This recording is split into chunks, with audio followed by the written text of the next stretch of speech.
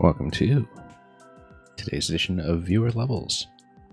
As we await some of the first submissions in queue, let's begin with a warm-up, just to make sure all systems are go. We're going to all systems are go, including the commentator. We're going to take a look at the latest from WBC. This is Embarrassed Dry Bones. Very, very recent upload. And it is a boss battle. For once, it doesn't have a music tag, which is unusual for a WBC level. But it says, "Don't be ashamed of yourself. Anyone can make a mistake. Take heart." Let's see what it is.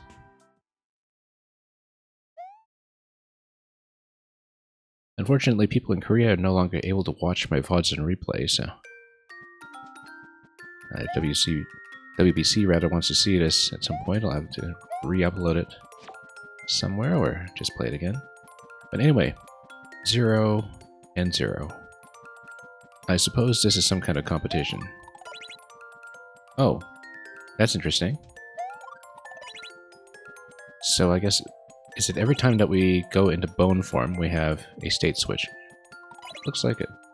CTXCB, thank you for the submission. We will take a look at yours immediately after we've completed the warm-up level here.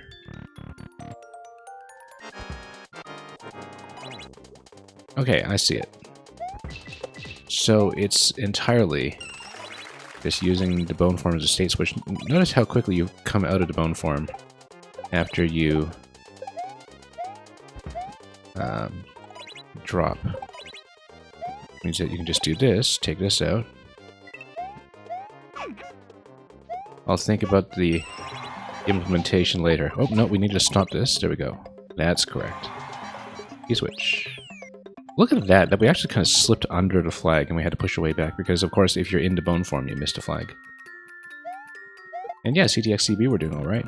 Looking forward to your level once we get to it. I actually don't know what the detection mechanism is here. I've seen bone detectors before. Oh, no. Oh, yeah, that's a mistake. That's a mistake. We actually needed to jump out of the bone shell, obviously, once we open that up. Anyway, let's do it again. Squink, welcome. Looking forward to yours as well. Okay. Yeah, you squeeze this, then you jump out and grab this, and then... Oh, I was trying to stomp. And we kind of missed. Yeah, I definitely needed to stomp into that. But we didn't quite gain enough height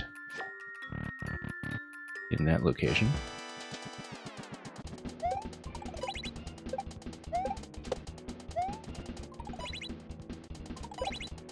Yeah, I don't know which specific bone detector mechanism this level uses. It's not the first time I've seen something like that, but it's definitely one of the more thorough levels we've seen with this concept. Once again, I wanted to get the stomp. We weren't quite high enough to do it. It's a bit of a tricky location, just given how little room we have between the seesaw and the bumpers. I'm pretty sure I am reading that correctly. I'm just maybe a bit slow, or who knows. Oh. Actually, no, we just need to go faster. That's all it was. Down. And... Oop, a bit slow again. While I'm playing this, you have a Mario fact for me. Yeah, go ahead. We don't mind hearing more Mario facts around here. At least I don't think we do.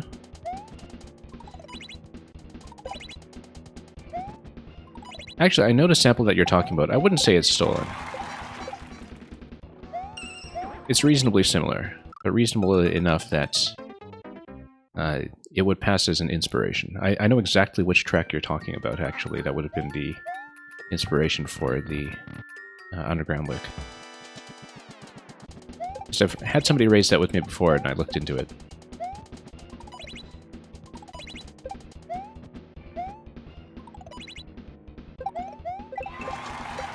And I've kind of been in and around jazz music specifically enough that I kind of have a sense of how often you sort of see overlaps, coincidences, inspirations like that cross-pollinate, so... But yeah, I know exactly what track you're talking about. I'll have to look that up again afterwards, but... That was the inspiration for the underground music.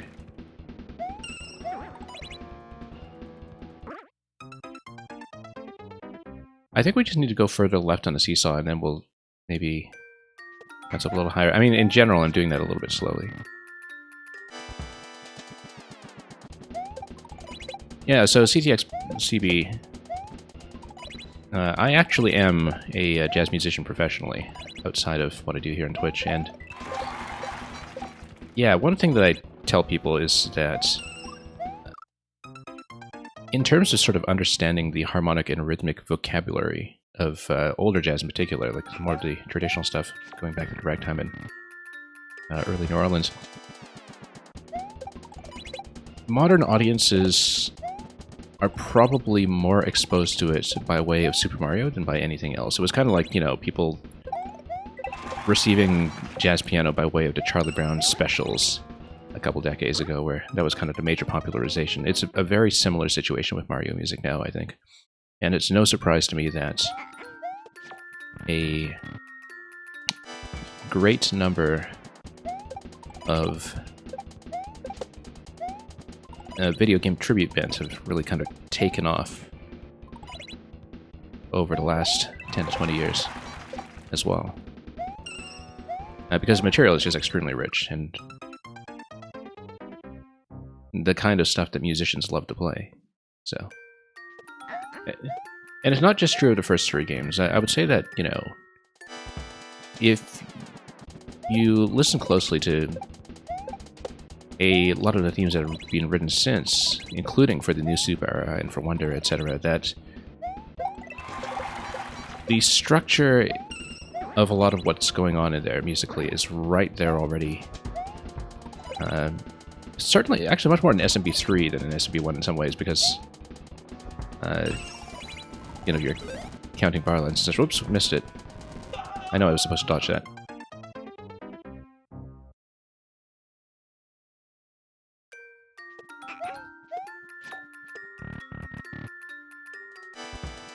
And that basically, you know, you can kind of take a lot of Mario music going well into the more recent systems and overlay them on the better-known soundtracks from the original games, and there's a lot of stuff that just kind of fits and clicks. And a lot of little inspirations that are all over the place as well. Okay, here we go, that's plenty of time. Let's... Will we have time to go up? Yes, we will. For instance, if you listen to Gusty Garden Galaxy from Super Mario Galaxy, there's a couple of things there structurally that are right there in the underwater theme of the original Super Mario. Just... Okay, so here's the boss fight with looping music. I was wondering when the looping music would come in. That's very much a WBC shtick. Do I like puzzles and Zelda dungeon levels? Victunix, that sounds exactly like what we do in this stream. I have, in fact, done a few streams before that were kind of exclusively puzzles or exclusively Zelda dungeons. So yeah, we play a lot of those around here, and I'm looking forward to what you have to show. So look at that. If you damage boost through, you don't actually need to get into the bone form. So you're quite welcome to submit one. So we can do this back and forth. I guess eventually, if we do enough cycles, then something's going to drop on top of our Koopa Wing friend over there. Whoops. I had to look over to see who he was for a moment, I think. Super Mario theme, I thought it was Iggy. But, whoops. There we go. And then, through here.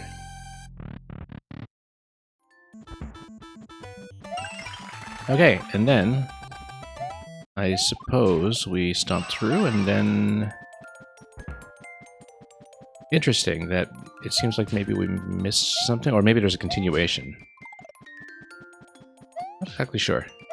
Yeah, because it seems like we'd have to exit through the Fire Flower door. Like, we'd exit, get the Fire Flower, and then loop around with the coins over there.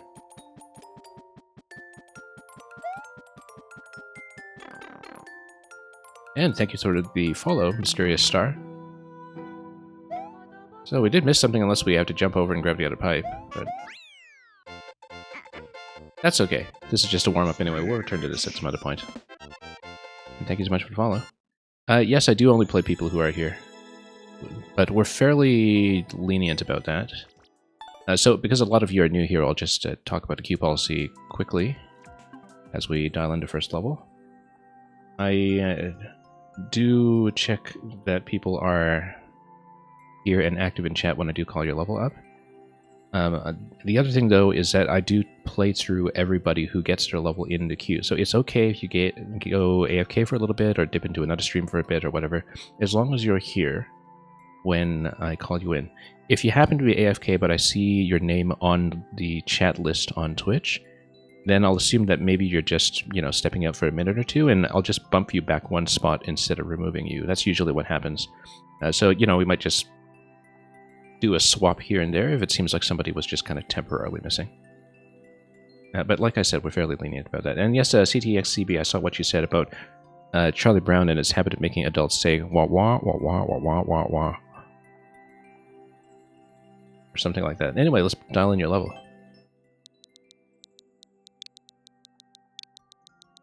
And Male64, welcome.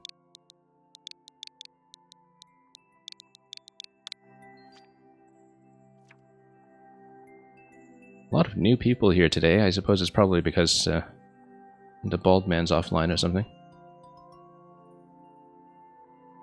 Alright, let's take a look at the Koopa Destroyer. It's a clear condition level. Decimate 89 out of 90 Koopas and reach the pole within 30 seconds. Well, somebody did it in 10 apparently, so we'll see how it goes. And thank you so much for the follow. Earlier you watched somebody get this in under 11 seconds. Yeah, I can see that. I'm glad you actually managed to watch it then. That is not just a total mystery to you. Oops. Oh, I see. You just need to hit a Koopa and roll it through all the others. Okay. Well, I mean, theoretically, you can just kick one of the shells, right? And then... I see, I see. I actually got through 34 already, I think. Okay. I think we just need to kind of bounce cleanly across and back and forth, and we'll eventually clip into enough of them. We'll figure out a strategy for it. Maybe not going quite that low, though. Interesting concept, for sure. You said 89 out of 90, but I only see a clear condition that says, oh, at least 89, okay. So as long as we... I see why you might potentially allow the player to leave one alive in case you just have a shell kick that kind of, you know, takes care of a lot of this at once. And of course, we actually got up to 83, except I died to one of my own shells. SMM2 creator, I played Undertale years and years ago, back when it first launched, but I didn't really do anything close to a complete run through it. I really just did the first route for a couple hours and never went back to it for the many other paths you can take. You know, in terms of going like full pacifist or whatever. Although, oddly enough, Undertale is one of the games where I think I actually have a very clear memory of the music years and years after it. Not just because people make tons of Megalovania levels in Maker or what have you. And yeah, there's not even factors in that you might kill one first. We don't want to unstack that low. Yeah, I'm trying to find a good systematic approach to this, but we'll see. And Victunix, you're saying you played back in 2016 and did all routes? Yeah.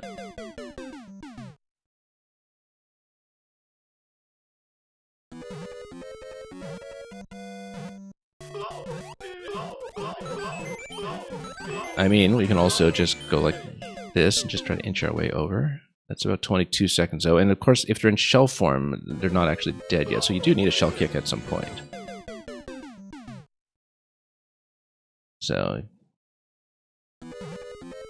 I think the way that we will do it is try to inch across so we're on the right side, and can kind of do a kick from the right side so we don't need to cross a pit with a Koopa shell still active when we're near the end. Richie boy, welcome.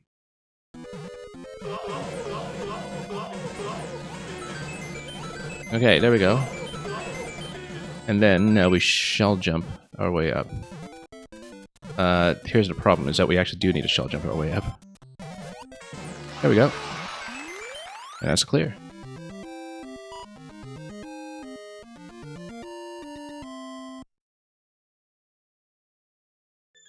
Okay, that was actually quite satisfying.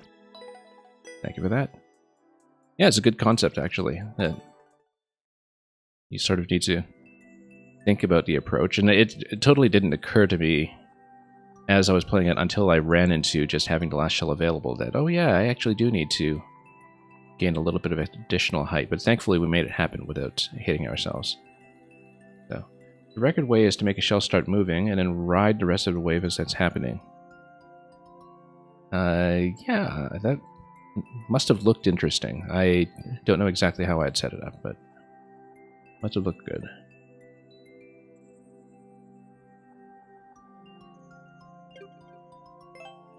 Okay, Squink. If you would like to check in, I believe you're here.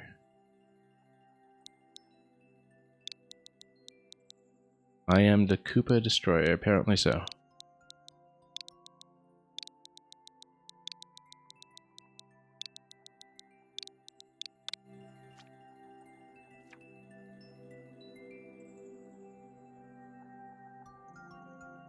Squink is pretty regular here. I think he must be here, but we'll see if he checks in case we have a recommendation for what we'll do here. Like I said, we're fairly lenient about the queue. There's Koopa Beach and there's TMNT. Well, we can do it in order.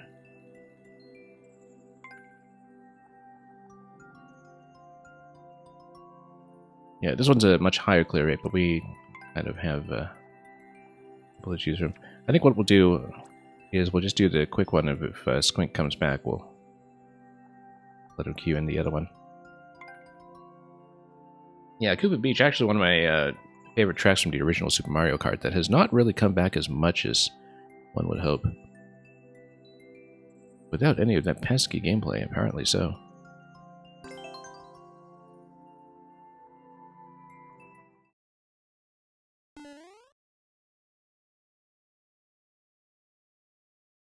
SM2 Creator, what is my favorite type of level? Oh, we play all sorts. Play a lot of, you know, really elaborate, complicated gimmick platformers, as well as a lot of puzzle levels on the stream. But we try a little bit of everything.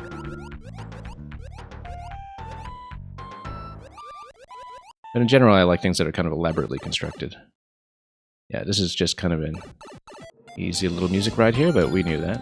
Squink tends to make music levels of all difficulties, everything from auto-scroll to Kaizo, so...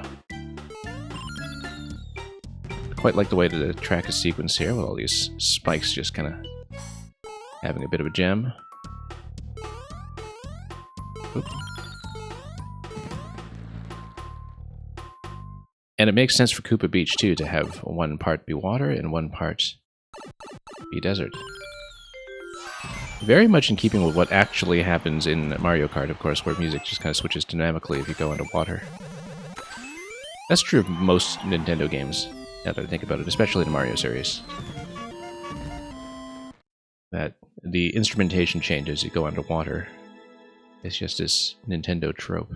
You didn't go underwater, obviously, in the original Super Mario Kart, but you did just kind of wrap around that central island structure. Do I have a least favorite type of level? Extremely tight spike precision, where you have to be just kind of pixel perfect about everything. I find it's kind of a roll of dice for me and not that interesting. Sometimes people surprise me and have something in that genre that's actually well designed, but it's, you know, less common than I would hope.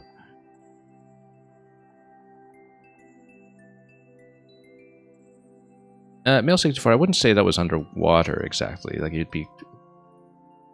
Yeah, it might be. Do I hate troll levels? No, they're an acquired taste, but we've definitely seen enough good and well-designed trolls by now that I don't rule out troll levels. I don't prejudge them. We occasionally see some pretty amazing things in them, so... I'm not a troll specialist by any means, but I will totally play them. SMM2 creator. CTXCB, the most iconic underwater being Banjo-Kazooie. Well, since we're talking about the old Rareware, I think Aquatic Ambience from Donkey Kong Country 1 would maybe have a word with you about that. But I suppose that's just splitting the difference and finding the rare game that's kind of in between those two. Anyway, Undertale Genocide. Oh, this is why you were asking if I played Undertale. No clears yet, but very few plays on it, so who knows? Maybe we'll get the first clear on it. So thank you for offering, and we'll see how we do.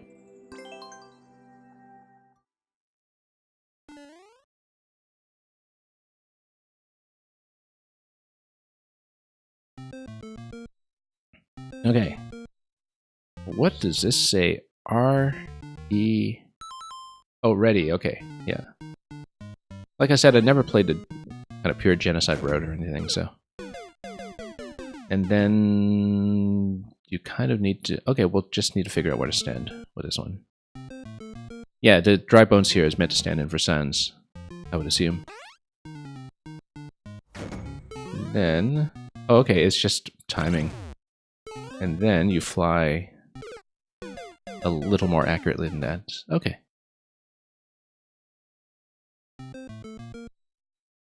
We replayed DKC recently and was surprised at difficulty. Nothing like you remembered. It was much easier than I remembered. Like DKC 1, because I also kind of returned to it for the first time since childhood a few years ago, maybe 2 or 3 years ago.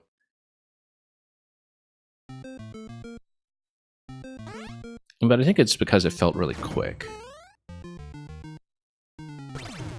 Where, you know, the game itself is just much briefer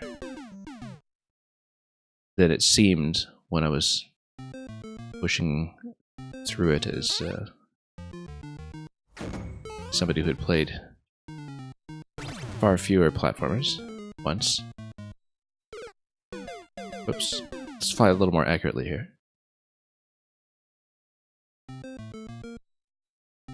Yeah, Victunix. I mean, at this point, I think Undertale and Megalovania must be one of the most covered tracks in Mario Maker, I would think. We haven't actually seen that many Megalovania levels, but I know it's a little bit of a music level cliche, particularly among people who play on easy. Whoops.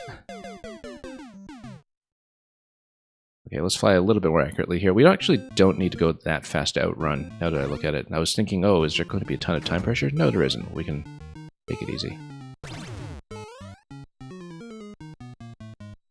Yeah, we just need to outspeed the conveyor there, but we can totally take our time to adjust. And then, oh. And we want the cloud to be a little below there because I kept landing in it instead of being able to go through the door. It does take priority. If we're still in the cloud, obviously we don't enter the door, we just kind of go up through it. So we just need to park the cloud a little bit lower than we were doing, and we should be fine. Yeah, and this is actually a more generous ride than it looks. Yeah, SMM2 creator, you've got enough going on here in terms of elements that you actually have to interact with that you wouldn't really have that many entities left over for a big music track, I don't think. Although there aren't actually that many active entities in this zone, it's just a boost stack on a muncher and a conveyor. Okay, here we just dodge these skewers and the blades. I kind of remember a couple of segments in Undertale that kind of feel like that, where you're just sort of dodging things in the box. So, thematically, that is kind of recognizable. Even though I've never seen the Genocide route fight.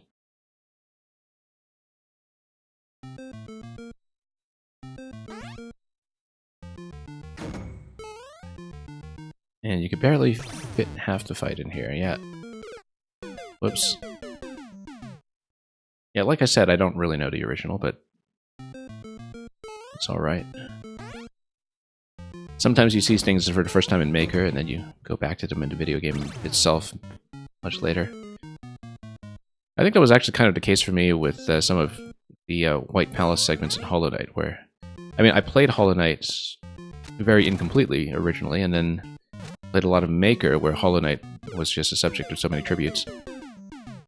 And then I went back to Hollow Knight to eventually sort of wrap up all of that platforming content. And I think I was kind of familiar with it by way of the Maker tributes first. Because, of course, it was a very popular bit of source material itself. Okay, and then... what are we looking for? Okay, this corner? We can do it. I picked the right corner, I guess. Oh, can we do that? We can, but it's a bad idea, because then we would lose the mushroom up here. Yeah, so we don't want to do that. But it's okay we do take damage, because I think I can just cut through the thwomp to the right. You're saying that's actually a very accurate recreation of the boss battle, yeah? It's good to know. But yeah, I mean, that's the priority here, you know, you focus on that rather than the music, and that's perfectly fine. Megalovania music levels have been all over the place. Boss fight recreations, maybe not so much. So. Okay, then we just run through. And then we wait, right?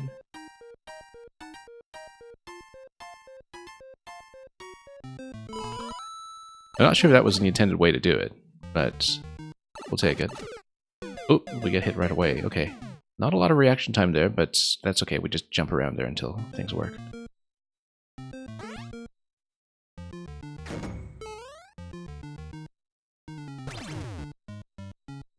Yeah, I mean, I can tell that, you know, this is something that will take up a lot of your layout, and you can only fit so much. But I guess regardless of whether you know the original fight or not, it is kind of intrinsically very playable and entertaining in its own way. Some things are going to snipe me a little bit out of nowhere, we just need to watch the reaction time a bit, but I guess maybe if that's true to the original. So, yeah, when we go through the pipe, we do need to jump immediately, so we need to watch the reaction time here. Ooh, not much reaction time, to be honest. Even if you jump immediately, that is going to feel a bit tight.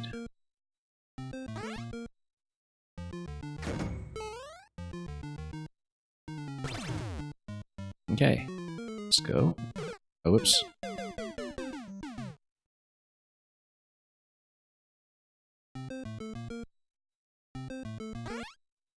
Meal64, you're saying as far as music goes, you prefer Live Alive Megalomania. I haven't played the Live Alive remake, or really any version of the game yet. I meant to get to it eventually, because I understand that since it's a Super Nintendo era RPG originally, it's actually a manageable length, which is an extreme rarity in the JRPG space nowadays.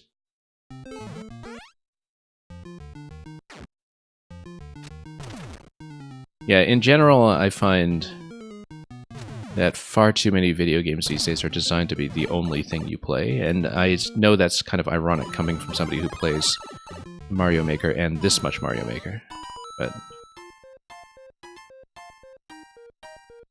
You were going to say the cheese prevents you from using the star intended, but the piece which will make the star run out. What star? Did I totally not see a star? Okay. Or is this kind of meta-knowledge from the original fight or something? I do see that there's like a cloud block up top that we don't have a way to get to, really. Oh, there's a star. Okay, I see. Okay, okay, and then you're supposed to run through it and then dodge over here, because can we actually jump in time? If we jump immediately? Yeah, we can. No, we're fine, we're fine. And then, oh, nearly lost there. 2 pink coins to the right that just complete the smile. Whoa, that's... Yeah, we don't want to change direction on that jump, we just want to go straight.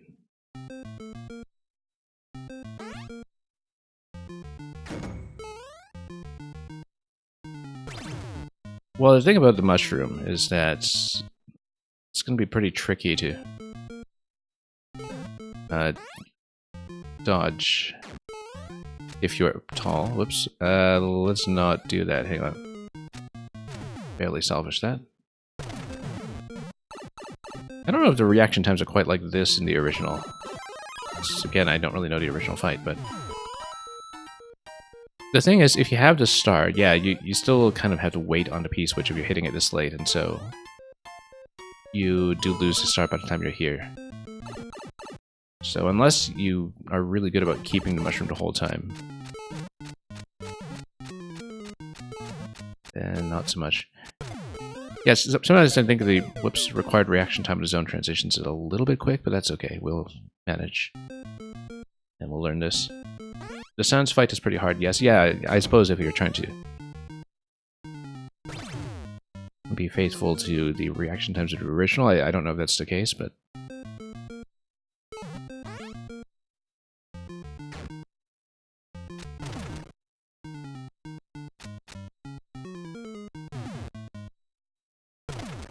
Okay, there we go.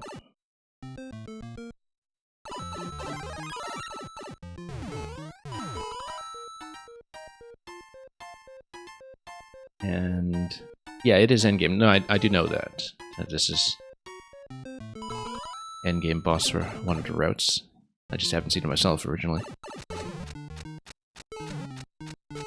Okay, let's actually watch when the block is coming over so we don't just... Oh, whoops. Take one additional jump. Yeah, no, we know that's coming every time. It's just that I kind of flip the timing a little bit. It's meant to be a huge unexpected difficulty spike in the original game. Yeah.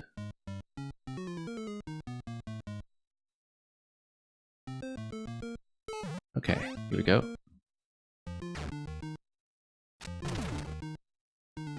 It was almost unfair, you say? Well, I mean, almost unfair is still fair, right? In a manner of speaking.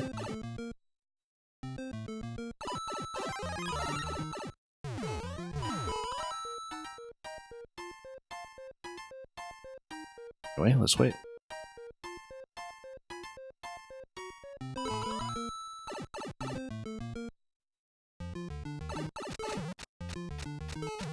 Okay. Let's watch the time here. It says this is coming out to the right. Yeah, when the bottom level is moving right, we just kind of go immediately. Now we need to control the jumps a bit better here. I do see that there's another thwomp tucked in by the P, so it is another timed survival, and this time there won't be an easy way through that I can see, but we haven't really had a chance to read much of it yet, so go back there and try it.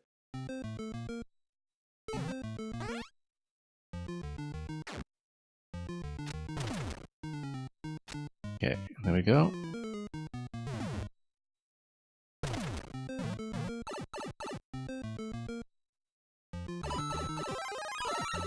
Saying the Genocide route only has 2 actual bosses? Yeah. Fishero, welcome. And let's see how much further we get this time.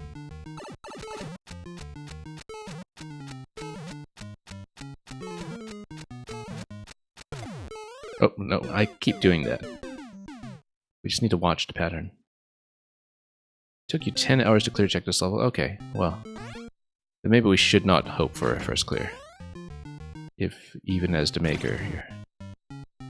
Saying that it took you that long. But we'll try to see as much as we can.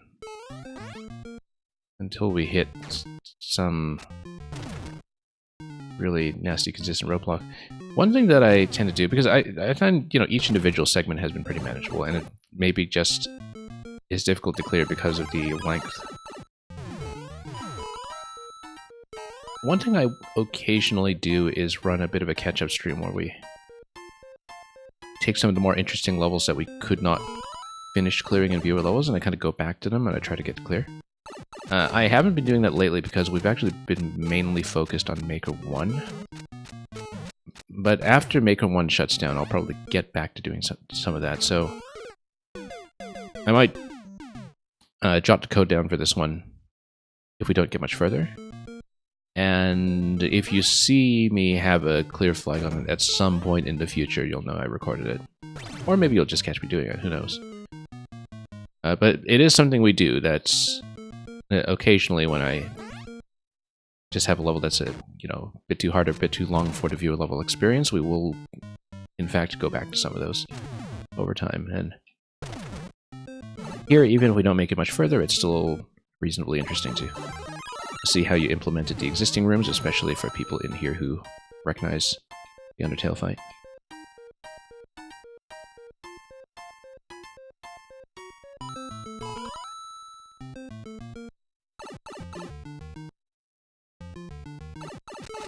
Okay, there we go.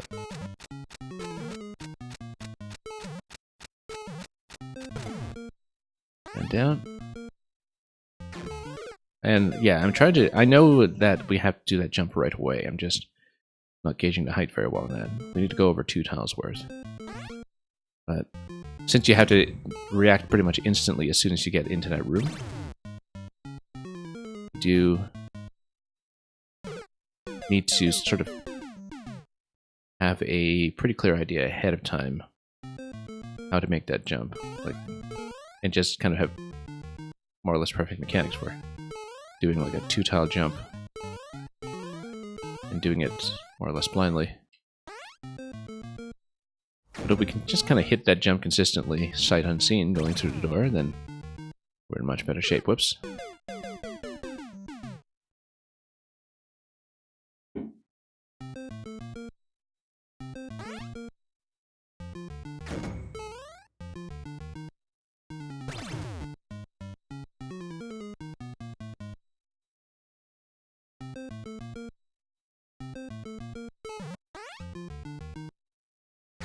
And I understand that the follow-up Deltarune is a couple parts deep at this point, about 3 parts released I think it was. I know practically nothing about it. Again, I haven't really been keeping up with Undertale since I initially played it.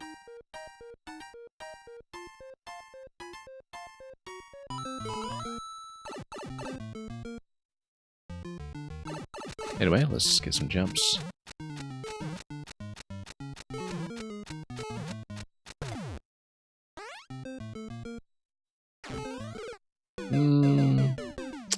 Timing on that one still isn't quite great. Maybe a straight jump isn't quite good enough there, because basically, if I'm getting just 2 tiles of height above that, I'm not suspended in the air long enough to really get over that passage. It's a tricky jump for sure.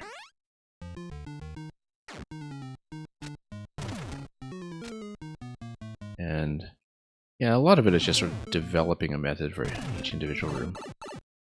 We were kind of fortunate here that we just sort of found a top left pipe as the exit immediately.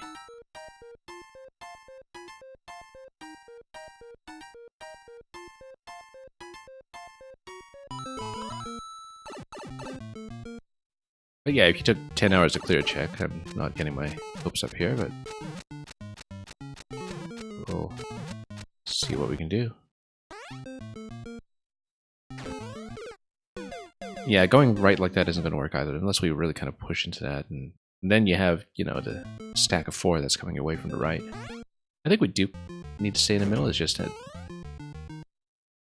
it's a little tricky to see what the jump timing will be when we can't really plan around it in advance, since it just happens immediately after you enter the room.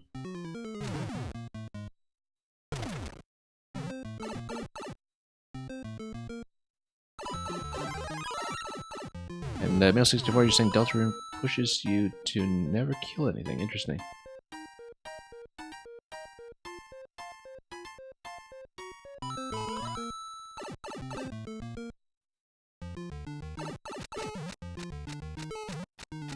And we'll just jump.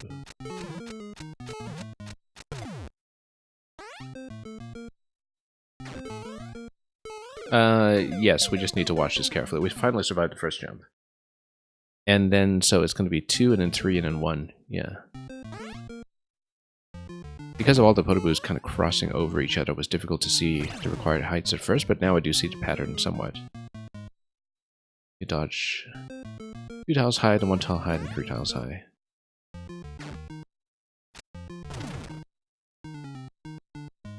Oh, whoops. Went a little quickly here.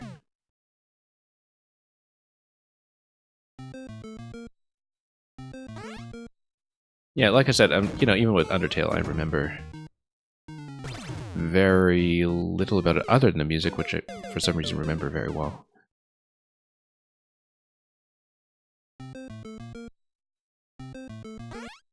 But it wasn't a game that I really sunk my teeth into over multiple runs like a lot of people have. So, definitely didn't feel like I gave myself the full experience by any means. I only just noticed there are 2 pink coins in this level. Oh yeah, no, we saw where they were. They were just part of the decoration. I don't think they were actually collectible.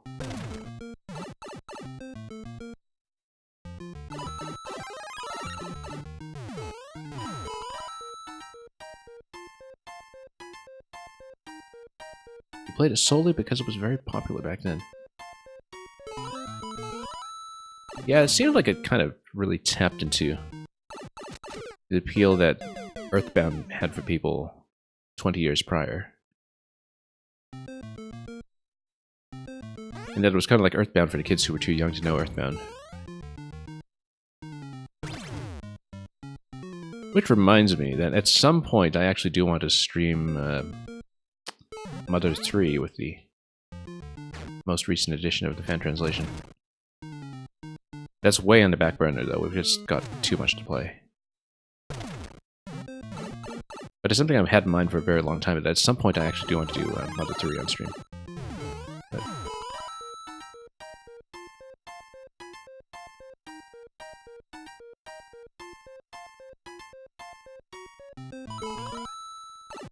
But yeah, I got into Earthbound late. It was kind of in the GameCube era when I shelled out for an extremely expensive secondhand cartridge, which has actually retained its value after all this time, because... Okay, after the jump over the 3, there's actually a gap 2 spaces above, so we can afford a little bit more flexibility on that jump, and we can survive it. We'll try to get through at least in that segment, and see how much more we can serve here. But yeah, I think at the time when I was looking for an Earthbound cartridge, at the time when the game had just never been re-released, and when it was kind of gaining newfound prominence, a little before Mother 3 came out in Japan, in fact. Because I remember back then people were still kind of talking about the cancelled Earthbound 64. That's... Yeah, I kind of got into Earthbound around that time, and... Initially via emulation, but I decided, okay, I actually do want to own the card. And it was one of the hardest ones to get at the time. The other one being Chrono Trigger, for obvious reasons. That's, you know, about 10 to 15 years after the Super Nintendo was current. About 10 years after the Super Nintendo was current. Both of those had just skyrocketed in value. Because this was in the years before Chrono Trigger had the DS re-release as well. Okay, we're a little off-center. That threw me off a bit.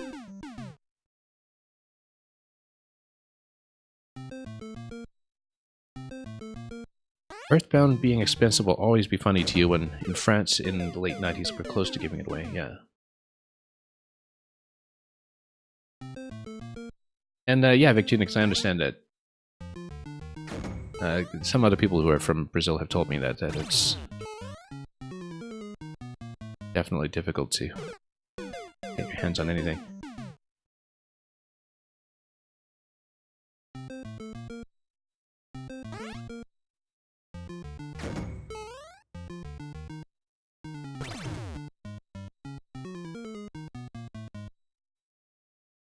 Okay. Let's go over here. And here.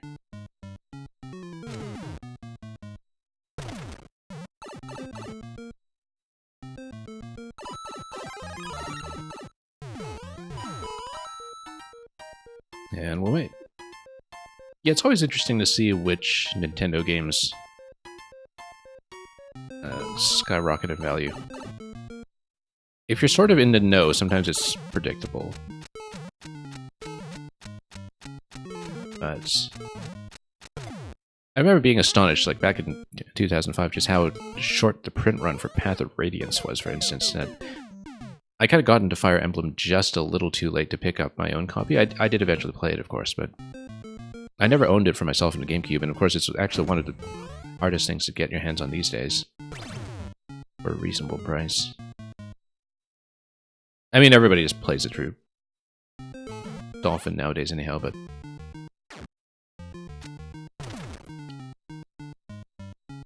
Let's go up.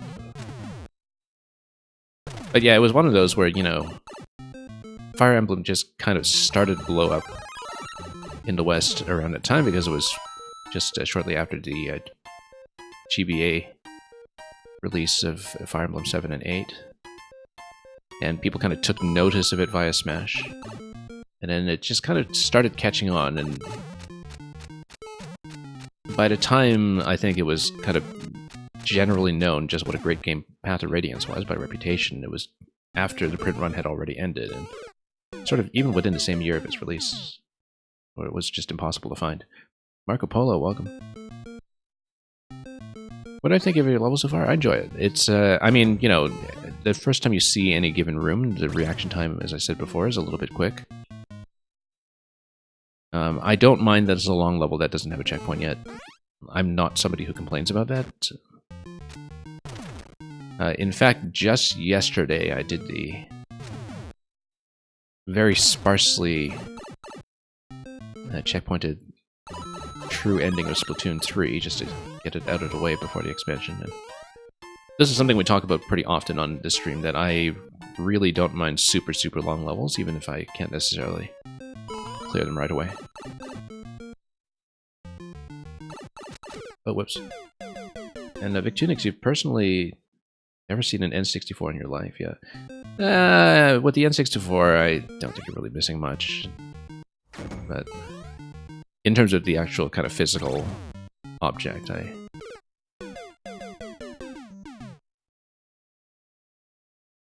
In fact, with the N64, I always found the controller pretty unappealing, although it was, you know, the first crack at doing something with the analog stick, and you have to respect that.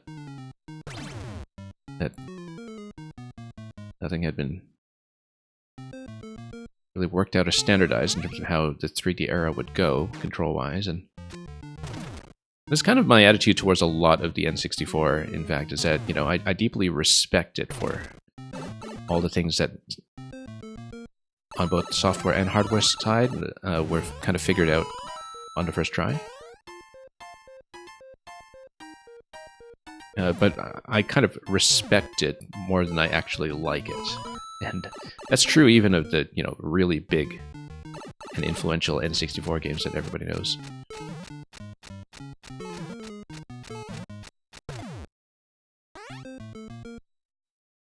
Whoop. And it depends on the game, of course it does, yeah. Mysterious Star, you also have a very hard level that is over 2.5 minutes with 0 checkpoints, yeah.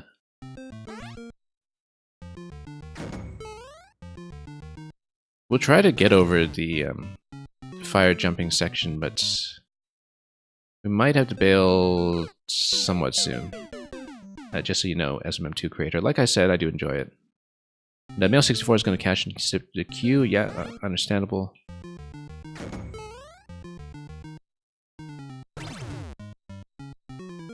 Mail64 having been a long time regular here, accumulating all those points.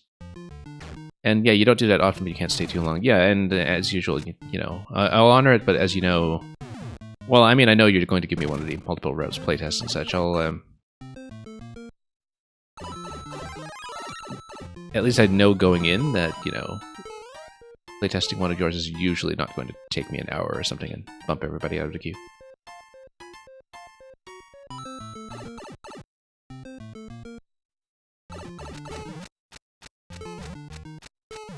You could only play Ocarina of Time with the recent free camera report. Interesting.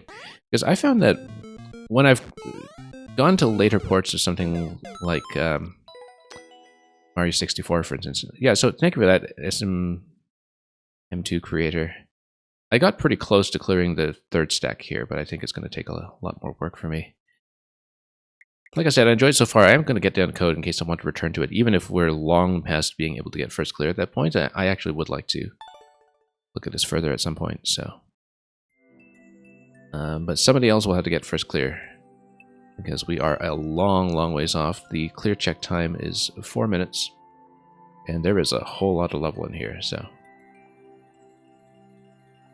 someday. But do enjoy seeing people attempt this, and I can tell that there was a great deal of effort put into the recreation and just packing as much in here as he did. Can I leave a comment? Is everybody just going for the same kind of comment card here? I mean, we can dip in and leave a comment, but I mean, we're not going to be totally done with this. We'll come back at some point, so I'll find a better place to leave a comment. And I should have thought about that ahead of time. Anyway, Mail64 is going to do a quick skip here. For the other people in queue, we'll try not to hold you back too long, so don't worry about that.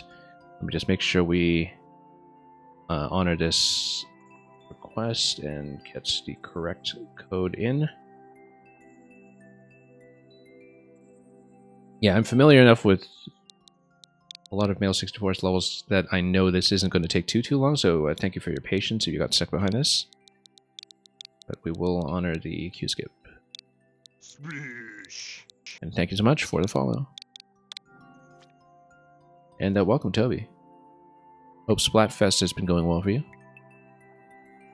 Haunting Pass. So, I did a different route on this last time. I don't know how much revision you've done with it, but of course we'll try to poke around with a different path if I can see what other path we should try. Yeah, because last time we kind of went up, right? Let's, or did we go down? I honestly don't remember. Last time I think I actually did drop down to the Boo Ring. But, well, we'll see what we recognize.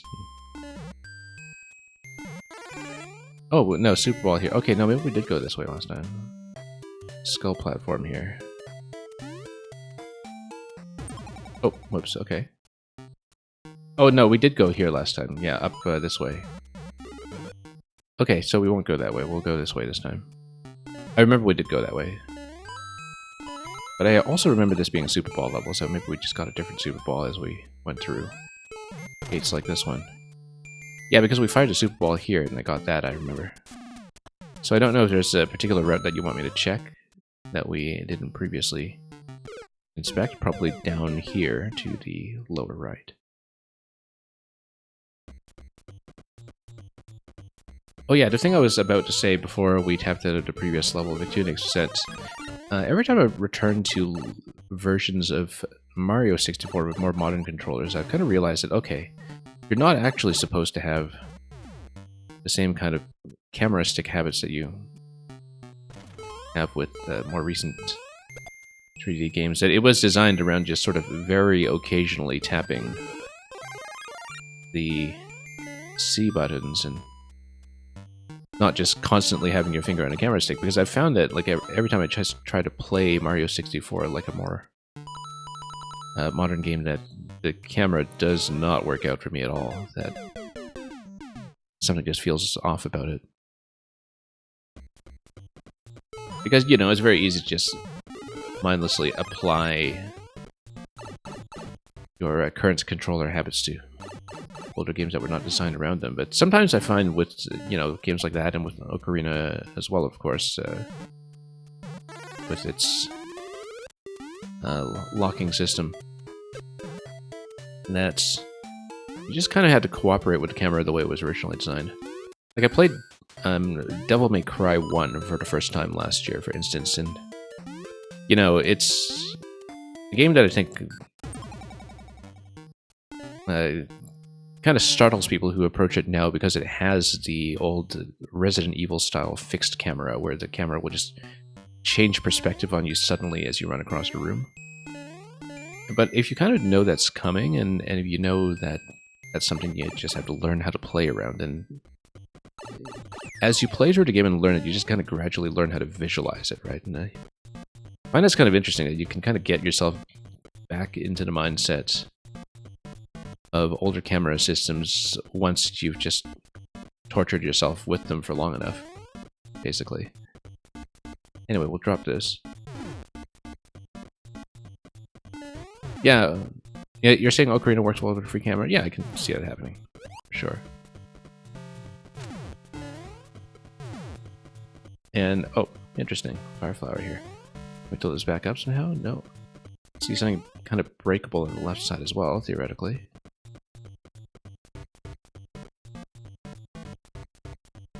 Anyway, don't know what the Fireflower was all about. Whoops, let's not do that.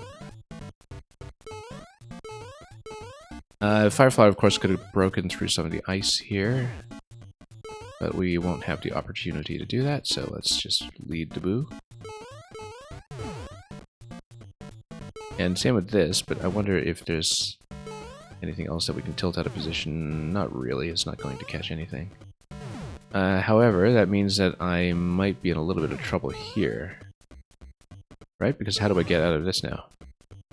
I think I can't. Did I actually lock myself? Maybe I did.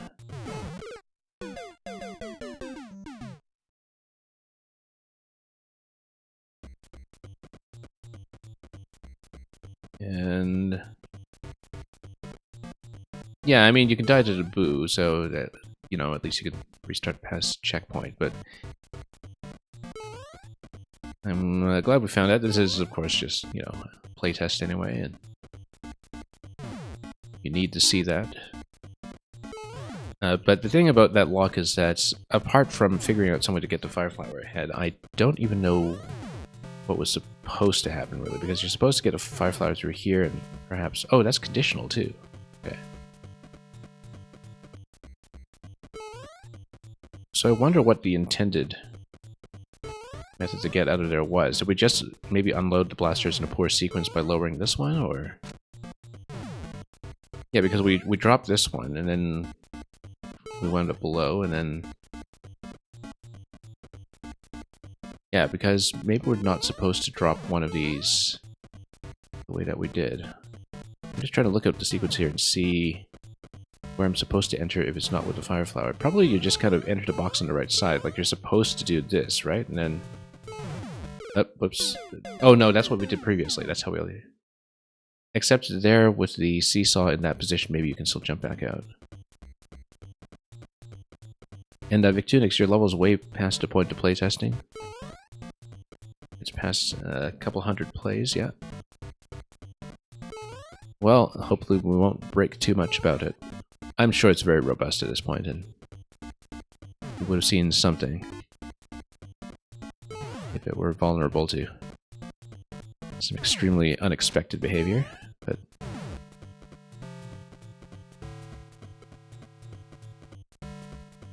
yeah, always nice to have a level really kind of succeed in finding his audience, I suppose.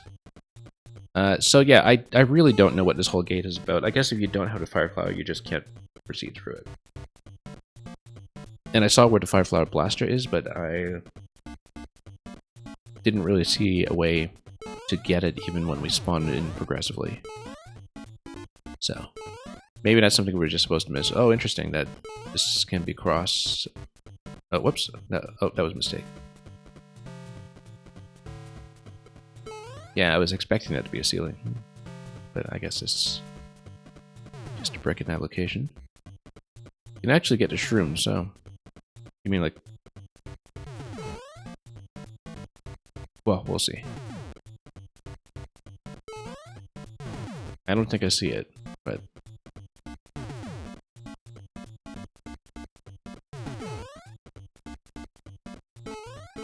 whoops. Not anymore in this life, okay, yeah.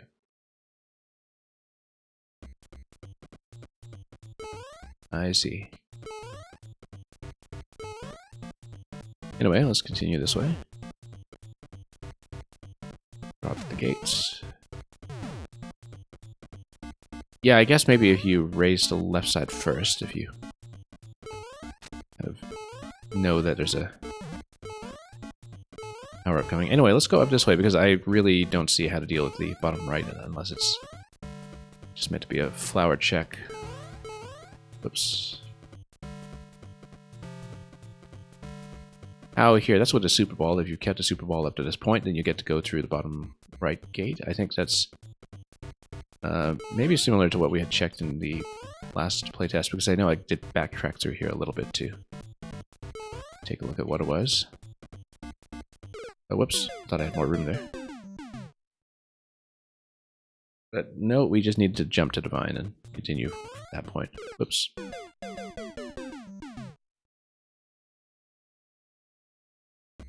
There are a few cheeses, and you'd like me to avoid them. Unfortunately, we don't guarantee that. Because very often I will stumble upon things by doing things my own way that I don't realize are cheeses. Even if they seem obviously cheesy to the maker. I tend to poke around and try things, and so, you know, disclaimer is that we may very well expose some things, but it's alright, you know, we'll still give your level a fair shake and everything, and I really don't mind that. Maybe you mind that as a maker, but, you know, as long as it's something that doesn't just outright break the level, it's probably fine.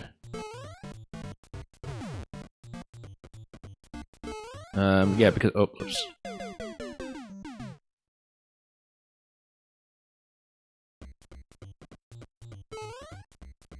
Yeah, recently, in the past week, I was playing a maker that I know from Maker 2, but I was going back to his Maker 1 levels, and so this is Tetrateryx, or Four Wings, as some of you might know from Maker 2. And he had created these huge puzzle levels back in, you know, 2016, 2017, and I was actually finding some stuff in them that he had never seen in all these years up to that point. And these were actually fairly popularly played levels. Like, occasionally we will just find stuff. Just because I, you know, have a natural tendency to experiment and see if crazy ideas will work out.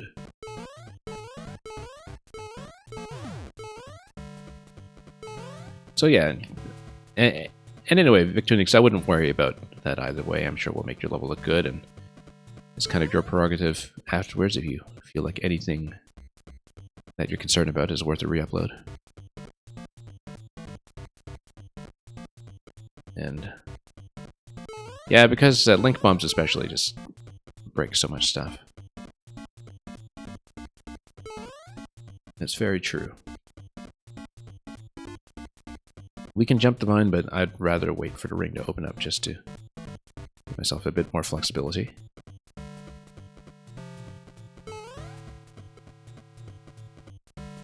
And here as well.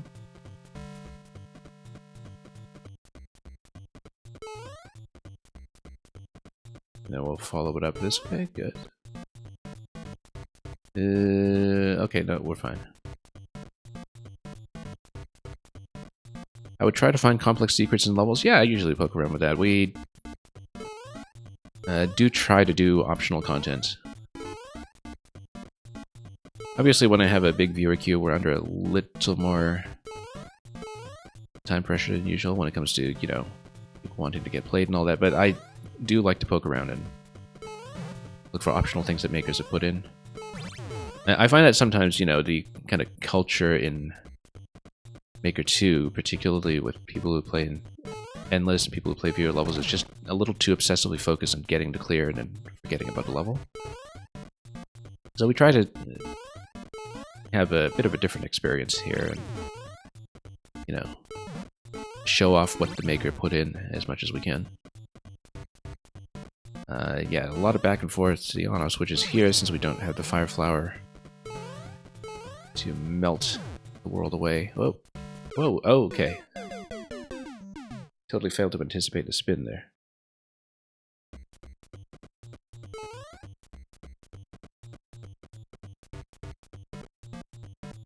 And, oh, this way.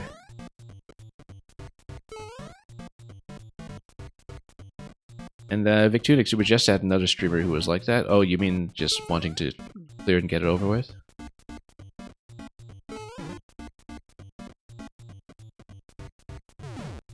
And yeah, so oh, whoops, lost it anyway. But oh well, now we saw how to get it. Not that single shroom is. Oh, I guess if it's progressive, you can get the shroom and then you can get the fire flower on the same go. Which makes me wonder why it's progressive in the first place. Then, if you can just sit on that and grab the same power up anyway. I suppose it's just policy in these levels to make every power up progressive, and maybe that's just a result. Because, I guess, well, I mean, I guess it's to prevent that as well, that if you totally blow this jump, then no fire flower for you. If you break this, then what happens? Absolutely nothing. Oh, whoops, that's okay.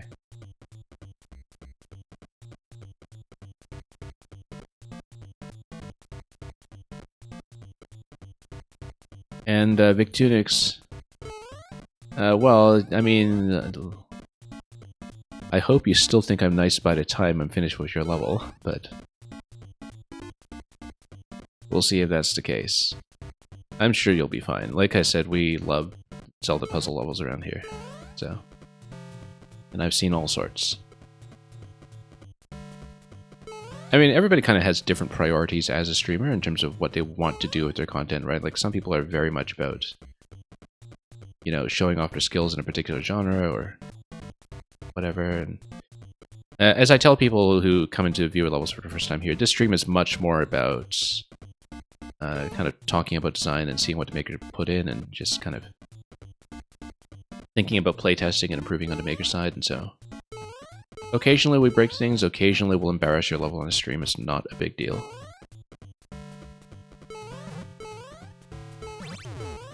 And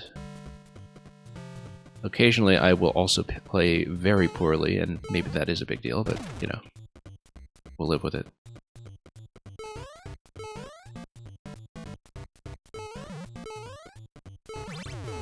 Yeah. Even if we can't always get the clears, we try to make it a learning experience.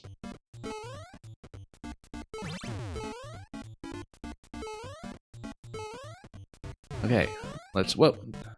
This caught me off guard again, yeah. Because I see the boo come out, and I really should know by now that it's a boo ring. I don't know how easily spottable it is as a boo ring in advance before you get the spread there, but you do get a bit of reaction time, so. Yeah. Obviously much gentler to you here if you do in fact have the power of fire to get across, but let's just take it easy. Okay, now these boos are kind of inconveniently placed right now. We'll just jump right over. Oh. Then we wrap around down below. That's okay, then leaving these boos up is not a bad idea. Then, I think we're pretty much out of here. This is a little bit blind when you drop in from this position. I mean, I've played the level before, so I know we're close to the exit, but, like, this looks like a whole lot of nothing. Luckily, you can fall safely. Even if you get pretty close to the blasters there, but from that camera position, do note that you don't have much visibility when scrolling down. Oh, wait, what are they doing here? Are you telling me that those two boos were from some other placement or mechanic that wasn't supposed to be led into that location? Also, yeah, L64, there we go. Yeah, the bot accidentally read the .u as a link. It filters links pretty aggressively, so thankfully, I think you're still okay, so. Let's mark that as a win, and let's go on back to the queue. So once again, thank you for bearing with the queue skip, people who are behind this, and thank you once again, Mail, for the level. Let's take a look at Victunix. And I'll try to catch up on some chat messages in the meantime, because I know I missed a bunch. So yeah, hopefully that was a helpful test. We did kind of expose a couple of the lock locations or potential trouble spots at the end, and that'll just give you something to work on.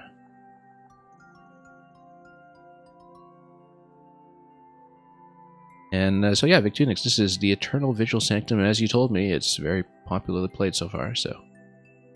turn comments on for hints. We will obviously leave comments off. We'll read your comment cards after the level, if I remember, but we will play without hints. Because we puzzle around here, so...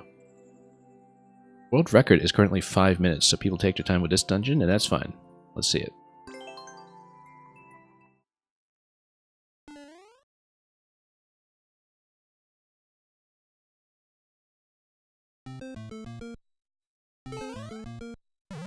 Okay, so Master Sword over there with the bomb wall to get you back out after you get it. That seems like it's clearly the place to progress.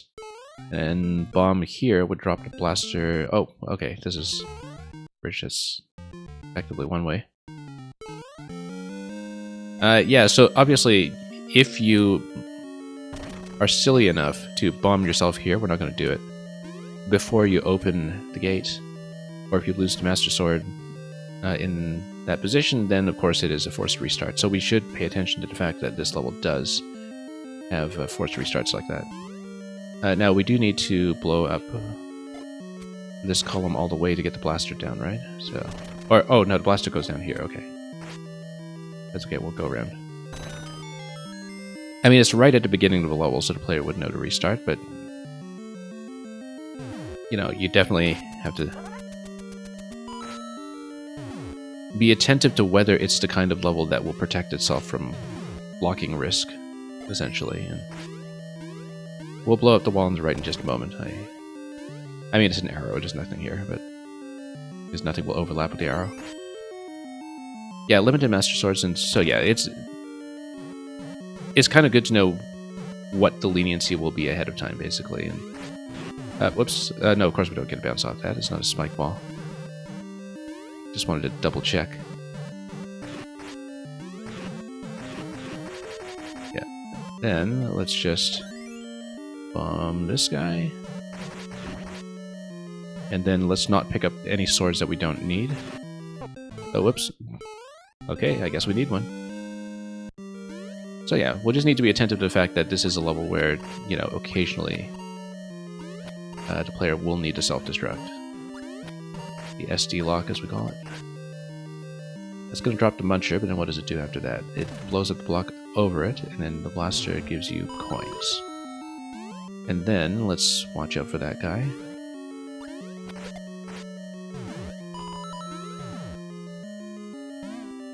And... yeah, I mean... oh, this must be one of the kind of timed bomb locations we're telling me about, where you can totally, like, drop this fast. And then just go up, right? And, well, I mean, you'd still need the key at some point, but... and then you probably need to bomb down below here to drop the blasters. Let's see what this does. It just gets you over here for a bomb throw for this blaster, which you don't want anyway, because you... well, I mean, you can do it, it's just that you want to bomb the lower level. Then... there we go. So eventually you want this key. What does this shoot? Nothing, it's just coins, I think. And then, yeah, the Muncher will stop the bombs, and then... eventually we'll need to look for some kind of on-off switch in this location. Or to go back to this location.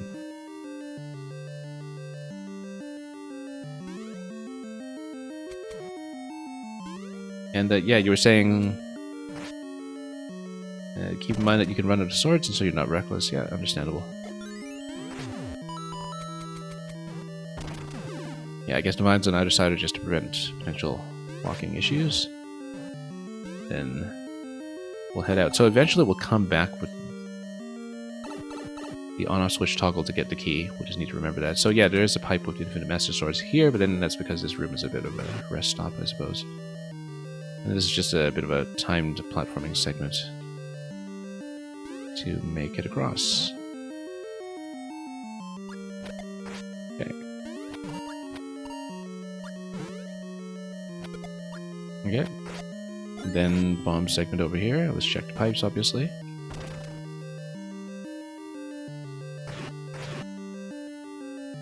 And here's the on-off switch, and yeah, the idea is that we'll backtrack for the key.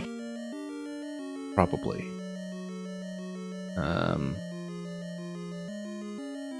This looks like it would be a scroll break if you managed to do it, like where...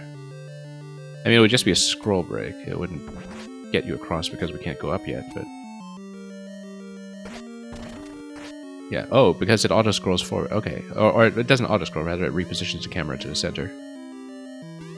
And yeah, you would still need to go up that way and probably drop down there, so... Let's just toggle this, and then, yeah, you kind of fall in from above. Although I guess maybe... Well, we'll take a look. Coin location here. Let's see. Oh, it's an arrow shot over to POW, drop shot. Then I'll grab this.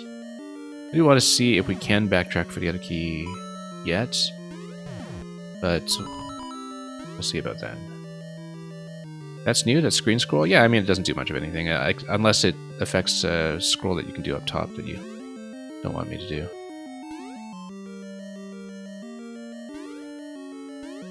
Like I said, I poke around and look for things. That's just how I play. So, yeah, there's one set of doors over here, probably double set of doors, so let's get a key first. And...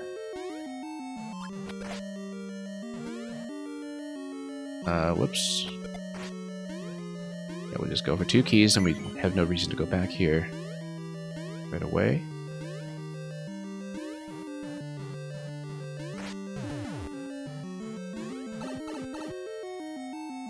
But yeah, I mean, it's the kind of thing that's worth testing. I'm glad that the level is resilient enough, but... we did see that there was a boom boom in the bottom level. I don't know if bottom matches bottom, but let's try it. And we have the other key if we have reason to regret this. And yeah, actually we do need to bomb both locations, I see. And then the idea is that you can drop in and basically have a platform to jump up on to head over to the other side. Basically, you'll give yourself a nice big column to jump up above. 90 seconds here, so we're a little bit slow, but... Okay, and then we drop this, and then, because those have been destroyed, we go downstairs and continue over there. Alright, let's go down. The fast way. Oh, it's not lose these guys. Oh, can we actually get up here, or did I lose enough height? Okay, no, we can do it. And we'll just wait here.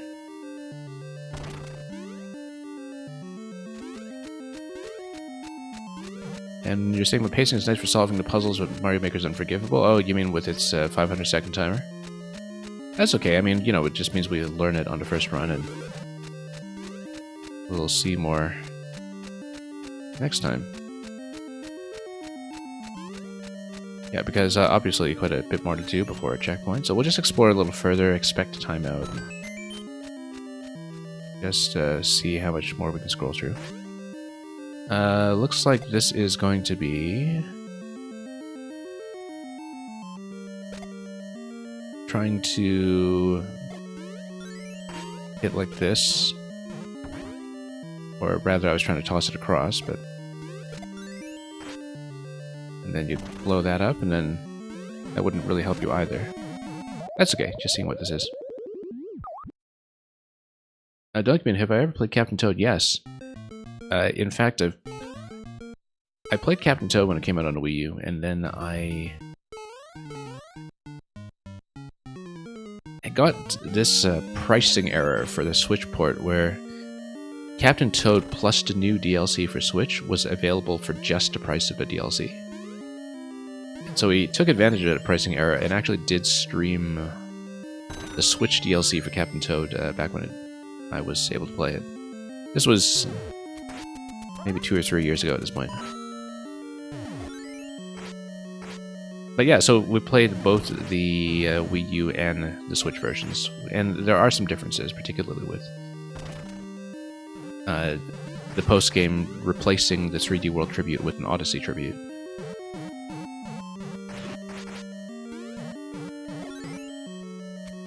And here we go.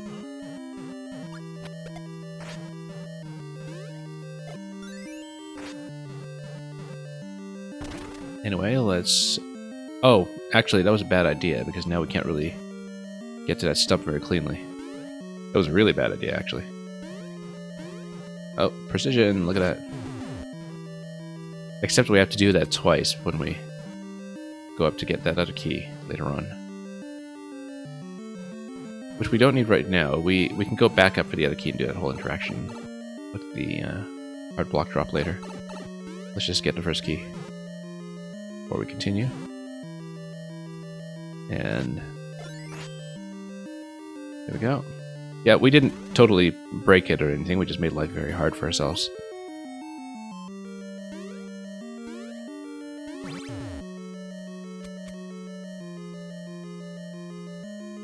And Document, yeah, you asked because it seemed up my alley, you would be absolutely correct, of course. Enjoyed Captain Toad very much. It actually becomes a little more finesse-oriented than puzzle-oriented by the end of it, but that's because, you know, one could only do that much with the puzzle concept. Oh, we totally forgot to grab the key on the other side here. Let's weave over here and then do the drop shot. Yeah, I guess the question block is just to give you a place to stand, so it's very clear where the drop shot is going to happen. But we're going to do it slightly over anyway. There we go.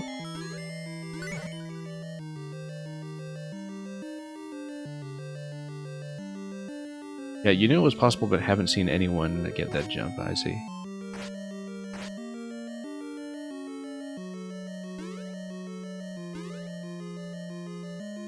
And we'll go over here. And yeah, actually, Bill 64, I remember that about like your 3D world save kind of unlocking something as well.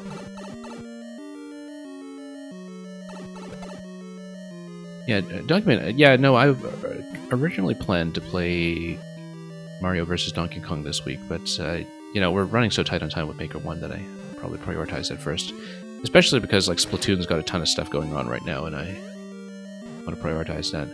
I did play the Game Boy Advance original somewhat, but I didn't own my own copy, and I don't think I really got close to seeing 100% of it or anything like that. Oh, we hit the bomb here. Oh no, we missed it. So actually, when they announced the Mario vs. Donkey Kong remake, it definitely was specifically the remake that I was in the market for, and that it was a game I kind of meant to go back to eventually anyhow. And okay, we already toggled the switch so we could skip everything up here, I think, with... or could we? It didn't seem like any of this was relevant to me now that we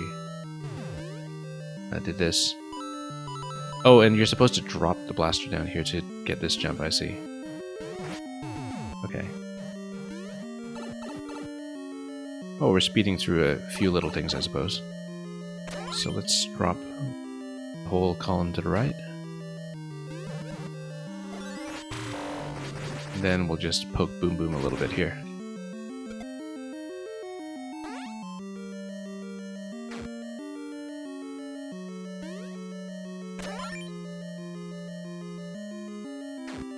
And I wouldn't say effortlessly, Victunix. That's exactly the kind of jump I'm bad at. Like I said, I'm absolutely not a precision player. Document, yeah, as I understand it, so it's the original Mario vs. Donkey Kong for Game Boy Advance was kind of like a spiritual sequel to Donkey Kong 94. The other games after it that are branded as Mario vs. Donkey Kong are actually not like that. The rest of the series after the game that was just remade is much more like Lemmings, where it's about kind of creating paths to lead the mini Marios this way and that. That kind of becomes the centerpiece of the series, starting with the DS game, if I recall. I haven't played all of them, but I did have the one on 3DS, I think. Okay, so this is telling you that you need helmets to, of course, either kill the munchers or bump the munchers, depending on which one you have. Oh, whoops. I guess this is definitely a blaster drop of some sort. Which makes me think, because let's say you're in the off state here. Blaster comes down, and then you toggle, and then back to the on state, that would kill the blaster. But basically, you would need a stack of 4 over here. And yeah, we see how the stack of 4 is going to happen, so we just need to be in an advantageous on-off state for that. We know about this bit here with a spike ball. We know it's not going to get us to checkpoint anytime soon.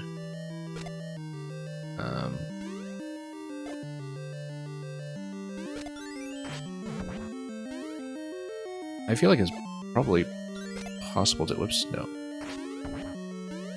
Actually, maybe even toss it and get the arrow shot going. Bounce it across. Or just watch the timing here and see. Yeah, we can do the scroll break. The POW itself... Oh, okay. No. Never mind. You know what? Let's explore it this way first. We know we could get the scroll break remotely, but the POW will... Some work. Let's check the pipe that's up here. Gavik once told you that DK94 was his favorite game of all time. I could totally see that. Oh, here's a checkpoint. Okay. Yeah, no, I know the bombs can't break POWs. Bombs can break blocks that are under POWs, then activate the POW. I know that. But... Oh, let's grab this. We're at checkpoint, so I'm much less concerned. In fact, you could probably backtrack for keys at some point, and oops, let's not do that, actually. It's a little risky unless we get rid of this plant first. Oh, I can see that this is probably one of the big skips you were talking about, right? Because if we find another place to get a sword, like in the top corner over here, then what you can actually do is just hold into this. And then there's kind of a hard block drop beside that. We're at checkpoint anyway. I won't do it this way every time or anything, but... yes, and you would actually need a Master Sword to get through that, so that's not that helpful. Because there is a sword check at that point. Yeah, and then I don't know if this just drops you below. It might, given our camera position here. Oh. That's okay, that just means we slap our way out. Yeah, and this bit too, you could theoretically break that one with a bomb, I suppose. Or you could do it this way, which is much more sensible. The idea is that you would then get a Shelmet. The Shelmet allows you to do some muncher bumping. Honestly, the cheese doesn't matter too much. And the reason it doesn't matter too much is that, like, you know, it's technical enough that if you skip it without losing the Master Sword, you're doing pretty well. I mean, we could have done it if we came in here, you know, pre-checkpoint with the extra sword available, then we just lose the sword and we grab the sword, and okay, then that trivializes it a bit.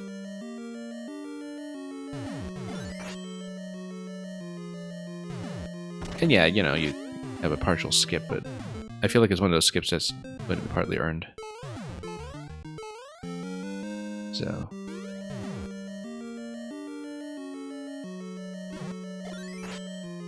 I mean, if the player actually needs to work for it, having a little speed skip doesn't matter too much. Particularly for a long level where, you know, maybe that's, in some cases, going to be the most viable way to get a full clear from the start with no timeouts. Whoops. Oh, lost the helmet. Okay, losing the helmet is not good, but then we can reload through here. You're seriously considering re-uploading? Yeah, I mean, you know, it's... it depends on how serious you think the issue is going to be. Whoops, losing this sword here is bad. And, yeah, we'll have the helmet at least. Or, oh, yeah, because we did break the heart block, but then we died anyway. Yeah, we should have just gone up straight for the helmet and then circled around and found another place to grab the sword.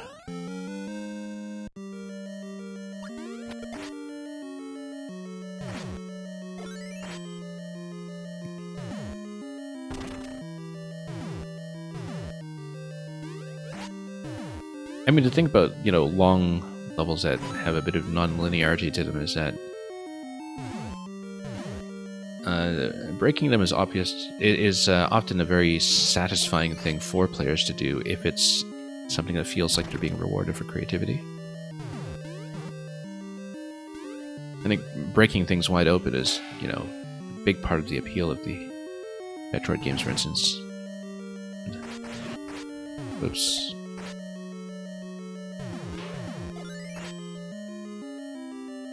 So obviously, you know, you still want things in your level to work and to make sense, but... like, you don't want a cheese to be so available that most players are just generally going to get it without doing things the way that you want them to do it, but...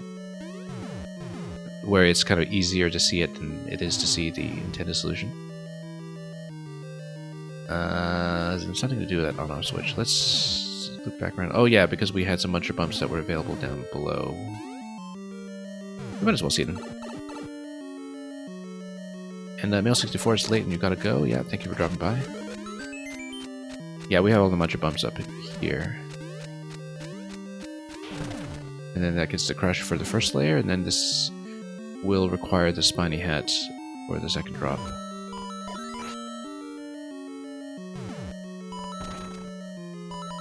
Yeah, now this here... oh, I see. It's bumping this guy. Yeah, that's what it is. Whoa. We'll just juggle. And then this breaks this open and also allows you to proceed. Okay.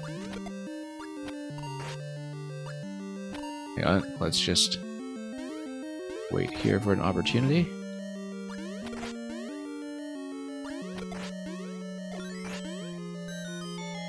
And then why would we want to check here first? Oh, I see, because this actually connects to the previous section. I see it now. Totally feels like an intentional shortcut, in fact. Almost. You hadn't told me that it wasn't. We did see the spiny hat was available in the previous area, but let's do this first since we're here. And then we do have a sword available if we need it.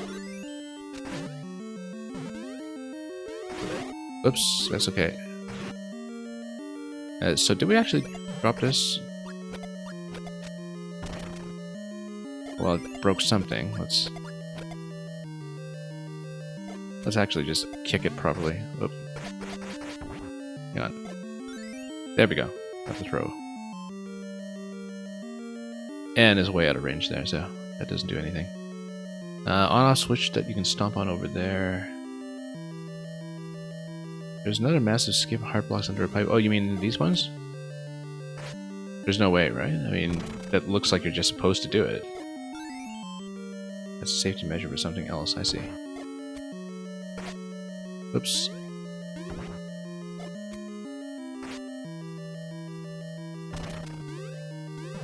Because, what is this? It just would spawn a hat. There we go.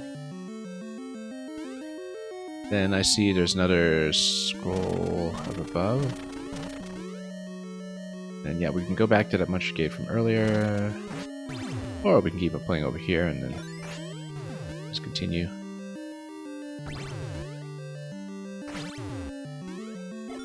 Now, why would we want that one here?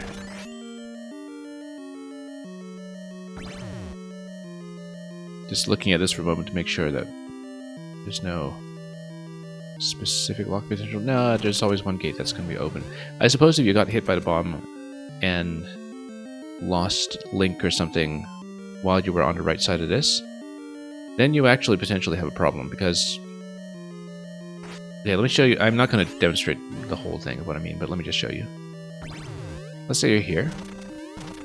Let's say for some reason you managed to take 2 hits, and you got trapped in this area with no Master Sword in Standard Mario form. Notice that there's nothing here that will kill you, and you would have to reset from start or just wait out the timer. Now, of course, it probably takes the player some effort to get to this point, having taken 2 hits, and it's not likely to have happened, because you would have to, like...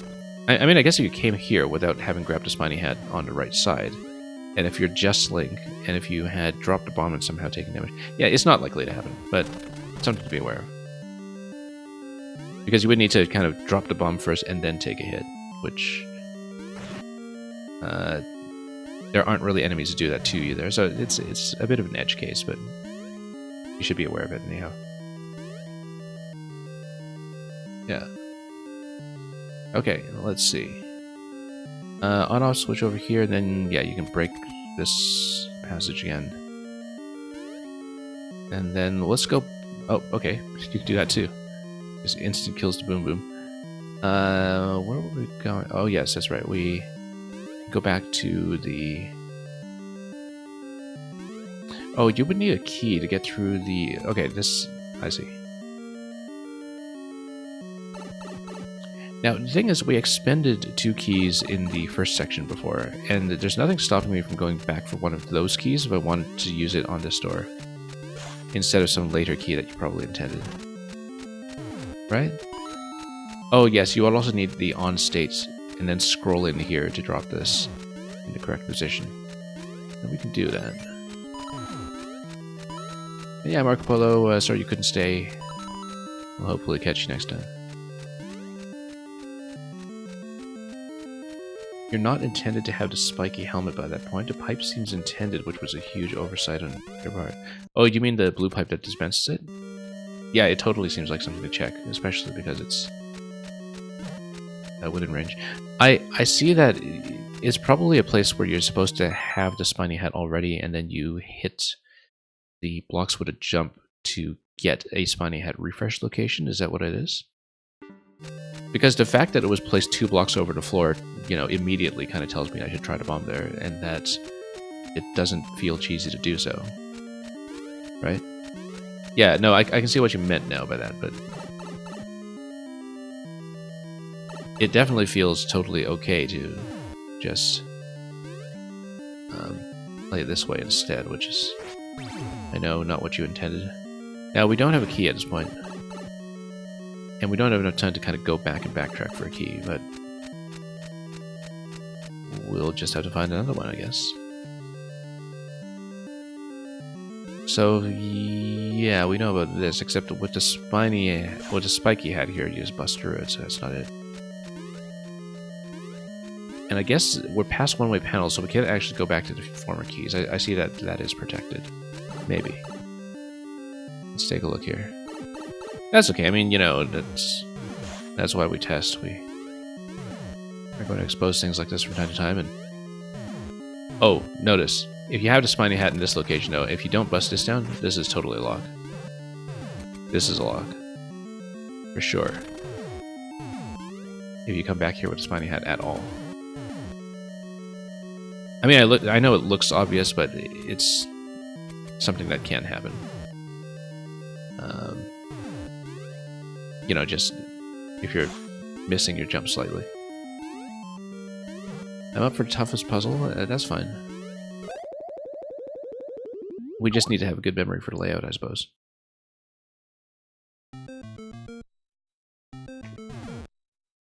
Okay, let's break some walls.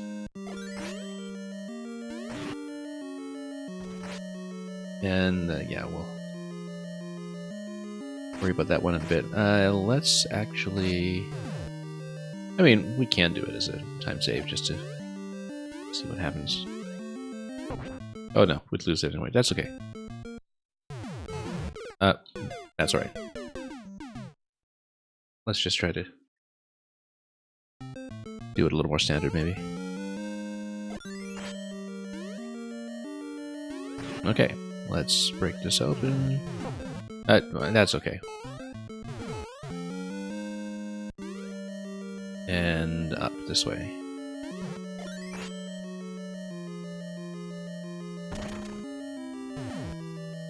Okay, and then we'll grab this one and head back down. This block here is interesting. I feel like if we break it...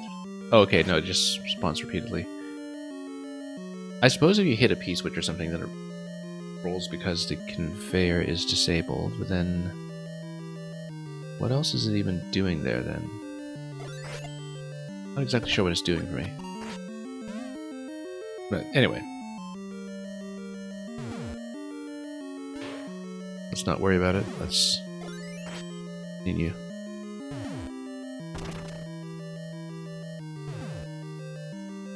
And then... Oh yeah, I guess it's just a shell dispenser. That makes sense. Also, let's get Boom Boom over here for a moment. Just doing a HUD check. No, I didn't think so, but needed to check.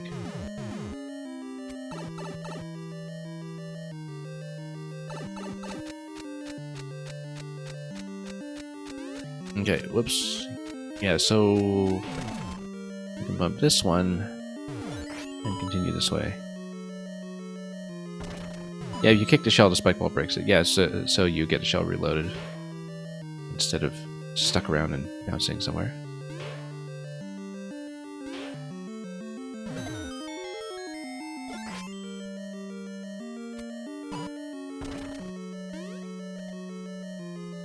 Yeah, because this is going to let you back to the left. I'm just kind of paying attention to where the potential one-way gates are, just so we know where we're able to proceed and where we're not. Losing this helmet at this point is not too big of an issue, I think. Yeah, and this basically opens the passage for you to go back.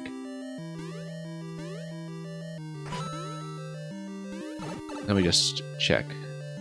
Because if you do this, then you can break all this in advance. I am, of course, very tempted to check this, but it looks like it's not going to be anything other than breaking the scroll over here. And yes, the platform keeps you up there, so this just lets you scout ahead a bit and see what's going on. Interesting with that bomb drop through the slot, potentially, though. I mean, we would need to think about how that's connected eventually. Hey. Also, let's see here. Whoops, oh. Let's grab a sword.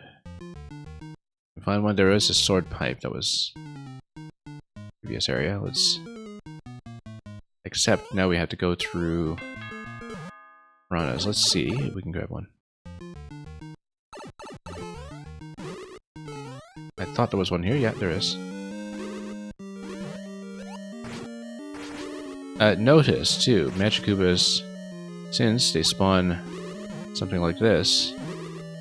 let's see. I mean, we could do a shell kick down the right side, and I want to see what happens if we do. Probably nothing. Didn't think so, but...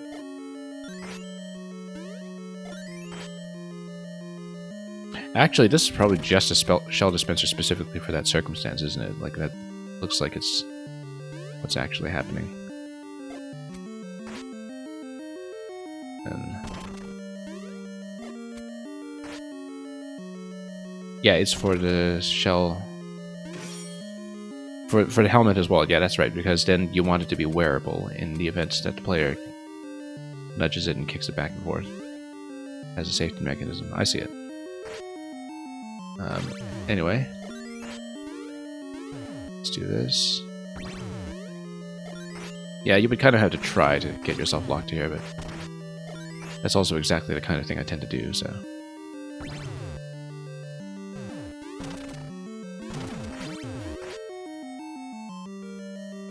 And then we can continue back through here.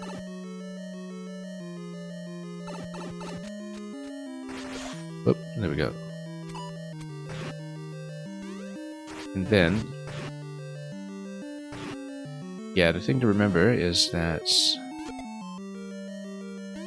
there will be Okay, on-off switch through there. That works, potentially. However, this at this point is not something I can cross. But we opened up the passage up top, so we can still do it. We might have to lose something along the way, but...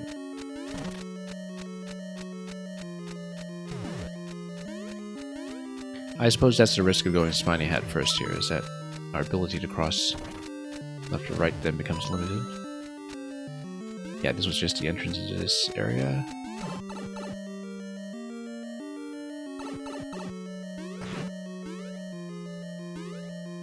Right, because you can just cross again over here now, since we opened up the passage. Now, of course, if you don't open up the passage in advance, then you're in a bit more trouble.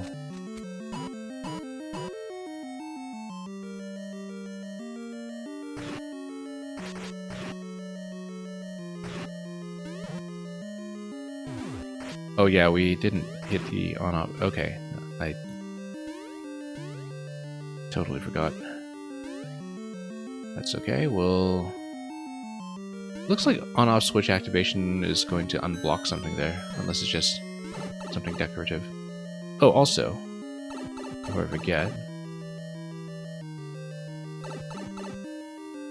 what happens if... We're at 134 seconds, we are going to lose some time here if we... Yeah, there's nothing up here, so... Just wanted to check.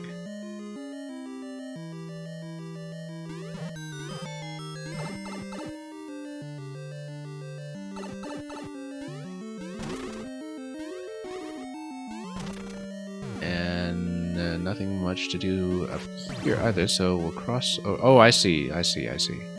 But then what if you... place this, then go. You get this state. And then I see Piranha's up there, that's fine. And then you go like this.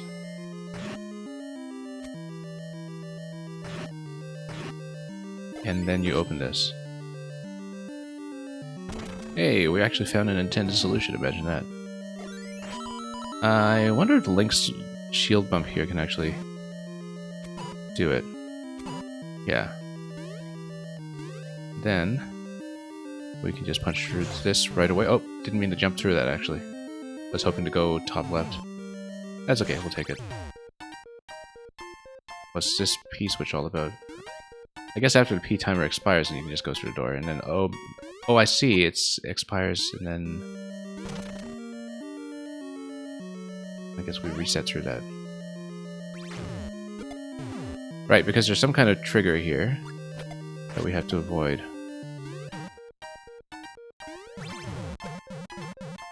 I don't see what actually activated the on-off, though.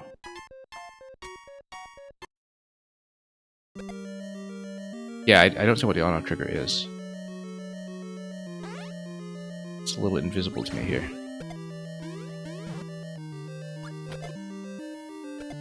So why don't we just dash across maybe and see? No, there's no way. Okay, so there's some kind of trigger here that we need to see. Yeah, I'll figure it out. Yeah, probably. Because it's probably by proximity with something. And we'll just need to go back to see it. That's fine. Yeah, now that we know one of the most important elements of the solution here, we'll get by a lot faster. Whoops. You know what, let's just take to death quickly and redo this. Captain Pollution, welcome. And incidentally, thanks to the patience of everybody still in queue at this point, because I know I've been taking a little bit longer with this one, which we expected. Let's do this again. Do I have a sword that I can get here? Oh yeah, in the pipe.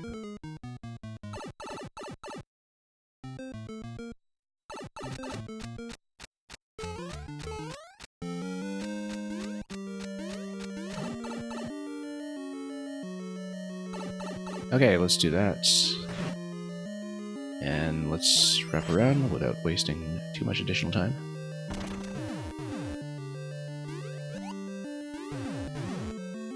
We'll leave that sword in place and climb.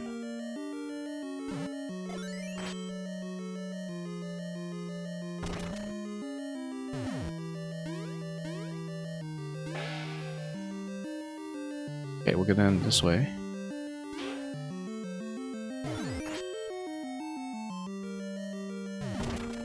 Open things up, and then... Yeah, I can see how... Well, I mean, I guess with the on-off switch, then... Yeah. But, yeah, let's just get Boom Boom out of here for a moment.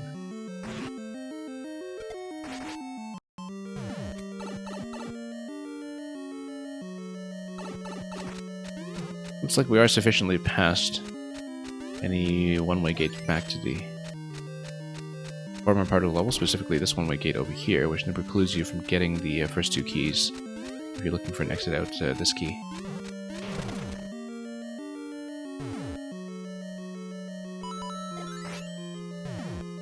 Notice that if you get this, if you trade up to the Spiny Hat first, without reading this, indication that you have buried in the right side wall here, you go back to the Spiny Hat without having grabbed the Buzzy Hat, then you have a bit of trouble here. However, I guess you could, deliberately lose the Spiny Hat and go back to get the Buzzy Hat.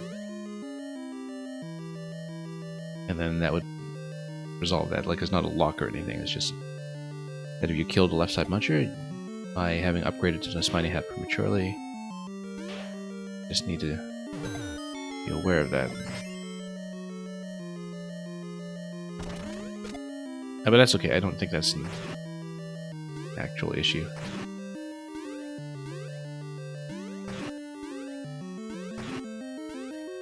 Okay, let's toss this. And yeah. Yeah, you were aware of that? Yeah, good to know. Yeah, we do want to break this in advance. Much more convenient than trying to break it from below.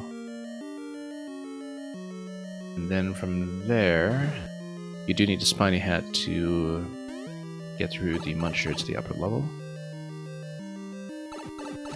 There are no locks in the level that you're aware of, only G's. Well, I mean, there is the Muncher spot up here though, right? That I was pointing out earlier. That if you kill the Muncher with the Spiny Hat and you jump up through it, that's a lock. That's definitely a lock. I guess if you're still Link at that point, then you can bomb your way out the right side. If you have Link. And then you would take damage off of that, but then you can get out. Yeah. So as long as you're not in a situation where for some reason you are Mario, but you have the Spiny Hat, whoops, then you're okay. Spiny Hat, incidentally, is coming soon.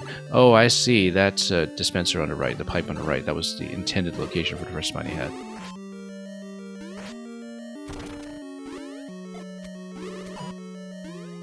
Yeah, I see it now. Whoops, that's okay.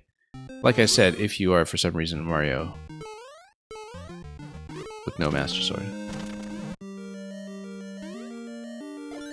And I thank you for this mission, Captain Pollution. Yeah, and then this location we now know about. Unless there's something like a key that I need there, I think we're okay. We just drop through and we'll be fine. Then come down here.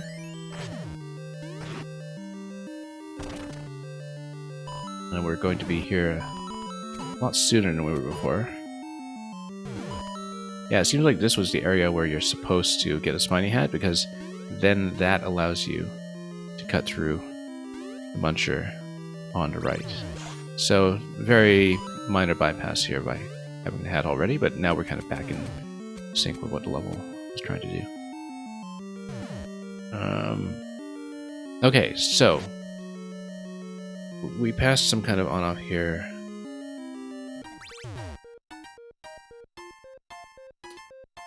And then there was a cannon that blew up on the top left. There's a left side arrow here. I think I know what this is. I think I know what this is. It's the moonwalk.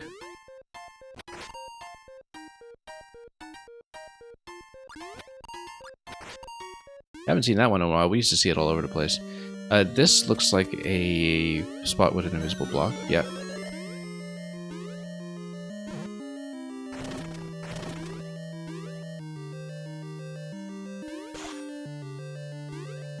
Yeah, I remember don't look left or don't look right detectors like that, which is kind of all over the place even since Maker 1, because it was a big C video thing. Okay, notice that... Okay, we only need to break the bottom block, technically, because if you did like a little placement here, instead of shooting the bomb, then that's fine. That actually just gives you an additional tile. And does the blaster fire anything interesting? Not really. Oh, because it's offset and it's actually kind of blocked. This is going to be an arrow shot. A slightly better arrow shot. Then, this is going to be Muncher Bump.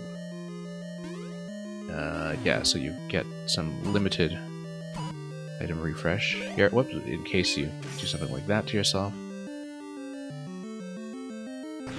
Notice that if you bump the Muncher too far, you get into a bit of trouble here. You kind of have a bit of claustrophobia. Yeah, that's unfortunate. It's hard to kind of get it in the exact tile there. It's very difficult, I think, to do that without taking damage, which is why it's nice that you give me a Spiny Hat here immediately as we loop back to the part of the level we had seen much, much earlier. Except this time we have a key, which is vital because we will need it in the on state down here. I could bump it back, you're right, you're right. Didn't even think about the simple thing there. Oh, yes, okay, yeah, this respawned because we don't have the Fuzzy Hat. That is a slight concern. Oh, no, that's not a concern because we just blow up the second one. We're fine, we're fine. Oh. Or we can just blow this up with a Spiny Hat, which was the intended way.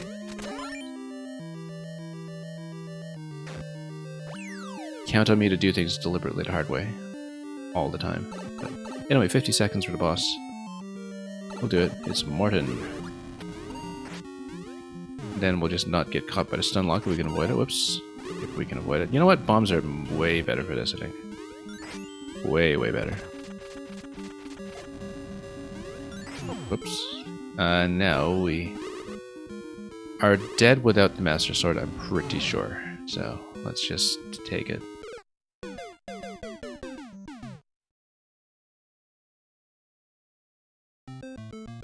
Okay. But yeah, we'll go bombs. That's by far the easiest, and as long as we don't get caught by the stun lock, I think we're generally going to be fine. Whoops. Like I said, I mean, we can shield out of the Potoboos as well, of course. We should just do that. Whoops.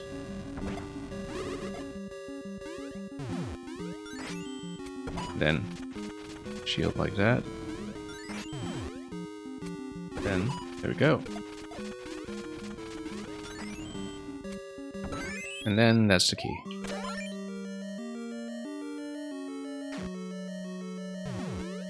And then, since we've kept the Master Sword, we can just punch this. Punch this. Come on. I guess we do need to jump slightly. Good thing we didn't have 30 seconds left in the level at this point. There we go. Much better. And we're totally missing the top of the flag. Oh, no, I guess we got a 1-0. It works. Yeah, that was a lot of fun. I know we exposed a couple of things that you probably mean to fix, but... I like that a lot of the level required some large-scale thinking across separate rooms. In general, I think that's what makes a dungeon format shine in Mario Maker, when things aren't just kind of constrained room to room, but where you kind of need to think about how one space will lead into another. It's something that we saw a lot more of in Maker 1, as I kind of talk about all the time. And it seems like, you know, this kind of large-scale level really kind of fell out of fashion a bit in Maker 2, which I find very unfortunate, because we enjoy this kind of thing a lot, so...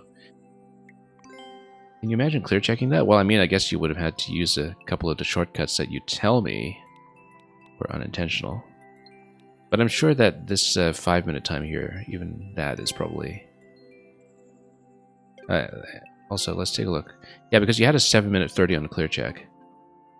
Given how far ahead of the clear check the world record is, I'm sure it used some of the things that you considered skips.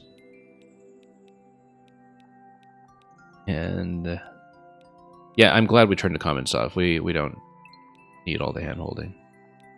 But it's good that you provided that.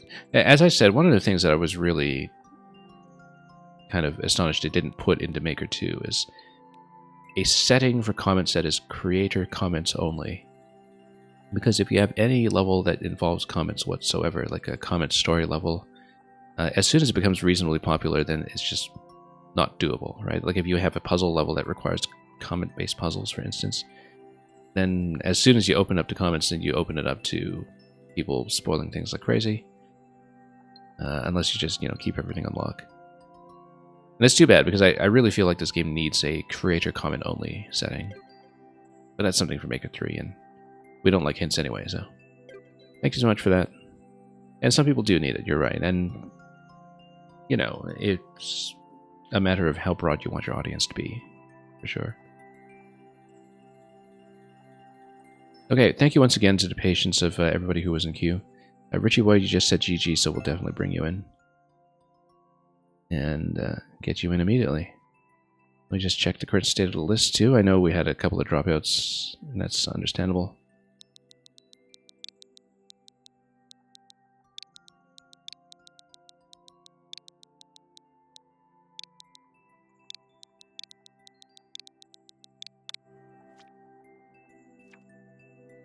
Kaizo Light.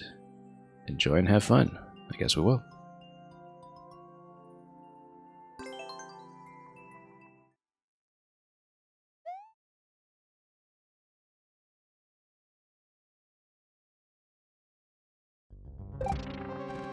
Oh yeah, we need to jump this immediately, and I totally faced the wrong way to that jump.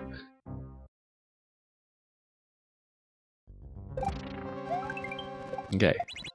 And then, do we need that shell yet? No, we just do the next pickup. And we actually have a bit of flexibility when it comes to time. We do need to grab the coin off of that. I was targeting the coin and trying to think about a shell jump at the same time, which is not a good idea. And then we just need to reposition a bit. Hitting the coin is not too much of an issue. It just forces that we're going to fire the shell at a particular column height, which is going to help me target anyway, so... let's just find the right spot on the arc to do that.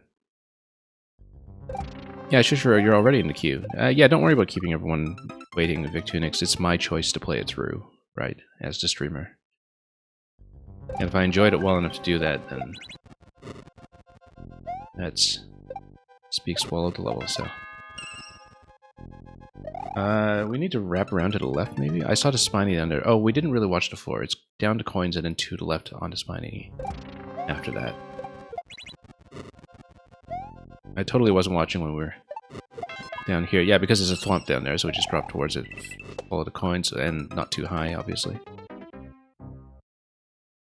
And, yeah, Captain Pollution, Shishiro was here a while ago and already said hello, so... politeness is not too much of a concern here.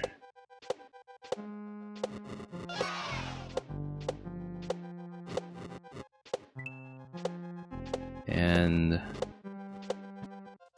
that's okay. And Victunix, you'll go to sleep now because it's 5:21 a.m. Perfect time for making. I'm trying to mentally add the time zone here. Doesn't it just put you in the middle of the ocean? That's, oh, no, I totally miscalculated. I guess that would put you GMT -3. Yeah. Oh, no, you're in Brazil. That's right, okay. Yeah. That makes sense, then. I was just trying to calculate latitude here. Yeah, if you're in Brazil, that makes sense. always forget just how far east relative to North America eastern Brazil is. But hang on, let's get the shell jump right again, obviously. And yeah, Victunix, I hope that was a useful playthrough, whether you intend to revise or not.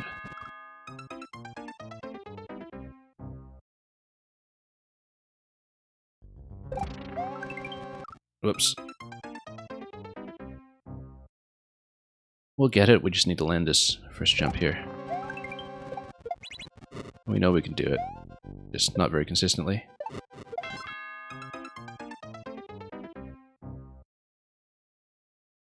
Yeah, that shell jump location feels a little low on the arc of what I'd usually go for, which is why we just need to find a better position for it. Again, hitting the coin is not too much of a concern. It's a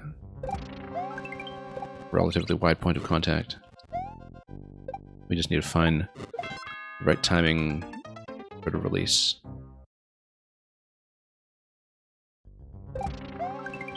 I don't worry too much about single shell jumps anymore, Captain Pollution. I mean, I'm not good at them, but I don't really fear them anymore because I know that even if my rate of consistency is low, I can still do them, you know. Once you get into some of the really more technical stuff like juggling a double shell jump or something, that stuff I can't really do, but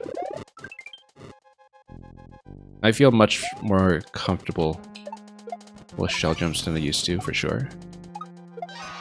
Okay, oh, we're supposed to catch that? No, we can't, because we can't do spin pickups in Maker 2 anyway, so.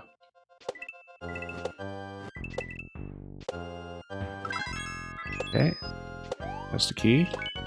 That gets you out. I'm glad the timing's not strict and that you actually get to take things at a pretty relaxed pace. You will need to hit this shell from the left to continue through here. Yeah, it's actually a very relaxed level. The shell jump near the beginning is the most technical thing about it, and it's really not too bad.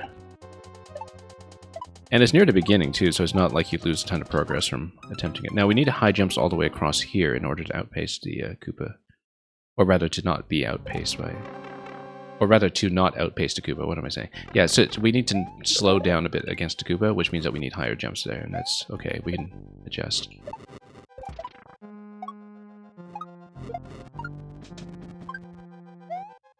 Yeah, it seems like that bit was maybe designed to assume that players would high jump by default, which... I mean, I guess if you're watching timing carefully, you would know that you're supposed to do that. We just need a bit of a better arc there to reach them all. Yeah, you need max jump. I can see that now. I guess if you're kind of watching the conveyor timing carefully, that becomes obvious.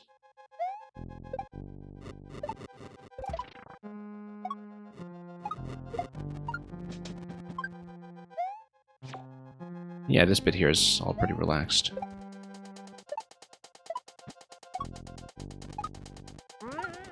And trying to get a better angle on the shell there, but we were on the Koopa rather, but we were a little too far to the left. I was trying to kind of get a shallower angle towards it just to make sure we get over to the mole, but we'll do that again.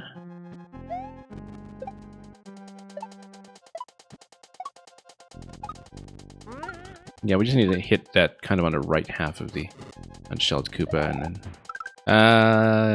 okay, bad idea. Yeah, if we feel like we're too close, obviously the thing to do is to kind of back out of that.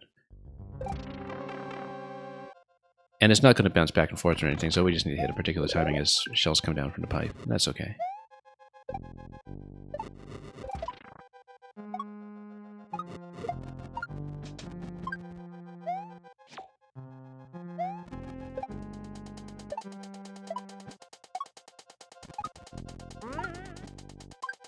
Okay. Yeah, we just need to find a good entry timing here that will get me over to the swamp. And then it looks like we do need to reposition a little bit there to spawn something on the question block, so Yeah, there's going to be a little bit of a pullback on that jump after making contact with the thwomp. You kind of need to lean all the way over to get to the thwomp, but then you pull back sharply from there. Alright, let's head down.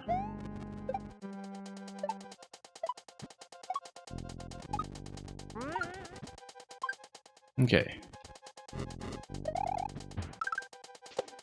Yeah. There's much better timing. Oh. Okay, good. I was concerned for a moment that would have gone too far there. That's okay, let's keep riding. We need to drop the thwomp and then land on it. I don't know if we can do that all in one go by approaching the thwomp and landing on it. I think we're supposed to. Like, we would be getting close to the thwomp, and then if we're doing that, we're probably too far at that point to go back to the spiny or anything, so... And then back to the thwomp. So, yeah, we just go straight for the thwomp. That becomes a little obvious after seeing it.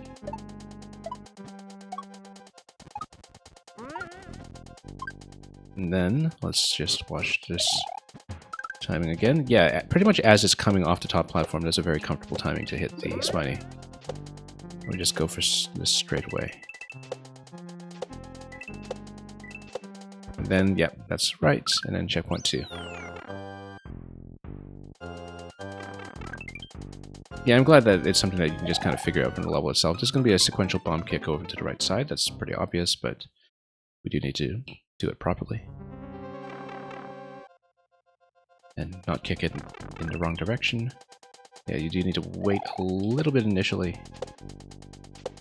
Then there's going to be up here to survive that. A parachute in the swamp. A bit of a higher bounce there would be nice.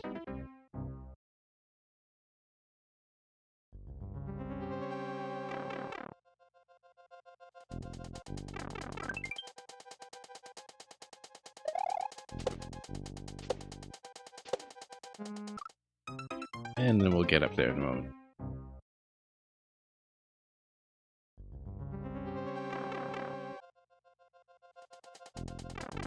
Okay, let's go.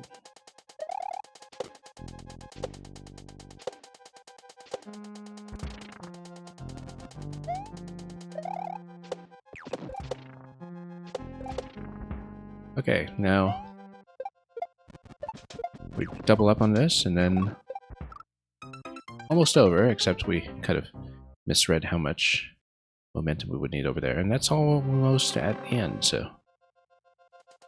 Yeah, I was pulling back a little bit excessively there because I wasn't quite sure where we were going at, but whoops, nope. Just let the bomb walk a little bit further.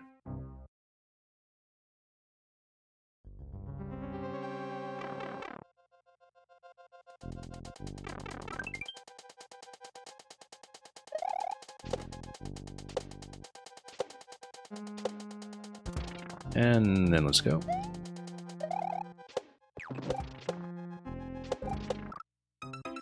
We'll curve around that a little bit better than we've been doing.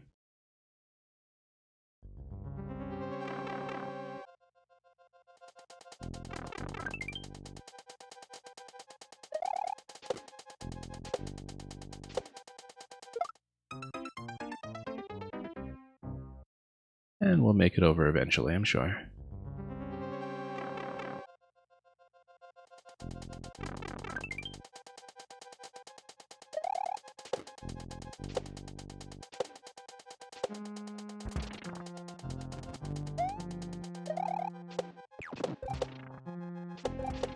Okay, let's take it this way. No, we need to throw this earlier, obviously, so we actually have a platform to jump on. I read that accurately the first time, just reacted a bit late this time, as I was already thinking ahead to the next jump after that, and that tends to get me into a bit of trouble.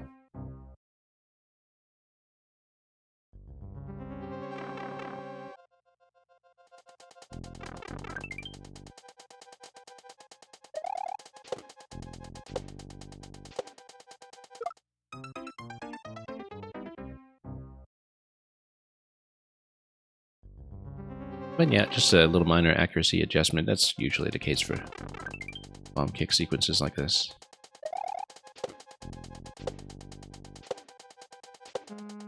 Just need to visualize it more accurately sometimes, and we're fine. Oh, whoop. We needed to get to the right to launch the thwomp, obviously. It's even marked as such. We just missed.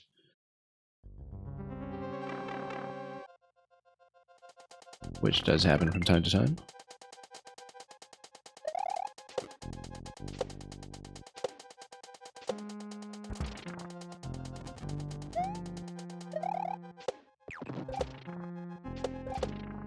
Okay, let's send this over. And then that's a GG. Short and sweet.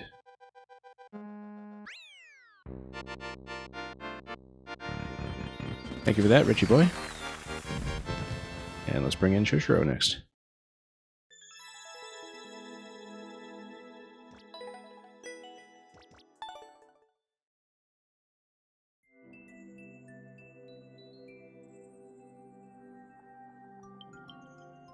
And Summon Catcher Primal Man, welcome. And yeah, thanks for submitting. We've got a reasonably short queue today, by the way, so if anybody wants to throw in some additional ones after their level gets played, you're all quite welcome to do so. Because I'll still be here for some time.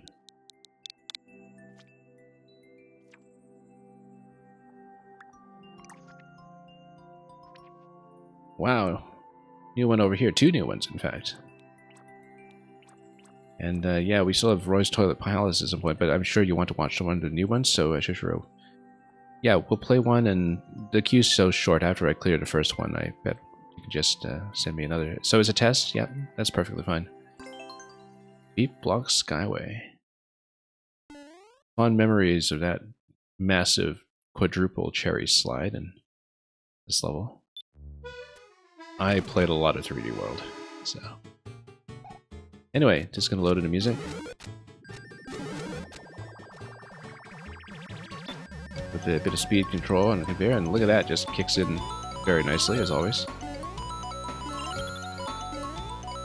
And it even has, of course, it has the beep block mechanic of, you know, listening to the beep beep beep. Click. I suppose, are we supposed to avoid the moon or hit the moon? I guess if we hit the moon, it would just... Oh no, it's way out of position anyway. We can't actually avoid it because it just has a totally controlled position. Are we supposed to wait for some fire to come down? Yes, we are. Oh, go up. Oh, we should have gotten a 10 coin. That's okay.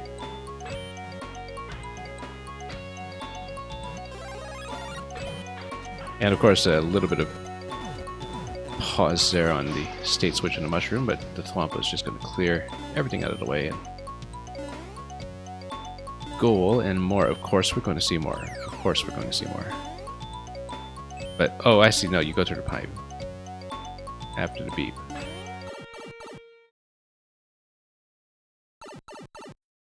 And it's going to be underwater here. Interesting. Red Knight, welcome. Thank you for submitting. Looking forward to it. Anyway, this is going to be a kind of a slow load here in the underwater zone, which I'm looking forward to. It's basically the same track, but with the vertical load.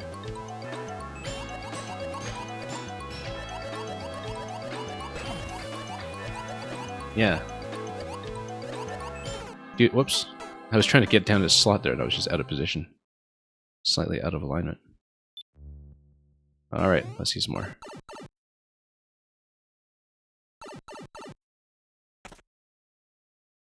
I was trying to reposition a frog there, and that didn't work too well.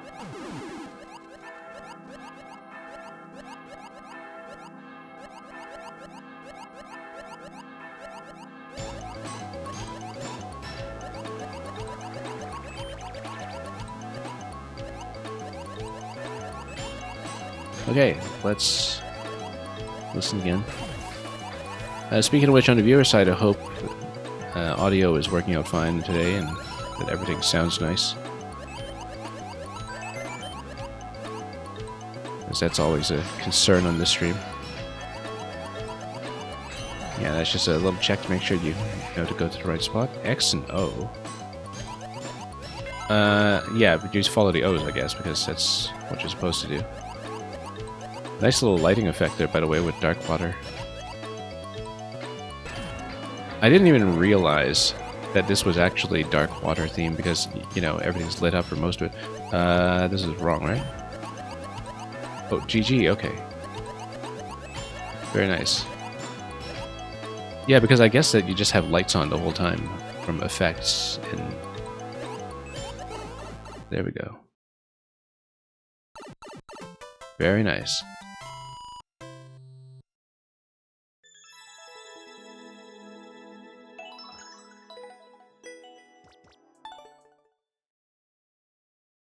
At this point, I kind of feel like Shushiro knows dark themes better than just about anybody left in this game. We'll do the other one later if you want to stay and throw that one in the queue as well. We don't have too many people behind you right now, so you're quite welcome to just put your code in again. Because I know that being from Korea, you do need to watch live, so let's mark this as win and let's go on. Captain Pollution. Let's see what you have for me today.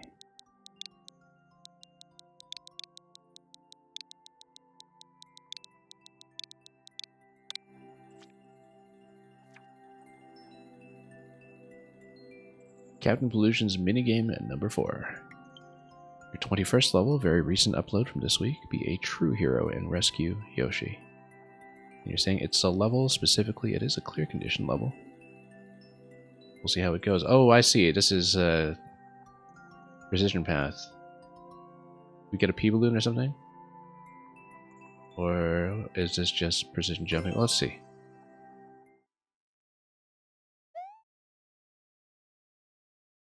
Reach the goal while riding Yoshi.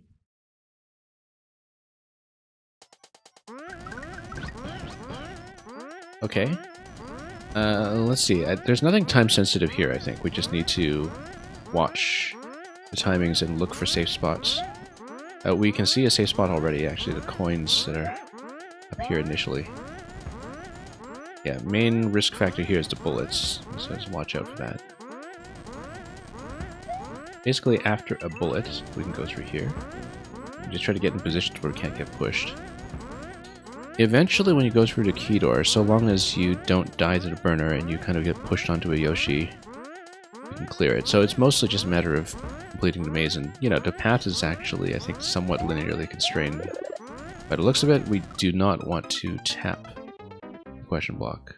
So, I mean, I guess we'll eventually have to check each question block, but go through here, and we'll try not to get pushed along the way. So burner timing over here, we can drop into the right, and then we need to do that before we get into trouble with a crush death. Let the levels speak for itself, yeah.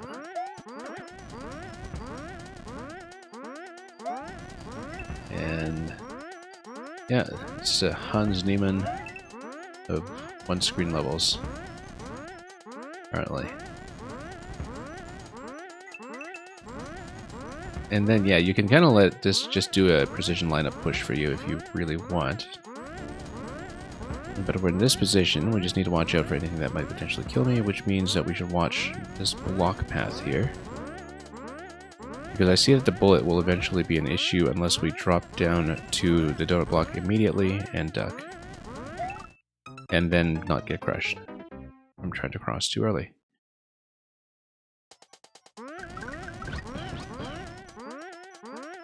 I've played some levels that have this kind of layout before, including one very memorable one with a P-balloon, in fact.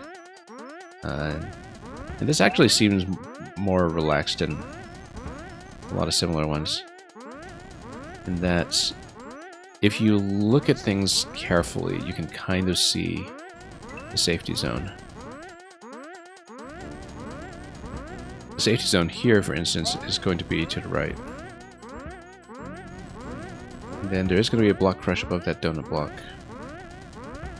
And then we just go straight for the coins here. Oh, no, that's a problem. Okay.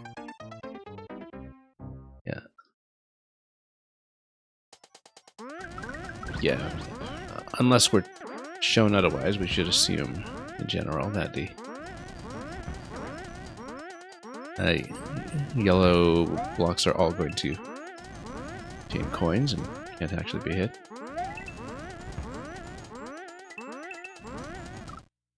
Oh, thought I could drop that in time. I guess not.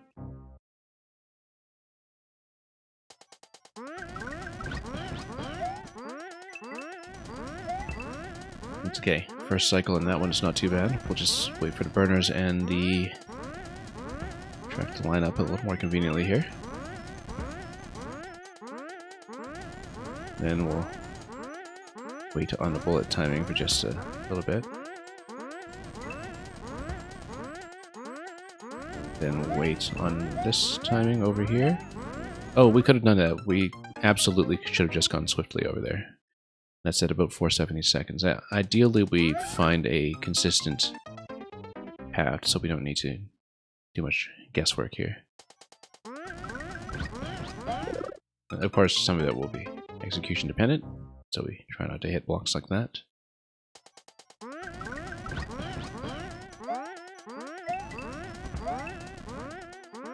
And then we'll wait for a moment. Drop it below. And we'll wait again for a conjunction of bullet and blocks being out of the way. Yep, there we go. That's a safe zone. Let's not hit that. Or should we? We need to find out. Star, interesting.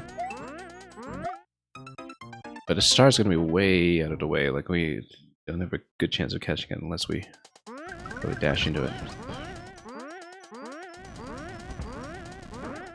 There's a master plan behind this, oh, probably. I don't doubt that. Actually, yeah, down. That was just in the nick of time. Oh, nope. Missed a jump that I wanted.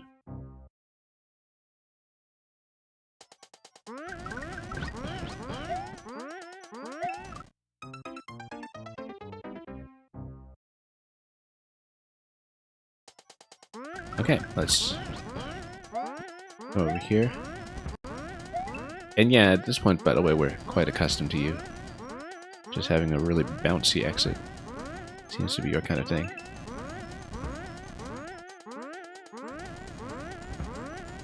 Oh, we'll wait for the next cycle on this one. Let the blocks come up. I kind of talked about this often, but I do sort of wish eye tracking were more of a part of the Mario Maker streaming experience, because, well, there's no disadvantage to spawning the star, even though we aren't going to catch it anytime soon. But yeah, it actually would have been helpful to sort of identify specifically what I'm looking at, because that actually makes a big difference in this level. So I'm just looking at this pattern and thinking, I mean, the coin is a safe spot. But taking advantage of a safe spot isn't going to be that helpful if we, don't have access to star or anything. Yeah, we don't want to rush it. Because of the way that the Podoboo actually does catch you on a turnaround. I feel like the star is kind of bait. Like, we haven't seen a segment that really does strictly require it, although maybe I'm underestimating the Podoboo patterns as they turn corners. Whoops. Yeah, let's not go too quickly here.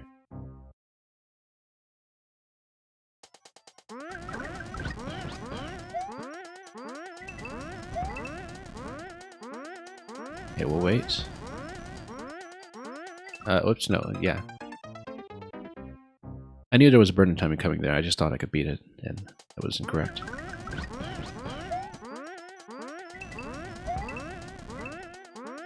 And yeah, we'll wait here so we don't get crushed. We'll actually wait for one more cycle in the burner. Go at 488.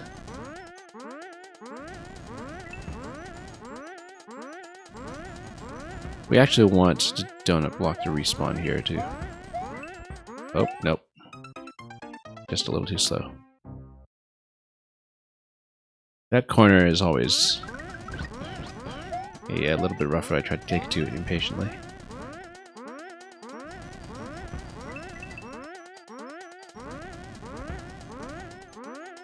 We'll wait for both blocks to come out and the blaster get out of the way.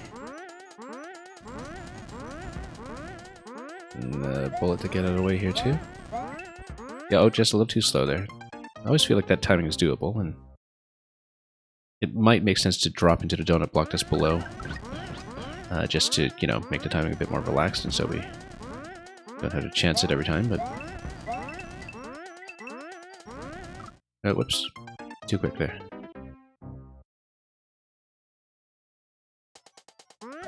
Let's not do that.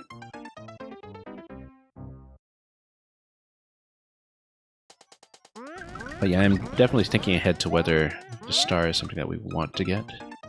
I feel like it's kind of there to make you rush. That might even be... Well, we'll see.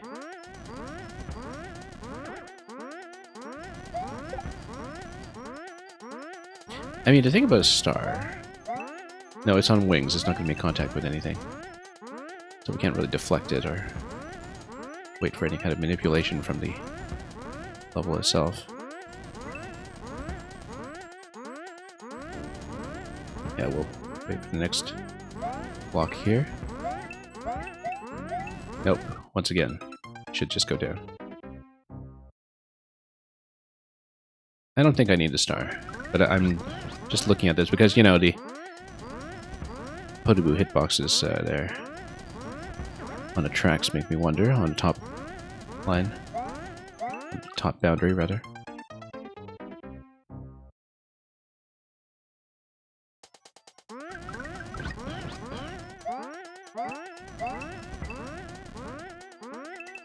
Nope, no. Okay. Yeah, I knew that was going to be a problem. We should have actually hit up there to just get pushed on the vine, and that would give me a precision lineup all the way down. But these are the things you learn. Spawning that is a problem, obviously, but we'll learn more of the level.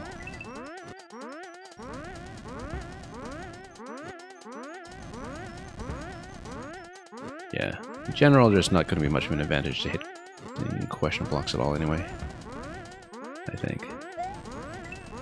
Let's go down this way. Yeah, that's much better, in fact. Guess you can follow this up. In fact, we just kind of do a precision push over here. You can just turn this corner. After that, there's an opportunity to go for blue corner there. Yeah, we just need to not get crushed. It wasn't even the Podoboo killing me earlier. I think it was just getting crushed up here. And yeah, there's certain locations that you know are not going to overlap with any other placements. So as long as you don't have moving parts that are shooting you from activated question blocks or something, you should be fine. Now, this whole bit with the Goomba and the Koopa down there. I guess at this point we don't actually know who's holding the key. Which means that we'll probably have to kill both of them to find out. And that there might be a little bit of bouncing around down there that will affect this. I mean, going through the central column is not too much of an issue as far as I can tell. It's just that, you know, you do have the potential for some kind of weird deflection getting in your way. There's the on-off switch to the right. The on-off switch... Yeah, we better go down and see this.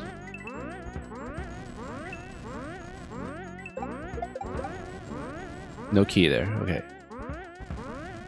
I don't know if we need them for anything.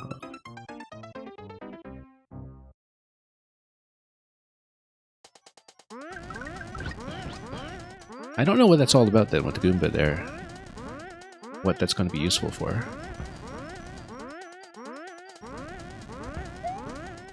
We shouldn't rule out just, you know, visual noise.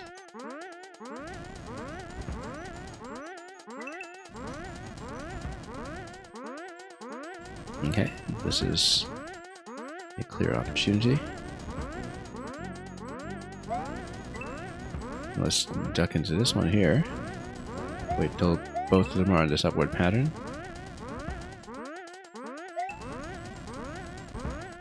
Just avoid crush deaths in general.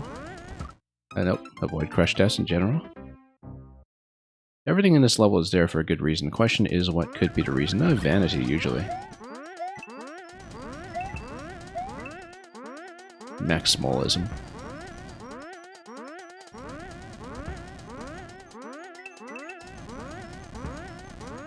Okay.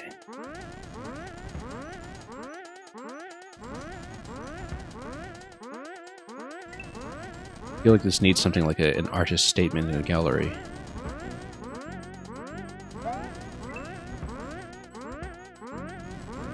Now let's go up through here. And yeah, there's no problem with hitting that block if it's maybe like that. I'm wondering what, yeah, okay, the P-switch, yeah, P-switch plus on-off state being toggled will get you to the door once you figure out where the key is. Now, there's actually quite a lot to the right side of the goal that we haven't seen yet, and maybe that's where you get the key eventually. Because that's where we saw the on-off switch happen. We just don't know where the key is at this point. And then, no crush death there. We just need both of them to be heading down on track. That's okay. It's more doable than it looks, I think. I've seen levels in this style that are much less forgiving. But it's not, you know, a precision lineup level or anything at all. It's very much just a bit of a reading comprehension check. And that's perfectly fine.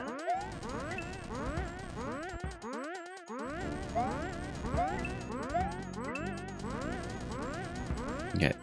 Then, yeah, we wait for the second block to go down here. There's kind of a close pattern and a far pattern with these two. And then we'll go over here. The bullet to the right doesn't seem to matter too much.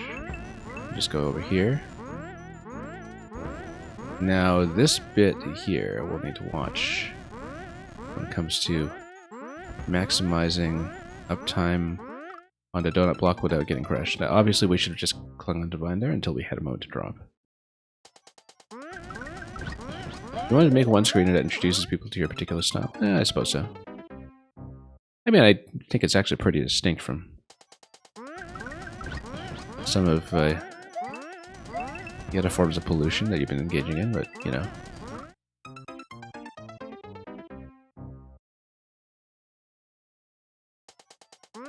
I mean, I've definitely played a level of yours that was more like water pollution. This one is more like a landfill.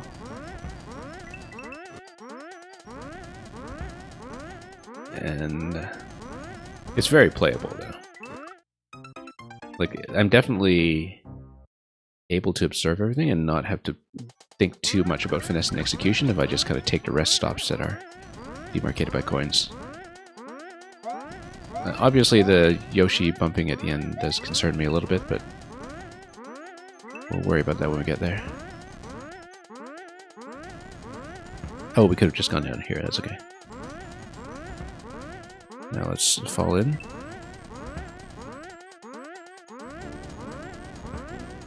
And wait for an opportunity.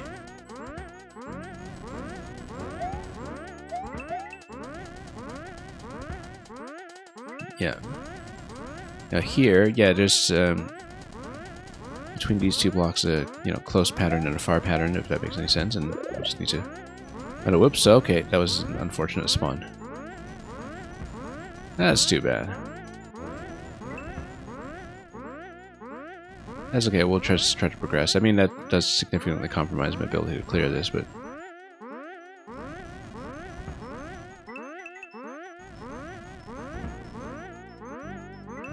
And then... Okay. Nope, we should have watched out for that pattern there and... taken a safe spot. Now, the one-tile safe spot, sometimes you do kind of need to depend on a precision lineup if you need to get yourself out of trouble. We'll manage it.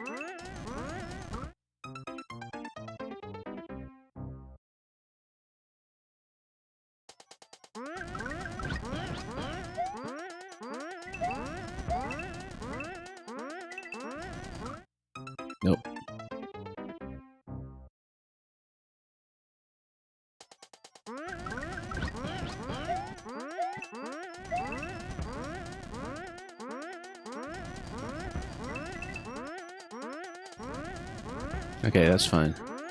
Let's wait patiently here. I'm watching the bullet as well as the blocks on tracks. One of the things you do have to do here is just always watch the nearest track because it might be relevant. And yeah, let's watch for this pattern here for a moment. Get out. Let's not accidentally hit anything this time.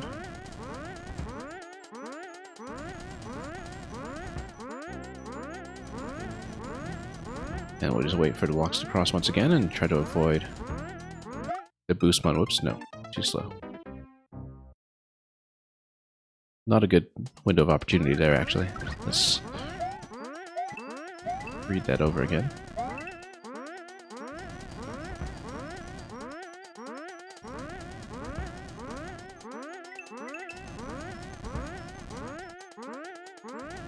And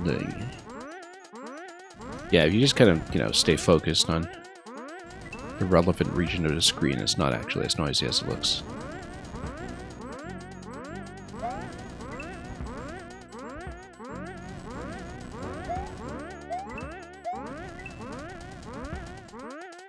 Okay, now this bit here is always a bit of a concern. Let's wait for the blocks to go, and then we're actually set right here.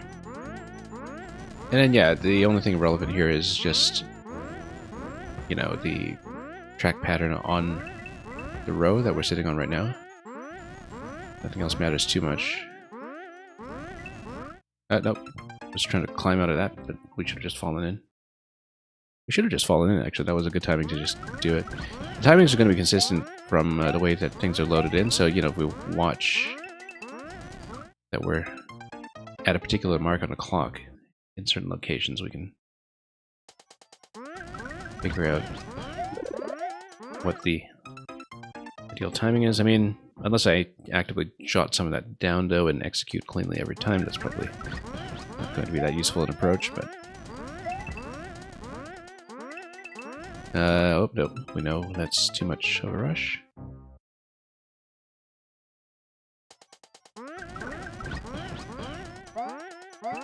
That's okay. Let's wait for this to pull up.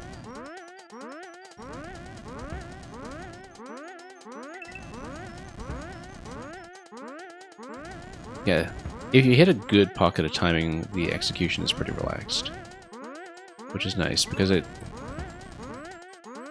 is something I like doing. That I can make up for mechanical deficiencies just with better observational skills if I can. That's how I'd like to play, so... Even if we're in somewhat claustrophobic spaces. No, let's not go for that. That was a bad idea. I occasionally just sort of think, oh, you know what, now's our chance, let's go. And considering that I had worked out better timings previously, let's not be impulsive. I don't think we should run into too much clock trouble if I do this properly. Gonna watch the bullet down below, and then let's let everything curve its way up. Yeah, it's 470 on the clock there. Oh, no. It's kind of a mistake, but that's okay. It's very recoverable. Let's just make sure nothing is coming my way. No. Oh, there we go. Nearly a disaster. But not quite. Yeah, we shouldn't have hit that, but that's okay. Could have been worse. Anyway, let's just walk this across.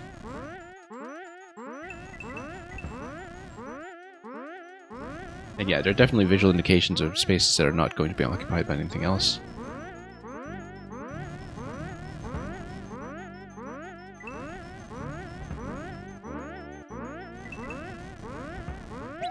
Okay. We still don't have a key, though. And it didn't look like it was either going to be the Goomba or the Koopa Shell, given what was going on there. Oh, you know what? That note block that's above the blaster, I hope it's not something like a Koopa shell deflection against that note block.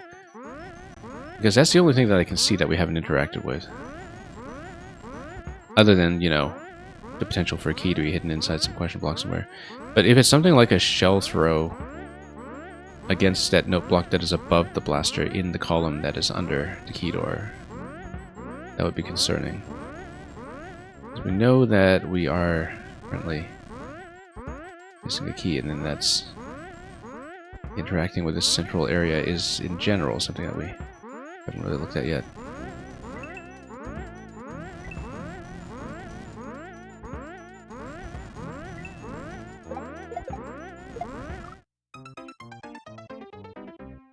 Yeah, no shell throw. That would just bounce in a very weird way. I wonder what that note block is for then.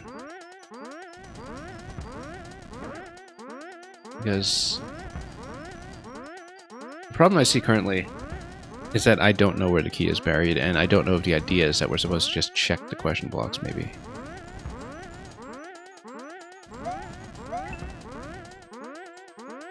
I realize now that that's one thing we didn't consider, is that the key is still unaccounted for.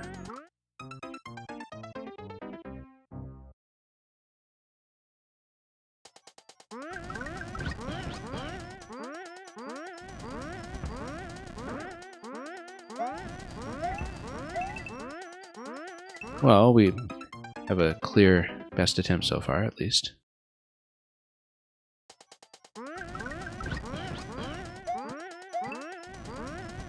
Yeah, I feel like there might be an element of guess the key in this, but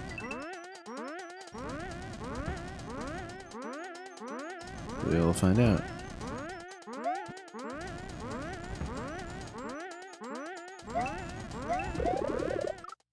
That's okay, it just means we need to check everything at least once.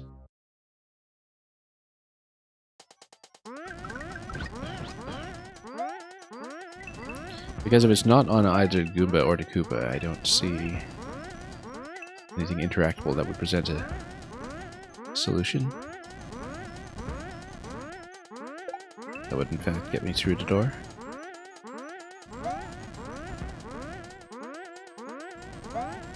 Yeah, let's wait.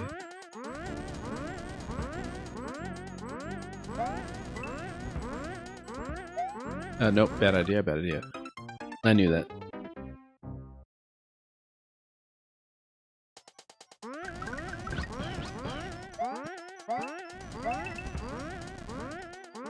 Alright, let's just wait for this one once again. We didn't want to jump out of that. I was just trying to avoid crush down below. We should have just climbed the vine. Again, a little more obvious in retrospect.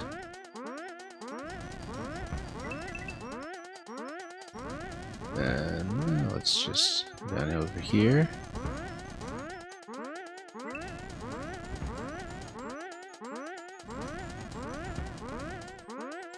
Then here's another opportunity.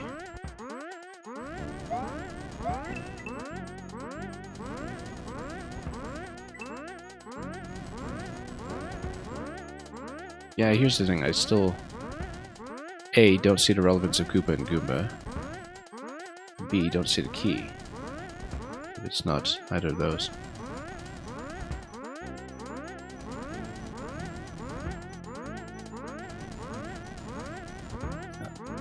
But I don't know what else that note block under the key door could be for.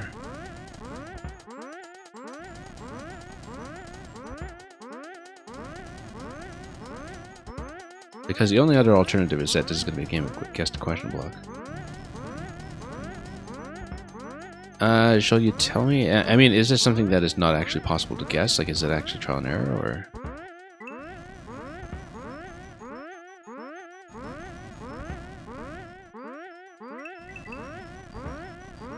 Because if it is just, you know, guess the question block, then no, I don't mind knowing, because, you know, otherwise we'd just blow one attempt for every block, right? But if it is actually something sort of visually solvable, that's obviously a different question.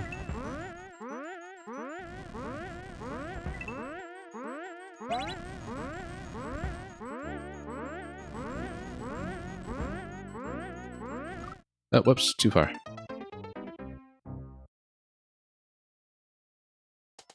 I didn't realize I could... Oh yeah, I wasn't even watching it overlap with the ceiling.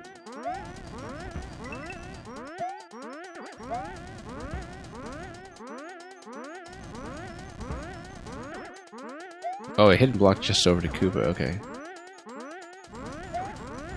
It's not what I would have guessed, but I guess it's the only empty spot, really. And maybe, well, I mean, other than, you know, a few spots like this that are trivial and which also contain blocks.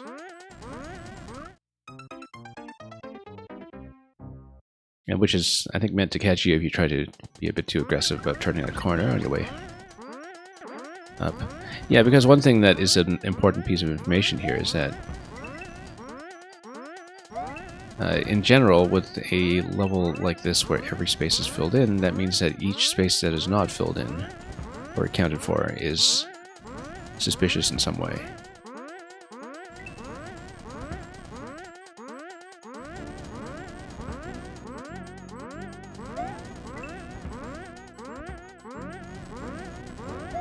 That is a rare example of a hint that I don't mind.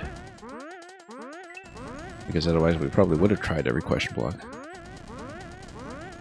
Given that I know from some previous level you had sent me that, you know, we did have keys that are elsewhere in the set located like that. The enemies are the indicators? Yeah, I feel that way too about indicators in general.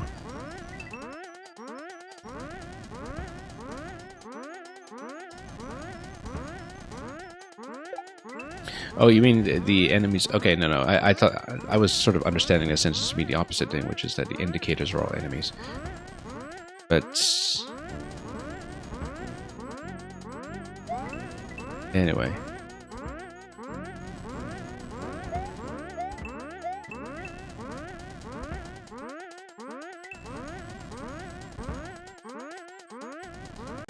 nope. Occasionally, we can just tell that the timing's not going to work.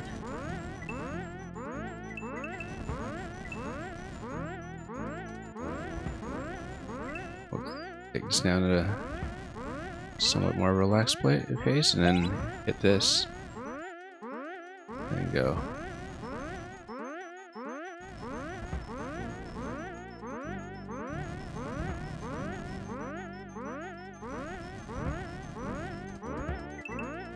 Then we can just kind of sneak out the left after that, since we had the means to do so.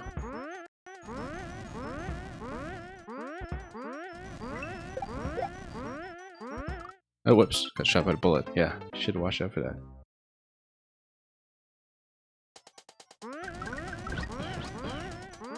Why not put the key in the enemy? As far as you can remember, that wasn't possible? Why not? Why wouldn't it be possible?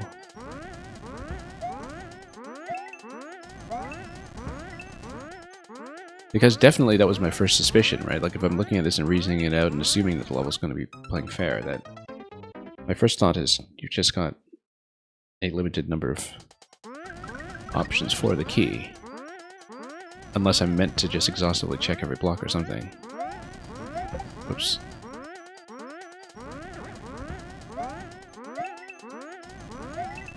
Anyway, let's not get shot by the bullet this time.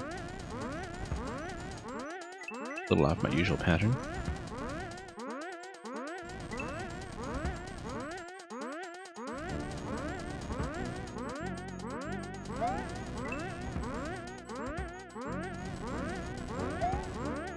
We've been making it decently far. I think we'll get this before too long.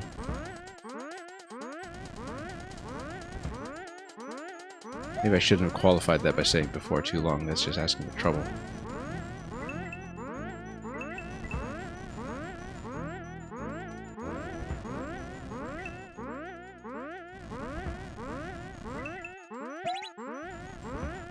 And we'll wait.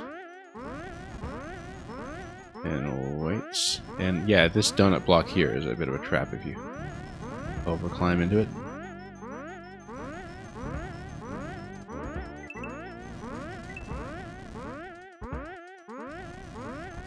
So here, we'll try to stay above and not get hit by bullets. We'll wait for the next bullet, and then... There we go. Yeah, I would not have been able to figure that out myself, so... Like I said, rare example of a hint I don't mind. Let's watch the timing here, though. Ideally, we want the donut block here, just to line things up. And then... no, walked right into the burner. That was a bit of a choke. And of course, you know, having to not bump into the burner in the final segment when you wait for the Yoshi bounces. Let's watch the bumper on the goal at the beginning of the level so we know what position it spawns in on. Yeah, basically, you know, you wait until the bumper is low before you even go at all if you exit out the key door. I think we'll get this. We'll get this pretty soon, in fact. Depending on how much I choke. But I feel like the sort of discovery segment of the process of learning the level is generally out of the way. Just a couple of tight locations to check.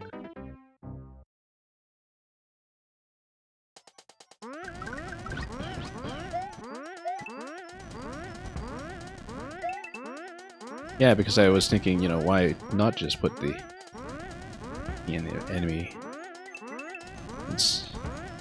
That was the assumption, but that's okay.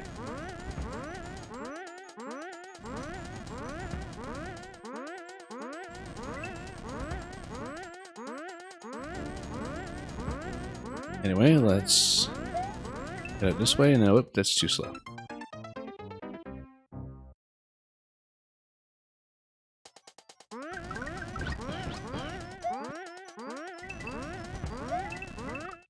Let's not be too impatient here with getting back to where we were. But yeah, it's clearly doable at this point. I will incidentally be closing queue at the end of this level, so if anybody has more to throw in, this will be a last call. It might be a very long last call depending on how long we take to weave our way through, but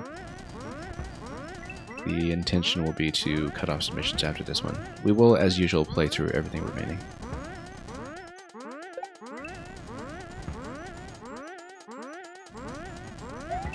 Oh, whoops.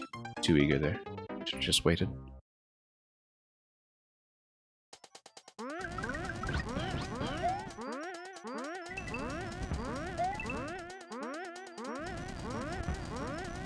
Yeah, we found comfortable timings at this point, so we just need to do them.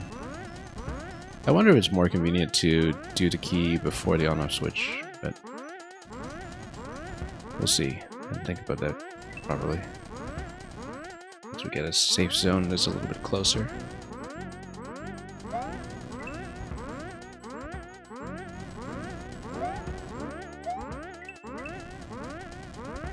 Okay, up.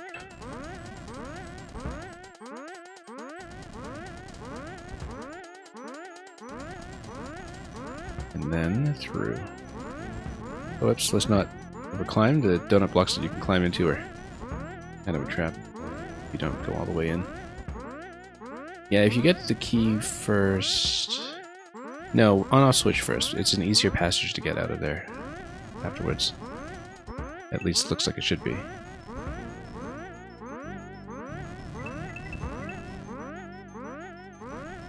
Anyway. Let's go this way. We wait for both of these lower blocks to go, and then we just follow them back up.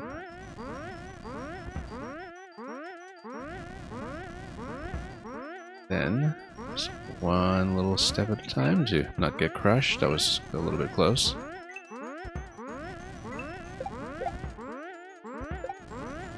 Yeah, let's let the bullets come down first.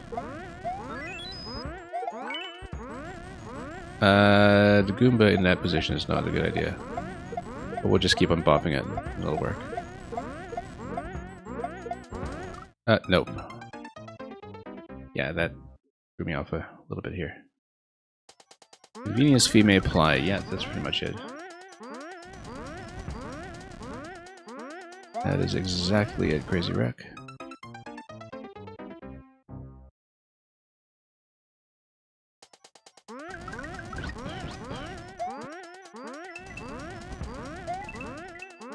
Okay, let's wait. And go. So yeah, the exit out of that red block is something we need to look at, but I still think it's going to be easier to take that passage. We kind of have to, in fact, for a couple of reasons that have become visually a little more obvious to me.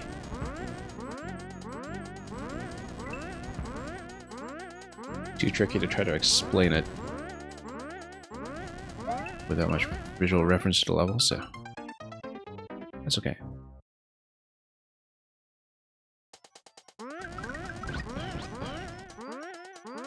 How would I describe this level?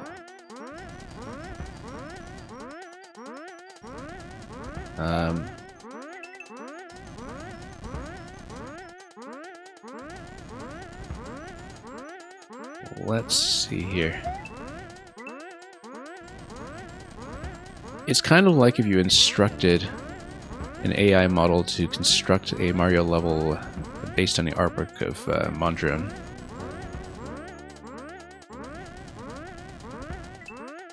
Maybe with a couple of additional stipulations.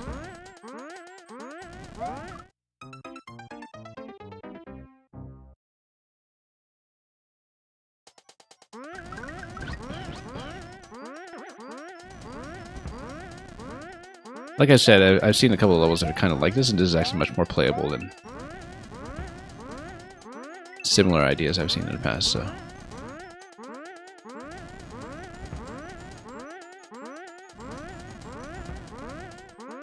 in that it's an observation level, not a precision level, and I am grateful for that.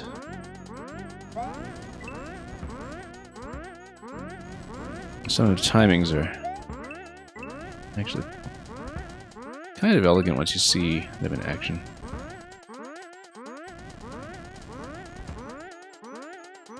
No, I'm not saying that you're an AI, I'm just making a stylistic point.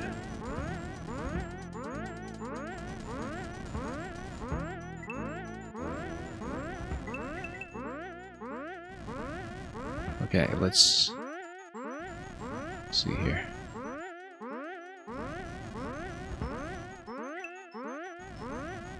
I mean, you know, procedural generation already exists all over the place. It's not something new to the design toolkit anyway.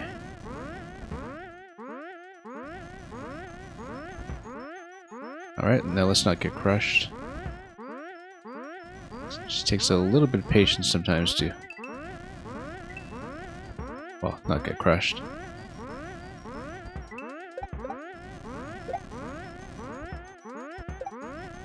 Let's wait for the bullet here. And we can pop the Goomba repeatedly, that's even better. So it doesn't wake up on us. And then, yeah, let's let go of it. Because having an accidental grab on a Goomba actually creates far more issues. And we'll wait for a good conjunction of the burner timing and the block timing here, if we can see a clear opportunity to go back to the safe zone, which we've already cleared out. Whoops. Yeah, no, we need to let that block go back down first, and then we're fine. Yeah, no, I had a pretty clear approach that I should have taken there, and I decided to just gun it for that red block gate instead, and that was a bad idea. We should just stick to the plan.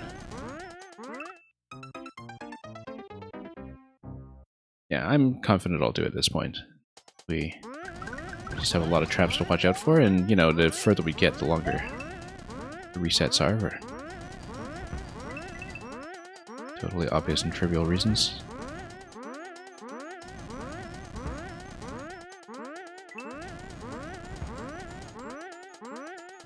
Still a lot of joke potential, but we know that.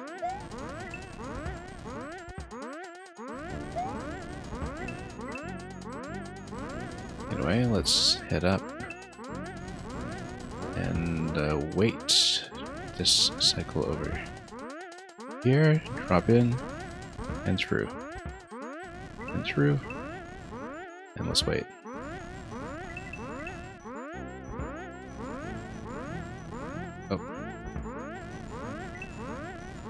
there's this particular cycle that I do want to hit here every time. We're here at 4:44 seconds. Oh. Okay, let's not overclimb. That's the main risk factor going up Divine. And sort of maximize available time relative to the tracks.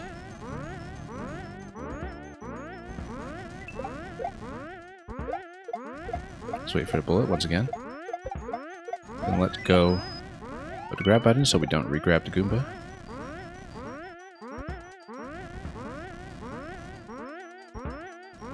And we'll just wait for a burner cycle that makes sense here.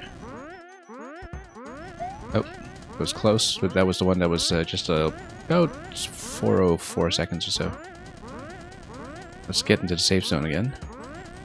As it goes down, then we take this. That'll be a safety point. Now this bit here, I feel like we want to actually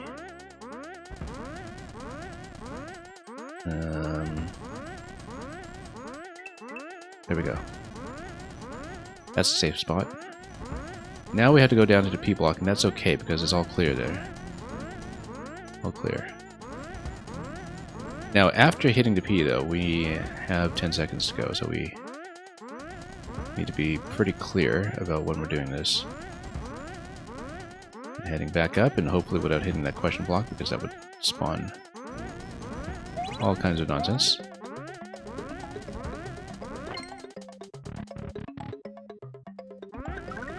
Now, does the P-switch matter at the end? I don't think it does. So, we watch the burner and the bumper. We want the bumper to be down as far as possible. And we need to not hit the crush block over here. There we go, that's clear. You heard Red Knight is going to go for a world record on this level. Oh, I'm sure he will. I'm sure he'll get it.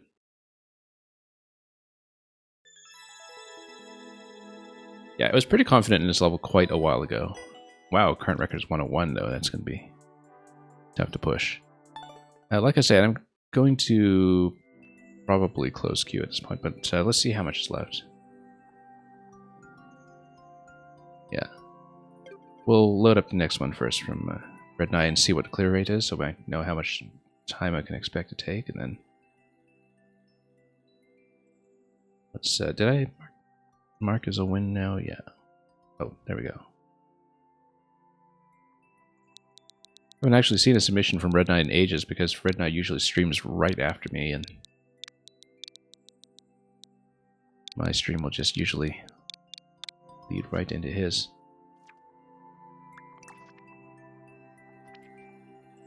Red Knight, do let me know what you'd like me to do.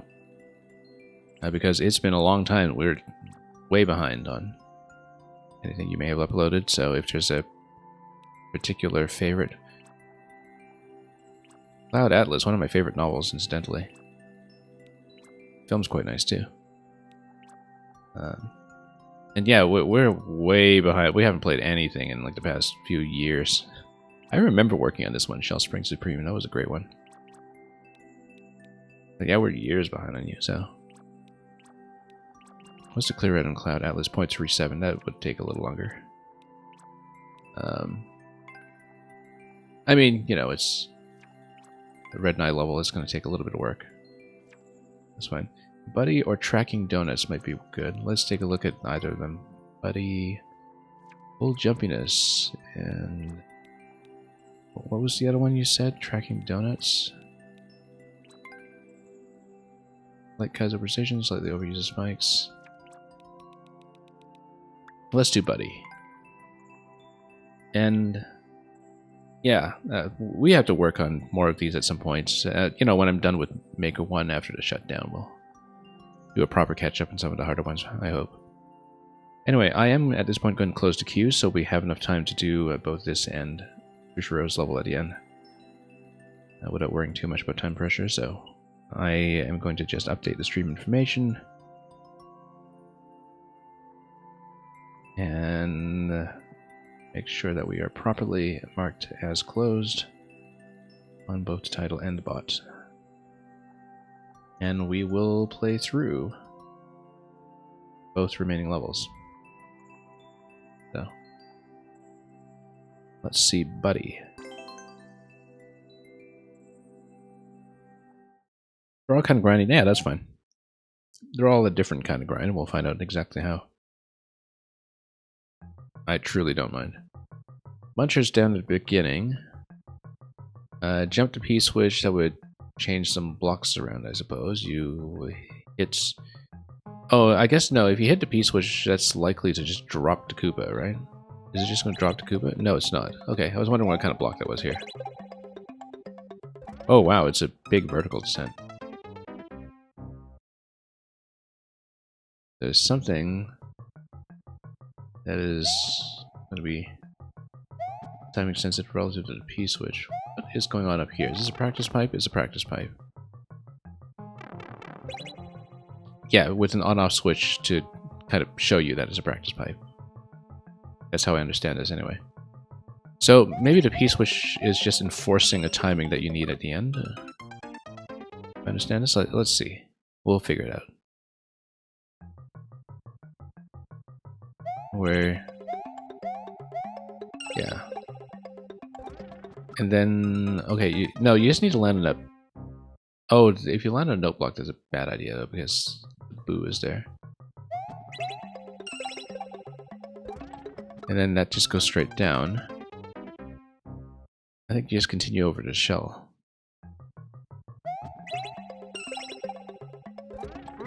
Oh, okay, yeah, that line tells you can't go under, yep. It's been a while since I played these. And yeah, as you jump up, you get the on-off switch going over here. I kind of feel like you need to do a shell kick to the left, in fact, because then you get a... Oops. Yeah, looking at the down arrow there, because then it goes towards the on-off switch. Not a Koopa kick, but rather a shell kick. Well, we'll see. The arrow seems to imply right side of the shell, so... Because then maybe you jump to the left. And then what am I going for? We'll find out. Oh, there's a shell that falls from the pipe. Okay.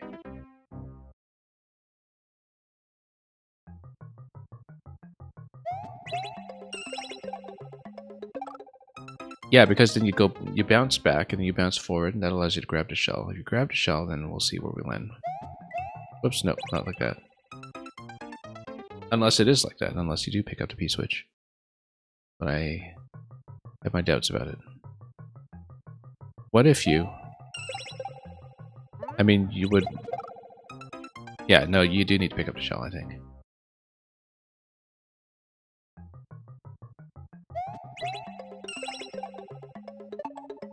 Yeah, because I should be able to do a pickup there. And then I see... But there's a lot of markings to read. Oh, just kind of overshooting that. Yeah, because I see that maybe I can bounce on top of the winged Power Koopa a little further down, and then, whoops.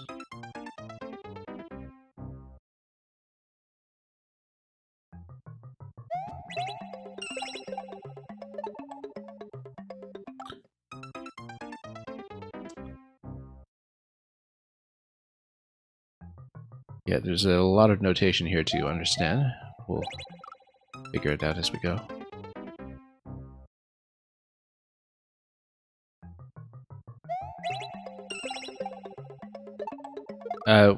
Yeah, a bit of a higher bounce there, but assuming that I pick up the shell, I still need a place to land. The angle isn't going to work out for me to go towards the Koopa there, so maybe I do need to kind of grab the shell from underneath. I want to hold the P, okay. Interesting.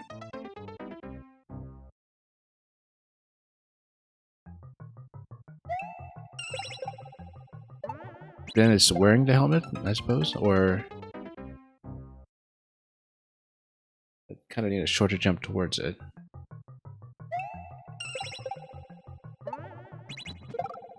Or maybe just bouncing on top of it, actually. Or, well, it wouldn't be a bounce, it would be like a kind of kick, maybe on the line. And you get a kick on the line there.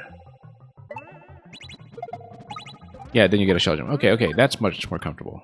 Now I see it. And then you see an off switch there that might be an up throw. We'll see. No, I see it now. Yeah, once I understood that the vertical line here is actually where I make contact with the shell, that makes a lot more sense, because then the shell bounce from there writes itself. Yeah, it's quite surprisingly comfortable, in fact. And so here, you can get a high bounce off of that, maybe just hit the on-off with your head almost.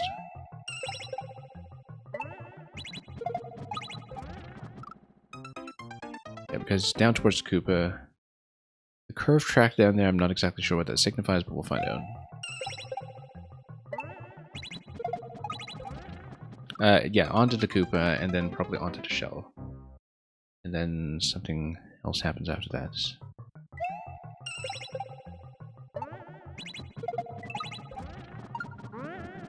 Oh. But it does break, so I wonder...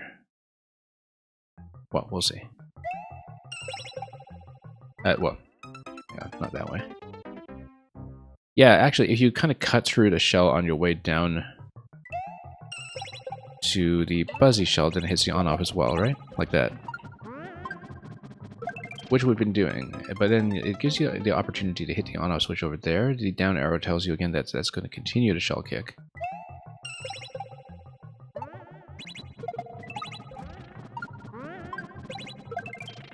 Right, and then you get that shell down there, and then a wall. Okay, okay, okay.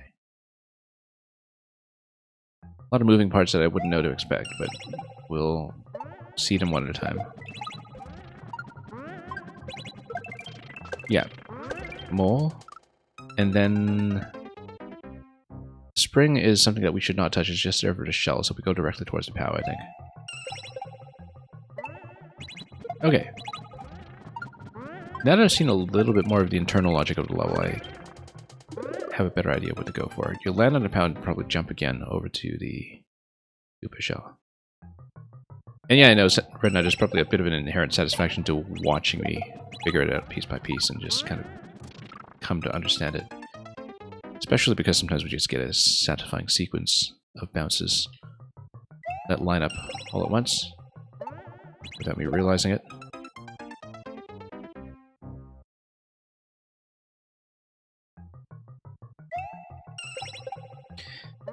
And actually, having the P-switch pickup there simplifies things in a way because it tells me at least that we're not doing any other object pickups for the time being. It specifically prevents that. I think that's mainly what the P-switch is doing for me here. Just kind of stops me from doing accidental shell grabs or something. I mean, I don't know what else is for yet because we are not far enough to say, but... Yeah, and then we do need to, of course, get to jump off the POW. And then off to the Koopa.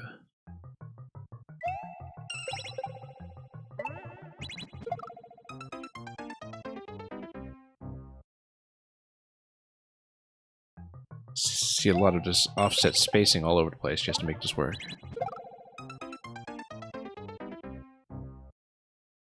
Like that little Muncher offset. This location here. Whoops, missed.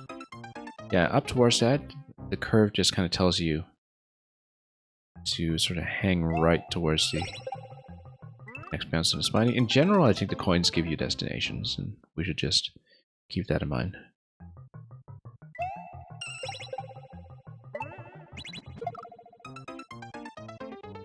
So we have a couple of consistent targets to aim for. Whoops.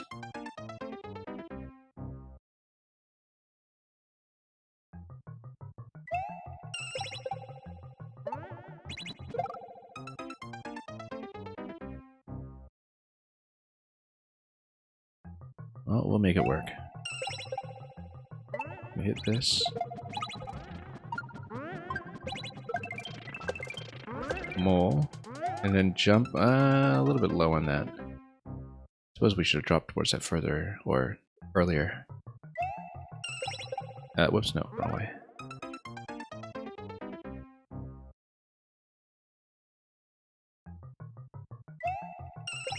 Yeah, the first coin kind of encourages an edge jump towards that, I suppose. Oh, missed.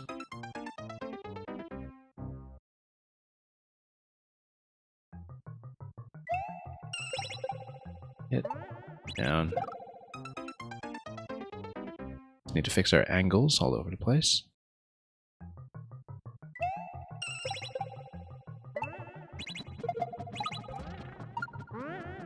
Yeah. We should take the arrow a little more seriously. Twice.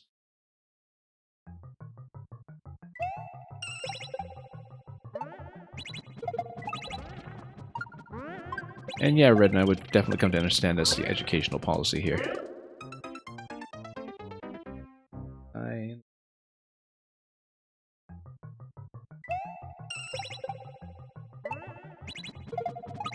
Not a lot of public school systems get away with that nowadays, but... Oops.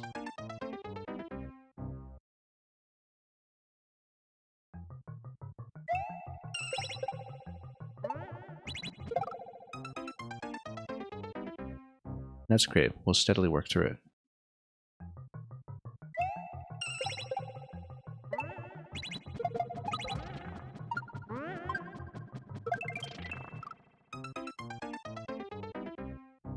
Actually, looking at this, I'm just going to suggest something in a moment.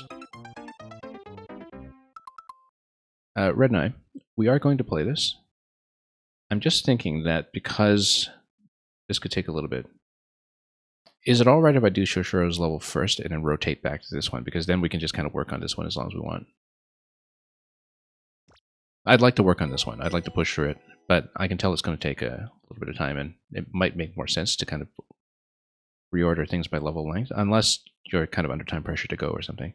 Yeah, no, we'll definitely do this, but I think it makes more sense to end the stream with this one and really kind of take our time with it.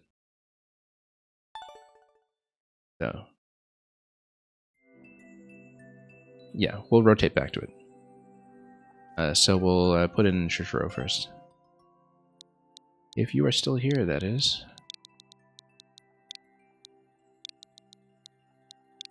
Shoshuro's in Korea, so therefore does need to watch live. Can't rely on the VOD. Just wait for a check-in.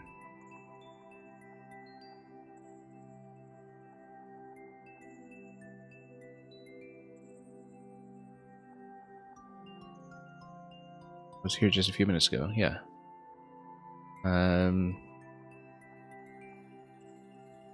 There you are, okay, yeah. Okay, yeah, and thanks again, Red Knight, for doing this. So it makes maybe a little more sense to test this first. That was the consideration, is that, you know, the people who are watching from Korea don't have access to VODs on Twitch anymore, so, you know, we kind of need to make sure we play while they're present. Anyway, Omega Wonder, Top View Dimension Omega. Let's see it.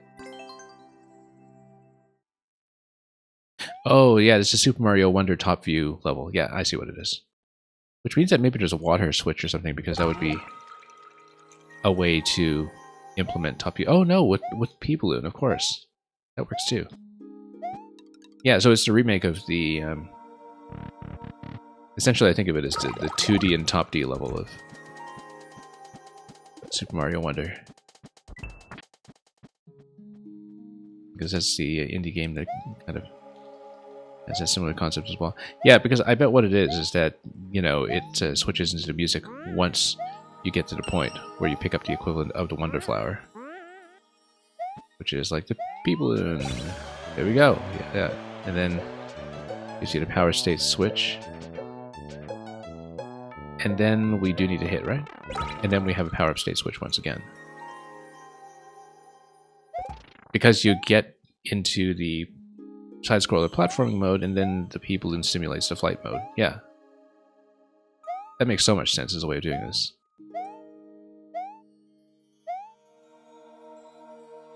Very, very clever, in fact. Okay, we do need to come up here first, and then... Still constrained to a linear path. We will, of course, need to grab the red coins once we're able to fly towards them, but this is going to push this out of the way and probably give me the P-Balloon. And then 3 red coins will give me the key door. We just need to fly towards that. And that includes eventually dropping this out of here once we have a state switch. So before we do the state switch, let's get the other coins first. I mean, we can always, you know, switch back and forth. But we'll grab the ones we can. Yeah, we do need to take damage to do this, so let's park here for a moment. I like that there is this mild puzzle element to it as well. Where we then go up here and take damage to continue this way.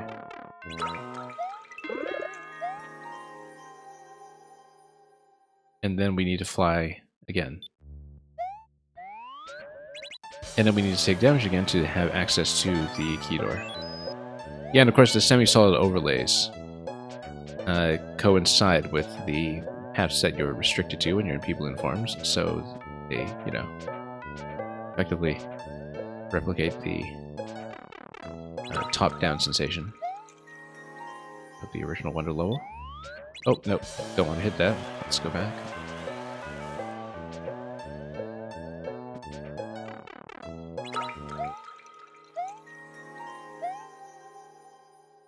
No, we keep doing that. Let's stop it. And just falling into that location repeatedly. Let's go this way, maybe. Just do that. Yeah, no, I just wasn't very careful. And that's it. So. Yeah, the music trigger works really well as always, in conjunction with the state switch. Very nicely done. Bang, welcome. Okay, let's rotate back to Red Nye so we can grind away. And this will be the last thing we work on today, so hopefully we're able to push through it.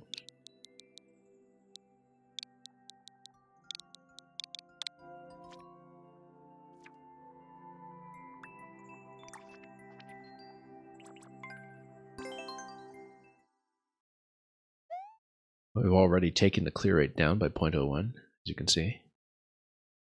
Or did we? No, maybe it was 68 instead of 69 to begin with, but who knows.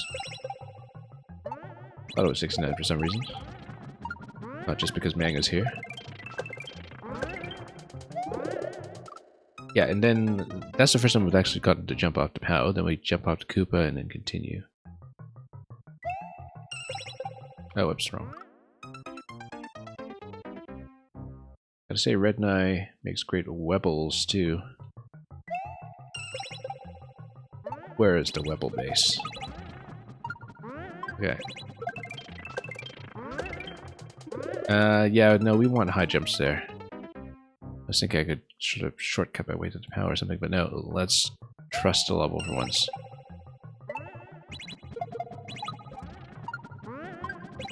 I hit that a bit early. That was what it was overcorrecting for earlier.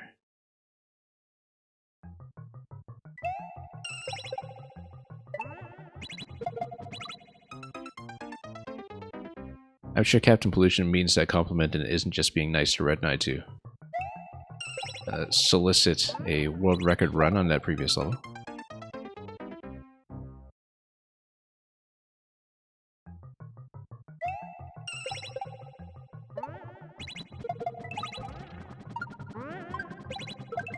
Okay.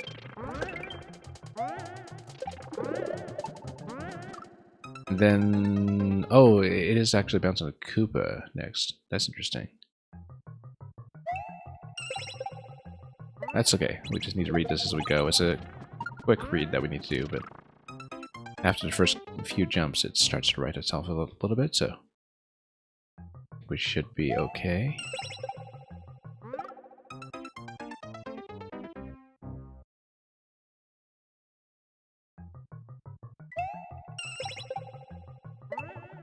Yeah, it does seem like the P-switch grab here is for the player's protection, basically. Yeah, you just need to read quickly. This one. Try out a couple of things until the pattern just clicks. When it does click, it's pretty obvious after the fact.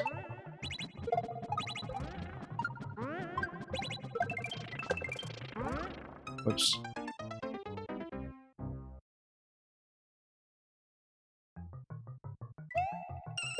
But the early section is starting to come together a little bit. A little bit, not all the time. No. Yeah, we need to basically kick that to the left and then really hang left for a nice angle towards this coin here.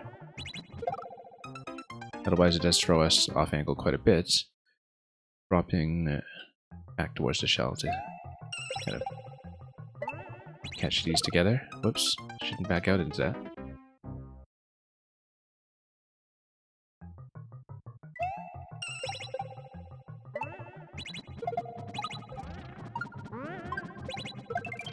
Captain Pollution, you're saying you thought fusion, your specialty.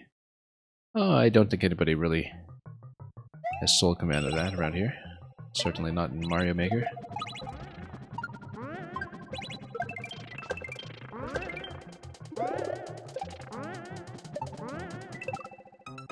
I see the on-off switch as a point of contact there, and I wonder if that's an up-throw location. Or just a bounce location. It might just be a bounce, but we'll see. Yeah, because we couldn't actually do that Koopa landing yet, could we? Or... well, we'll see. Have to go back and read that a few times. But at some point there's going to be an activation of that on-off switch that was right above where the little unshelled Koopa landed, and then... yeah, we do need a shell, of course, but oddly enough we can keep playing for some time before that becomes relevant. It will eventually fall into that shell trap that we'll need, though.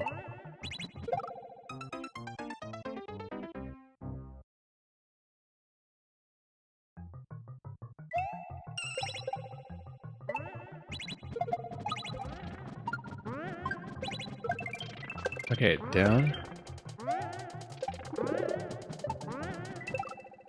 And then... oh yeah, because it's kind of kicked at that point. Let's see.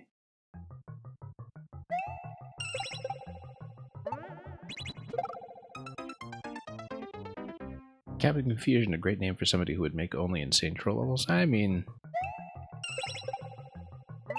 I don't know that troll levels are necessarily confusing.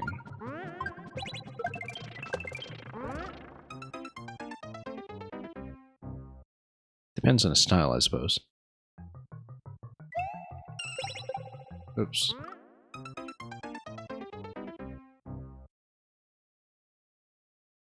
I don't mind that we need to do a little figuring out along the way. Once you do figure things out, it's just... you're jumping or possibly even jamping. We're supposed to kind of kick that forward. Yeah, because at that point you can't really do that landing.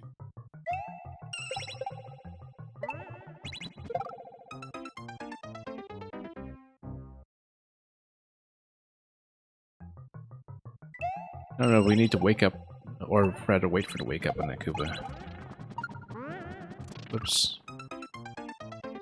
But there was that vertical line as well that seemed to imply that there's some additional contact point we should have been expecting there, like we have with Shell over here. Some kind of forward kick or other sort of displacement. Whoops.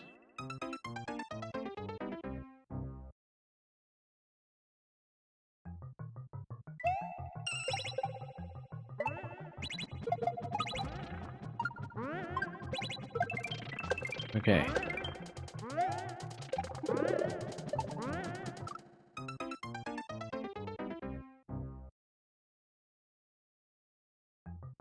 Yeah, I wonder why I keep sort of falling through the Koopa there. Let's see, it totally looks like it would be a valid bounce. Let's go back there and take a look.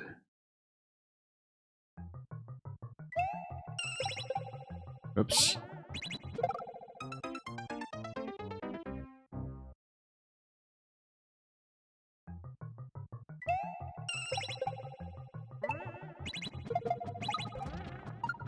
Okay, up we go, and back down.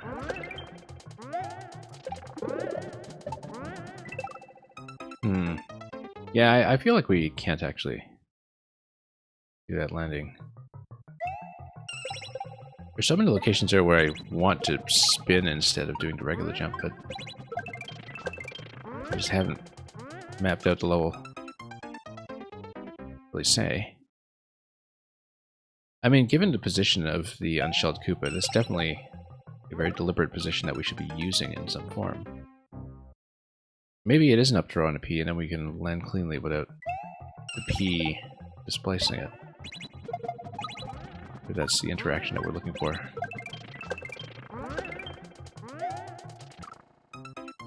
I'm going to say that it is an up throw, in fact. It makes sense, because maybe that also accounts for the vertical line, in that you have some forward momentum going into the P throw at that point, and it might be relevant, but... Oh, whoops. Got caught in a corner of that trampoline that time.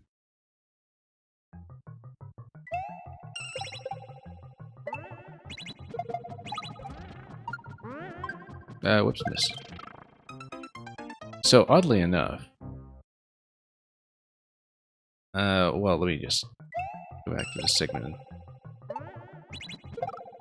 see here. That bounce... Oh no, we're holding a P, not a shell or something. I was thinking... This bounce looks like it's totally vulnerable to getting upstairs with a shell jump or something. Nope. Hang on, let's look at the POW. Probably isn't. We're holding a P anyway, so...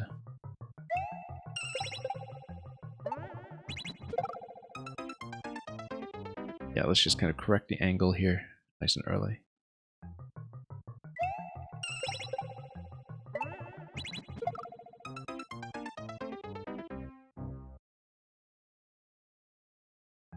Not always getting a clean landing.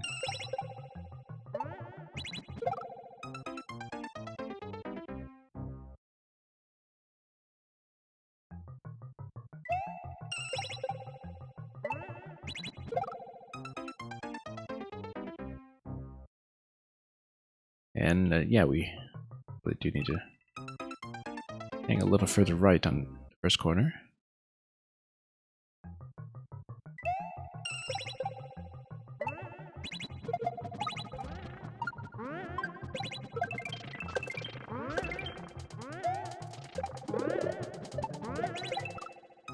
Yeah, because I think after the up throw, then you can get a clean bounce on Koopa, not holding the P to potentially deflect or intersect with it.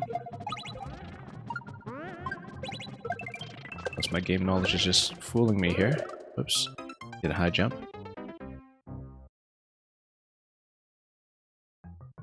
I haven't quite seen what the trap with green shell is going to come in handy for, but this kind of looked like an up throw.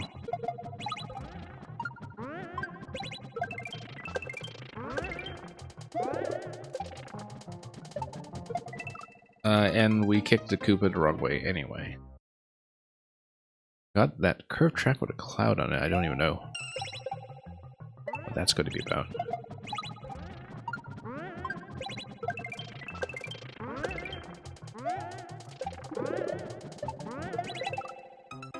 No, we can't actually cut through that. Yeah, at that point, the Koopa is just not a valid location.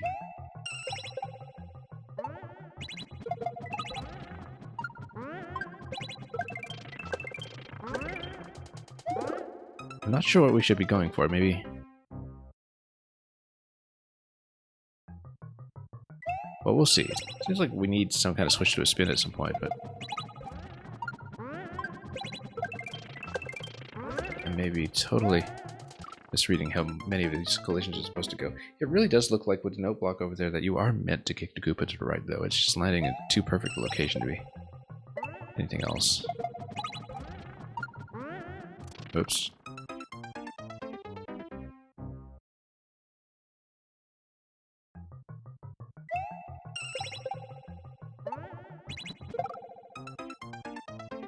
That's okay, we'll just rotate back and forth a little bit.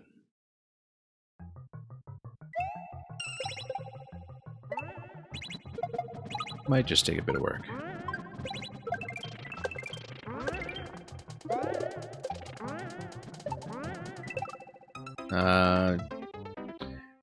Like I see the green shell down there. I feel like we need to kind of rotate along that segment a little bit.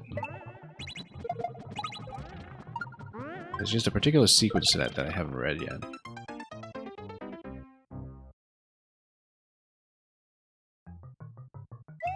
I feel like you have to kind of wait for a wake up on the Koopa, and that the wake up will coincide with, you know, a little bounce upwards too. Whoops. Yeah, because we're here. And yeah, we're doing the last level of the day right now. We won't really have time to take more today because this one is going to be a longer and harder one.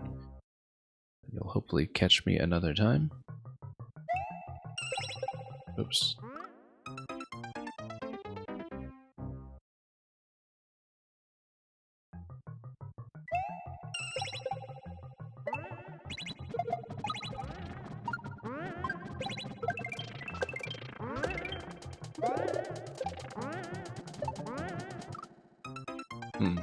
I'm gonna go over that. But I really do wonder. Yeah, because if the Koopa is still kind of, you know, in its diving state, is just a little guy, he's not going to be very helpful there. So if the idea is that we need to sustain ourselves long enough, wait for the Koopa to get back on his feet, and then jump off of him and get up to the on-off switch, we need to figure out where we need to go to make that happen.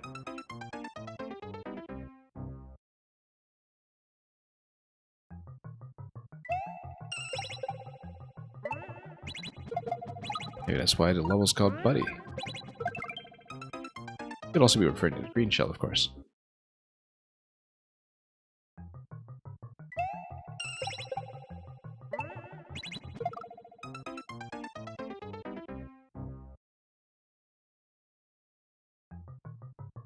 Alright, let's keep going.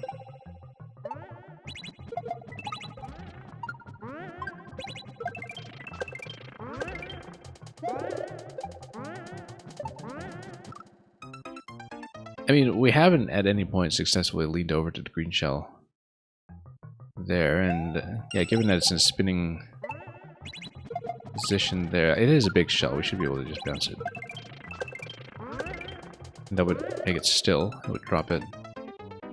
The first bounce, anyway. So yeah, I feel like we go to the green shell and then we kind of bounce back towards the little Koopa for the on-off switch. Oops. We just have to make that jump. Really lean forward into it.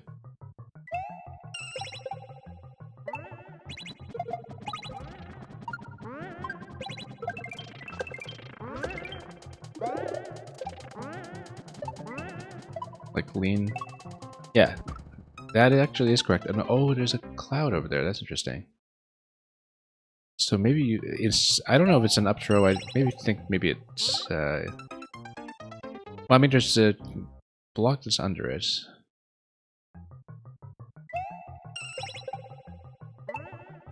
E block. I don't know if there's a particular scheme for what it's signifying. But it seems like I go for that cloud that comes down this track. And then from there, we jump back towards the on-off switch. So let's assume that we're hanging on to the P. Because you can see the wake-up timing now, that if you make the green shell, you have plenty of time to go back to the unshelled Koopa. Just as it's waking up and becoming a valid target again. Whoop, that was just unfortunate. I didn't mean to let go. What a nice throw, though, the P just slotting in there. And kind of a nice change after playing so much Maker 1 lately, where you throw something at a wall and just bounces all over the place, no matter what it is.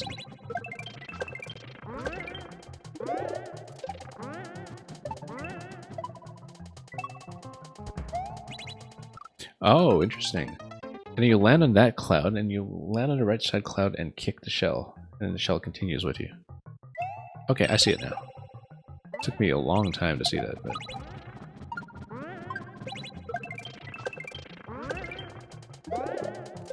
Nope, wrong way. We do need it. Yeah, it's the cloud on the left, and you go immediately. You go to the right.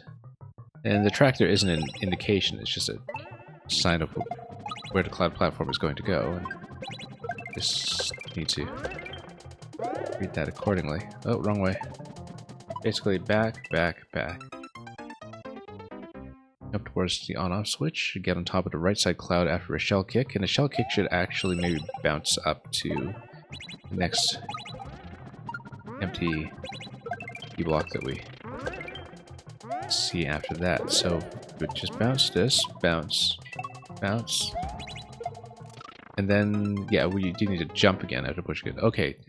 Oh no, it's actually the Buzzy Beetle that is going to get you into position over there. I see. A lot of moving parts to this. Just need to see them in action at every juncture. We understand this a bit better now.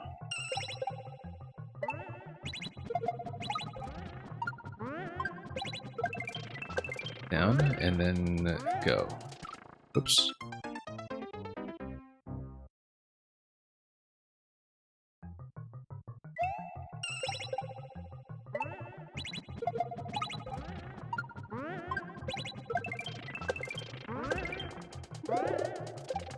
Yeah, kick right, lean to the shell, lean to the cloud, and then jump off of the cloud to get on top of the Buzzy. Buzzy, and then to the Wiggler that we see in the top right.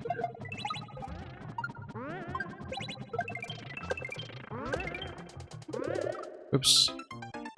Let up on a full jump slightly. Full jumps will do just fine there.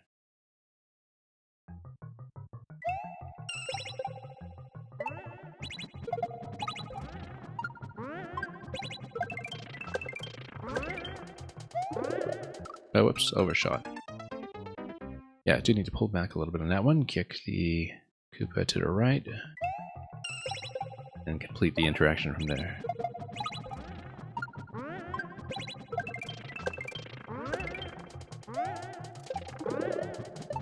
Lean. Lean. Yeah, so you need to land on a cloud, but then you need to jump a second time, which is the thing that I've been neglecting, that you can't bounce because you are just automatically going to kick the shell and land on the cloud.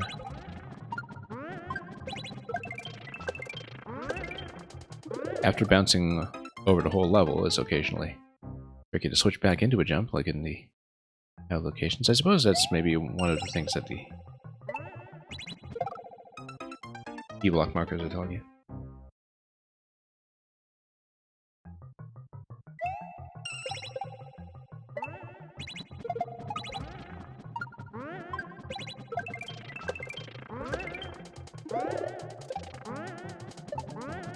Lean this way. A little bit late on that. We just didn't land on the cloud very cleanly that time.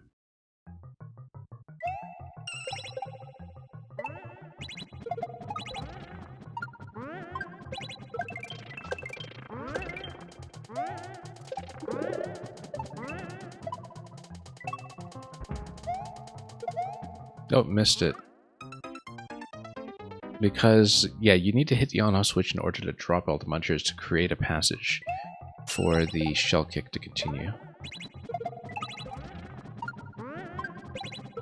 So I understand now how that requirement is enforced.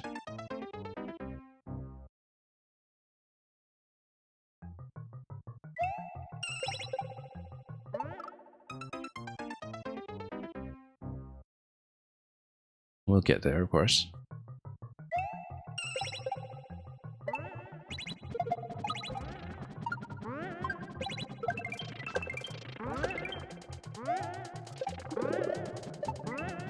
Lean back. Nope. Didn't want to do that. That was accidental. Should hit the on-off switch from there. If you hit the on-off switch, it releases the shell from that trap on the right side, and then it continues down to the conveyor belt below.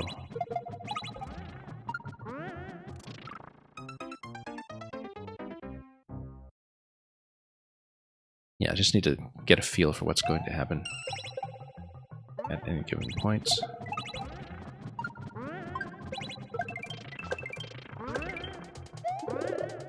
Oops. 30-second record on it currently.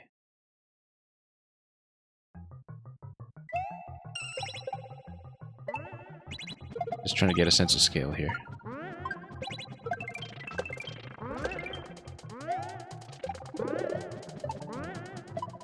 I mean, all the interactions are so quick on a level like this that... Oops. Yeah, you just need to run off of that smoothly to get over to Wiggler.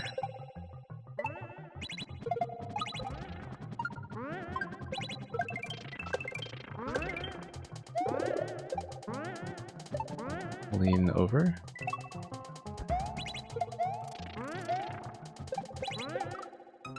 And then, yeah, we're a little too far back. The arrow is something to take seriously.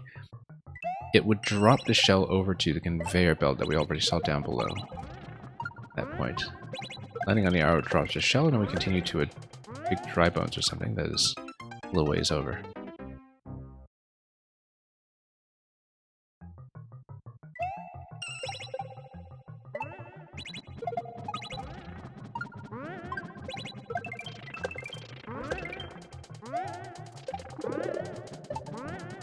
Lean back and forth. And then, yeah, a little bit late. Once again, I had a slight adjustment and hesitation as we landed on the left side cloud. And kind of just had to take it on trust that we jump immediately from cloud to cloud and that the landing zone will be there when we arrive.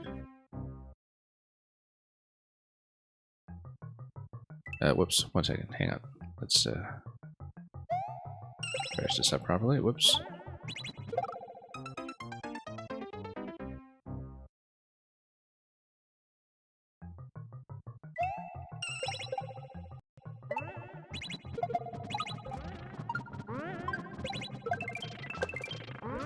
Very satisfying rhythm to the early section.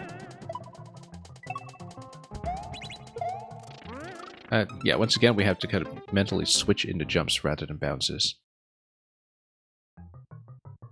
After just holding down the jump button for significant chunks of the level up to that point. That's a bad habit to break.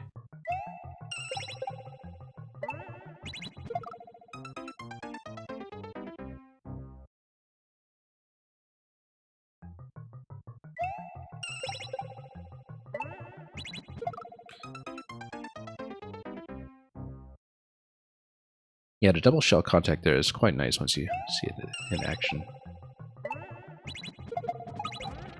All of a sudden makes sense.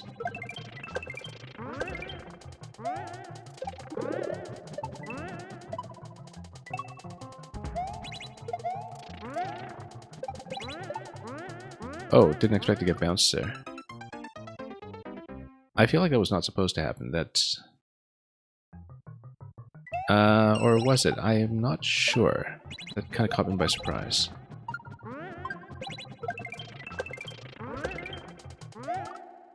Totally didn't see it as something that we might have to dodge, because it looks like it was there to set up something that it was supposed to make contact with. I don't mean with Mario.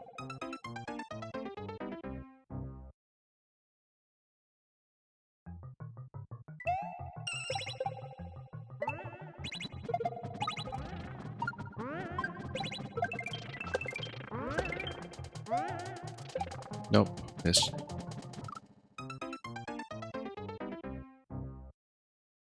I love that I'm figuring it out. Yeah, it's been very satisfying to figure it out, actually. I like the mix of fun and, you know, kind of medium execution jumping setups that aren't too hard on the buttons, along with a good bit of pathfinding. It's hard to make these work in conjunction because they usually speak to such different audiences, I think, but... I like that the interactions are mostly relaxed, and most of the level is about just using my eyes, really, more than anything else.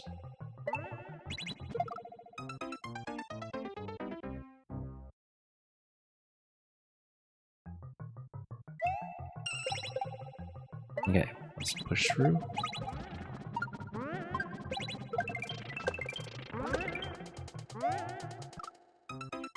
Coming in a little bit low.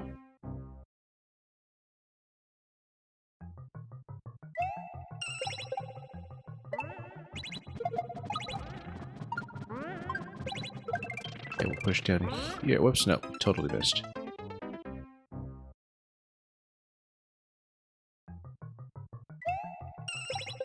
Yeah, there can be minor fluctuations in player timing sometimes that can affect this a great deal, but we've been increasingly seeing that most things are tuned around full jumps all over the place. And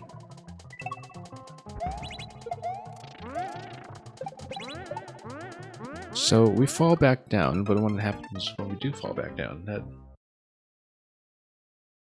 like, it seems pretty intentional there now looking at it that we're getting bounced, but then how do we continue?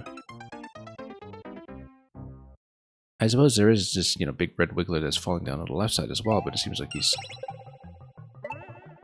out of reach in his own right. Probably need to die to that segment a few times before we understand where to go next. Whoops.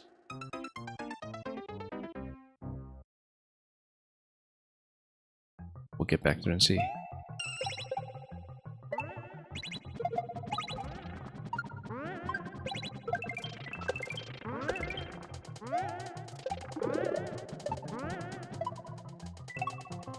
Oh, totally missed.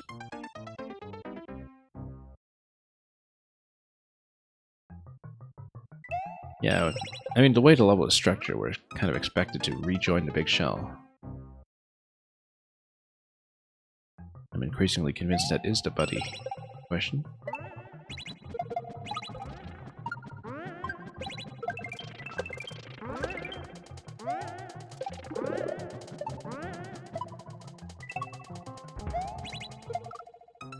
Yeah, we can't hesitate too much in that. I keep underestimating just how quickly the right side cloud is going to come up.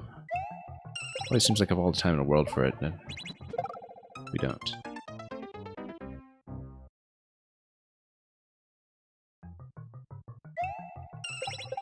Nope.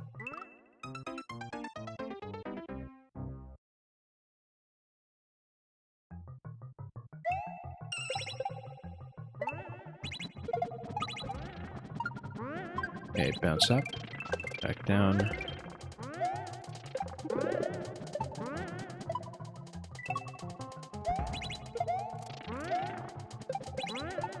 Yeah, we actually just need to sneak to the right side over here.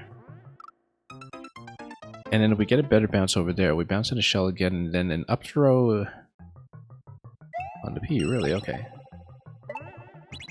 Yeah, we actually just need to lean forward a little bit on that bounce. That's what the bounce back was punishing me for, was this poor positioning.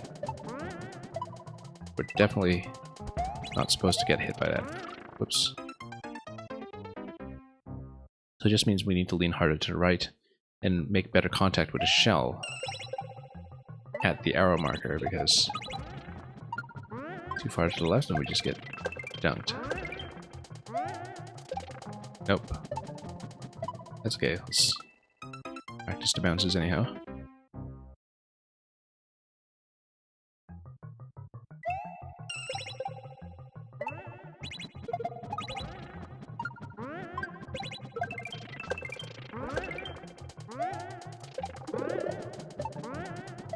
Okay. Lean.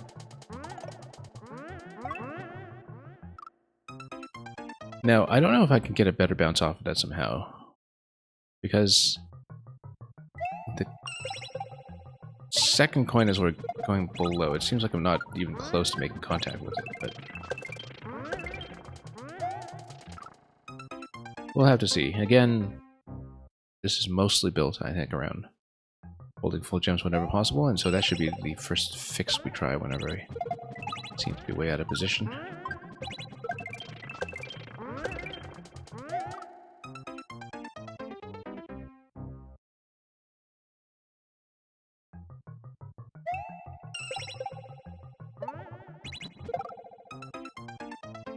And yeah, it's nice to see a level like this come together from the initial cloud of not quite reading it. Let's seeing quite clearly what the bounce is supposed to be. Sometimes it just takes a little bit of acclimatization like that to get a clear idea of what pace you should be expecting and what the overall feel of the level is going to be.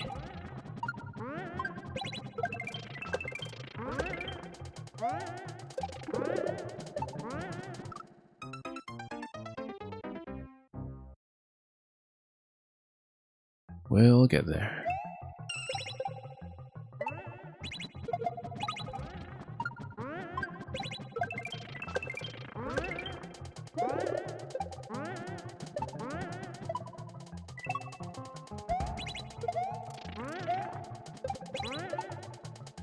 Okay, shell. It's asking for a pretty exact timing here in terms of when the second shell bounce is going to go, and I feel like there's tons of fluctuation up to that point. I don't know how generous that window's going to be.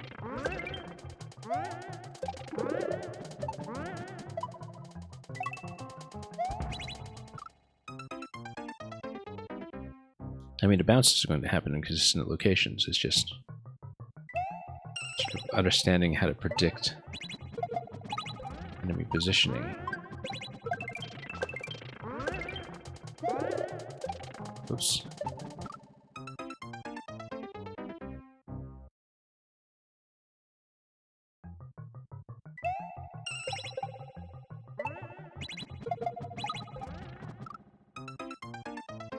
We shouldn't miss so easily, of course.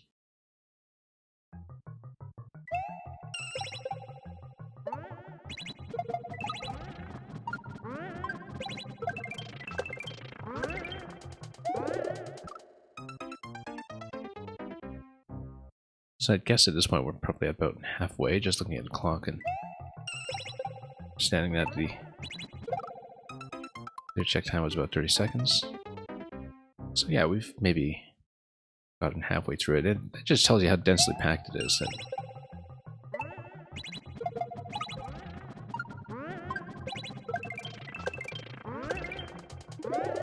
okay, there we go.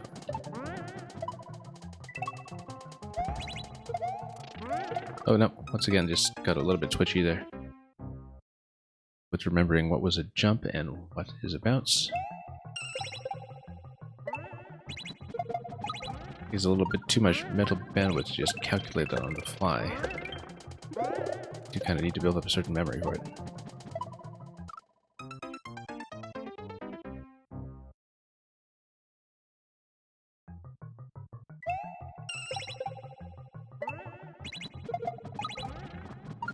Okay, let's try this again.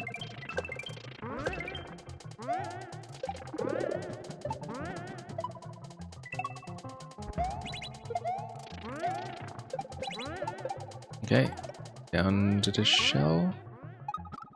And then, yeah, you up throw the P, and then that allows you to land on the blue pipe.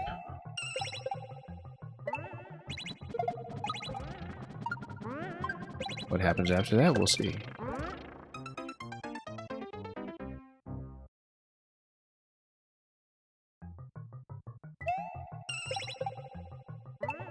Yeah, and you know, by way of that practice pipe at the start, that will be a subworld segment to follow, so.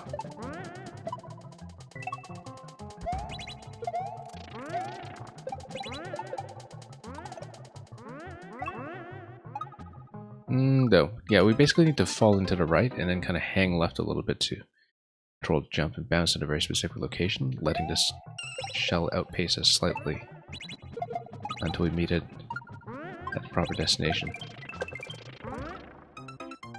It's a tricky thing to see, so you avoid dropping the shell before things are ready to go.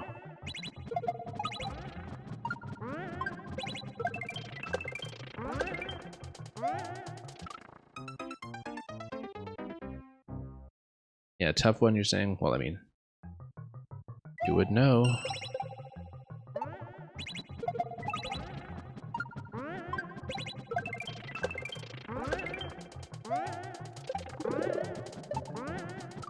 I knew that jump was going to be trouble that time.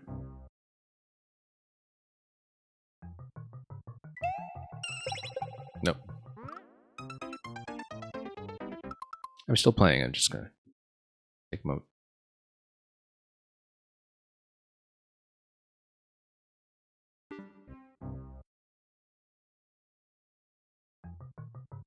Okay, let's try it again.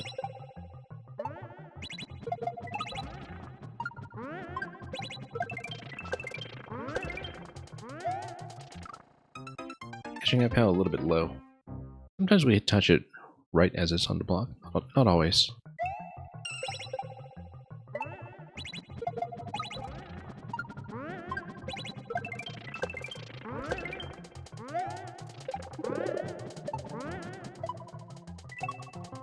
Nope.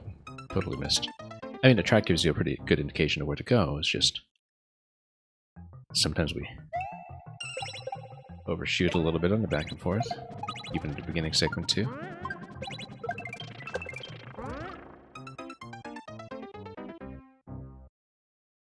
That mole always looking so smugly at us as we fly right over its head.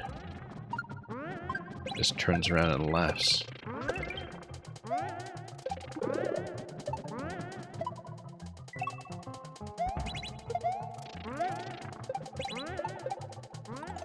Okay, nice and high bounce. Oh, no. Yeah, you do need to aim to catch shells at very specific target locations, otherwise you do get caught on ceilings constantly.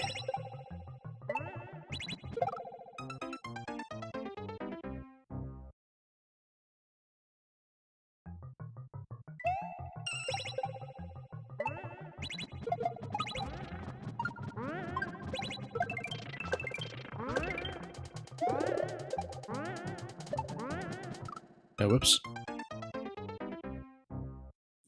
Bit of excessive hesitation that time on that location.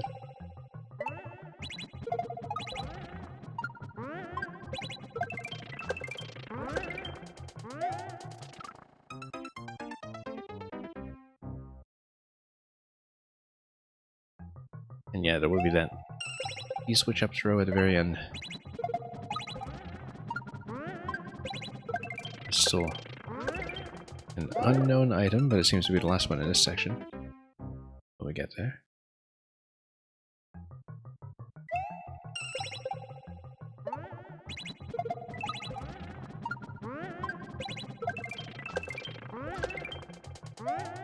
Okay. Bounce. Bounce.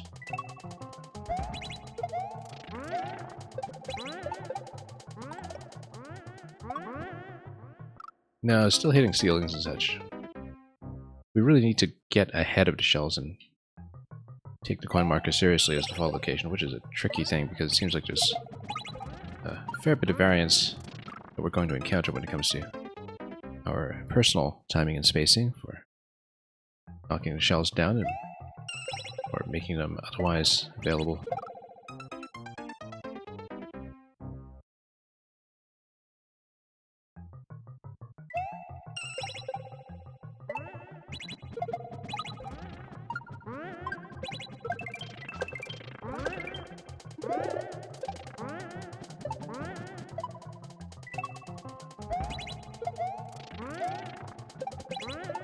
Good. Now, still bonking our head on that. That specific block over the pipe is meant to do that to you. I mean, it also, you know, makes it extremely clear that that pipe is not going to be something you can enter, but the fact that it's just, you know, places a single block there in that pipe tells me it was a very deliberate constraint on the top corner of our jump.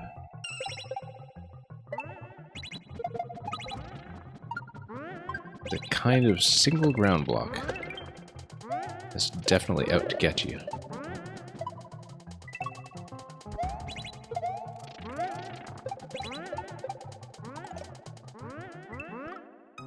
You know, that was actually slightly better in terms of timing, although I feel like we maybe got ahead of some jumps that time. Whoops, no.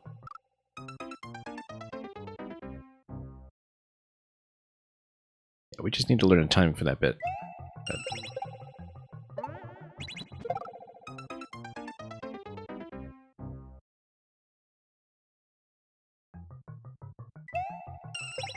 Anyway, hop back.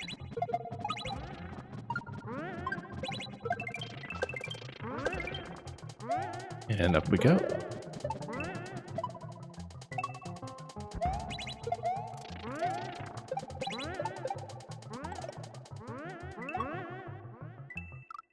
Yeah, because I see how it's going at this point, that if we'd hit that shell instead of shooting so far in front of it, we just need to make sure we get the up throw on those munchers, and then we're good from there. Now, why do we need the up throw on the munchers, though? Why can't we just land and then hit the P-switch manually? Oh, probably because there's some timing for some object that needs to emerge from the blue pipe, and then we would need to hit the P-switch in advance in order for some pipe activation to happen, and that gets us a little further forward.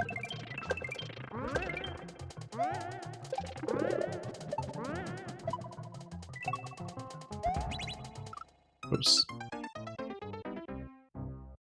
Not very often I'll just take markers on faith, so duty to see what's going on.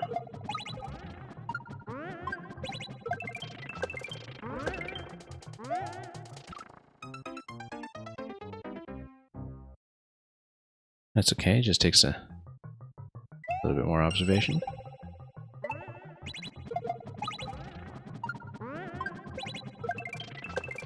Oh, whoops. Don't know why we let up on a high jump there, just had a few wires crossed once again, probably.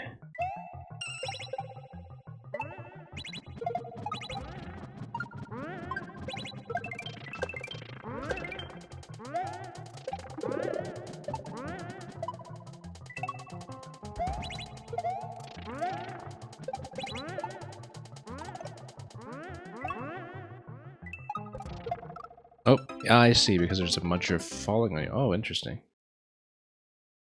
So I wonder if you need to... I actually haven't looked at it carefully enough to know what to do there yet. Whoops, missed. I didn't realize there's a muncher that falls on you in that location. I wonder if it's that you need to just sneak into the... Oh, I know why, I know why. That's specifically to prevent what I was talking about earlier, where you take the P-switch with you and just stomp on it manually. The muncher dropping prevents you from hitting that timing. And you can't just escape out of there as well, because it would just cover the pipe, so... What is actually going on there is that that's just a way of enforcing that you do need to activate this P-switch by way of the up throw. Which is going to be a little bit tricky. I was sustaining a height on the jump. I know I don't really have much of a muscle memory for that kind of thing, so...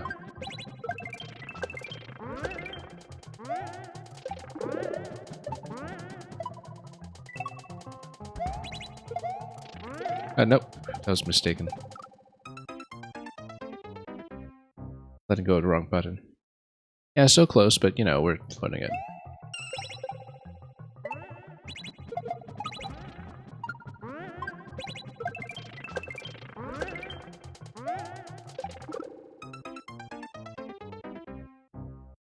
Yeah, because then you just slip your way into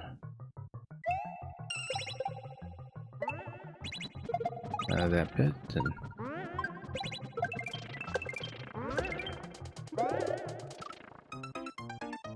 probably just try to sneak into the blue pipe. Yeah, activate a P-switch.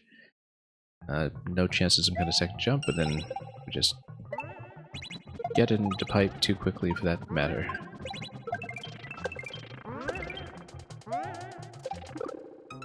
I hope it's an entry pipe. I mean, we don't know, but that's the assumption.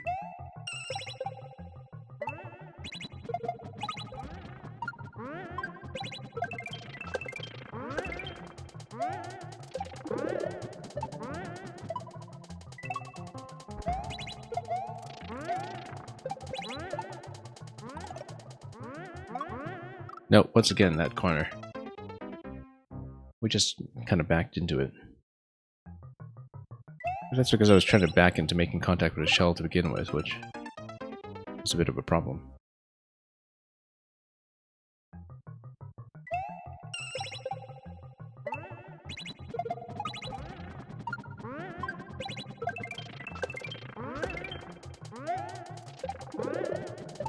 Okay.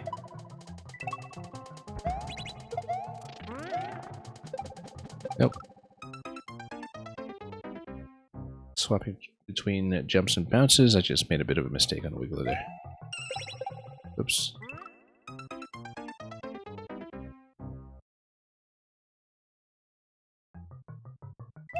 Let's try it again.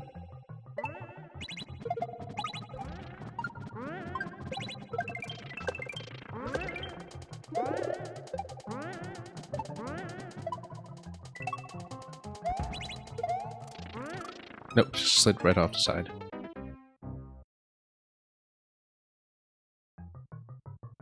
As again, lots of places to choke on. Certainly no shortage of that.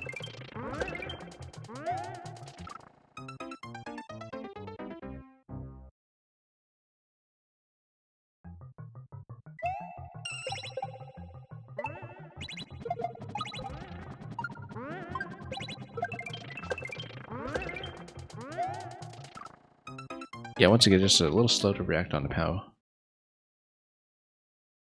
Switching between jumps and bounces is critical every step of the way here.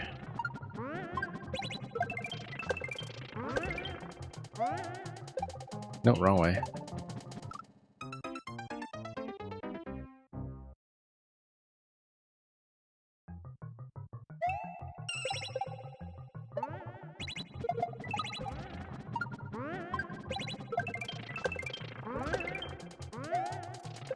Nope, wrong way again.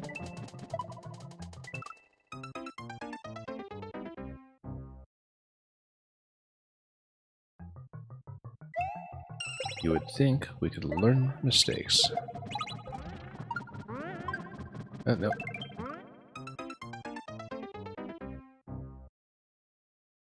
A lot of locations like that one that almost look a bit vulnerable, but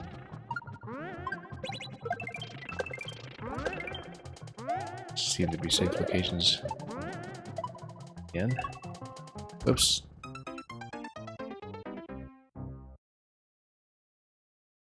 Yeah, we know what to go for. It's just every time there's a bit of added complication.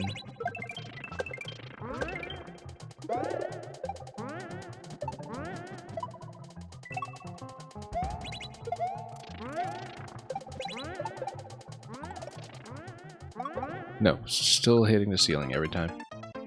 Very difficult to see. I mean, you have to head down there so quickly, and that one block is specifically there to cut you off.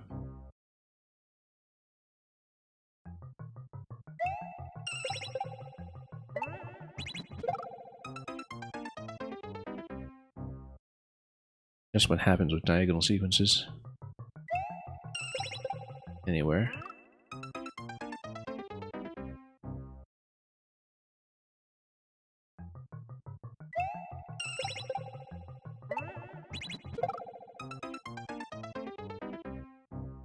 We'll have to recover for some of this early material.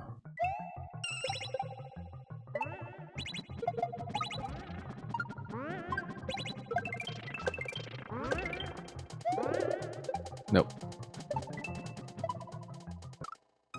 Was definitely concerned about overshooting. Well ahead of this, but let's... Nope.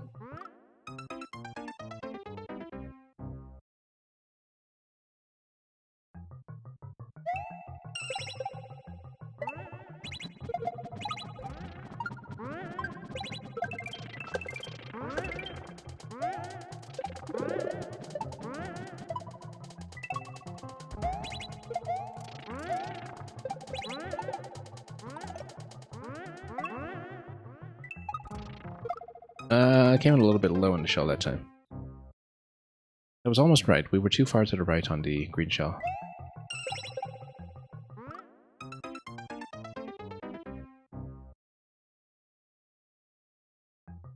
And of course we do need to make that landing afterwards, but the thing is, you know, we needed a shallower angle heading towards the ending blue pipe anyway.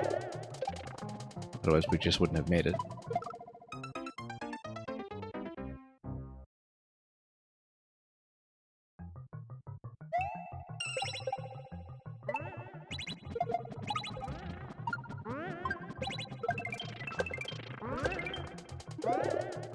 Nope, wrong way.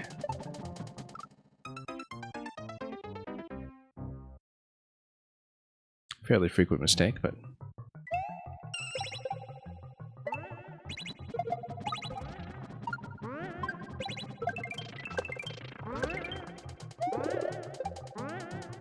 Okay.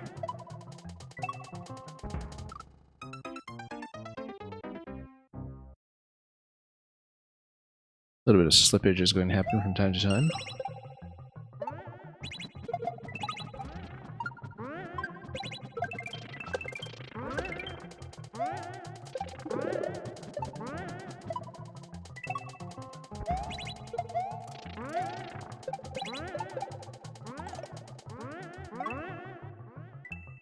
Nope, once again, just totally missed. Just going parallel to that shell almost. Maybe we do need to let up on the jump a little bit to fall towards it rapidly. It's going to be tricky though, because we do need to hold into a high bounce after that, and then hold whichever bounce we get into the switch throw.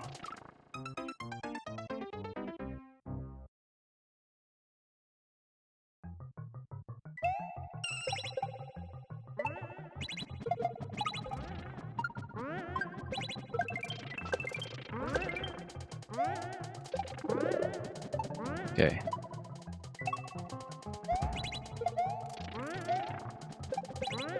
Nice full jumps here actually might solve the timing somewhat. No, it really doesn't.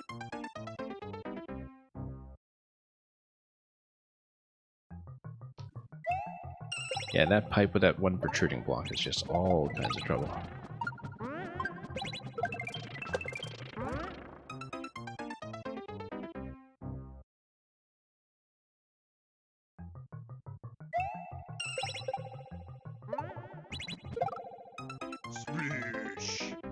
Thank you so much for the follow.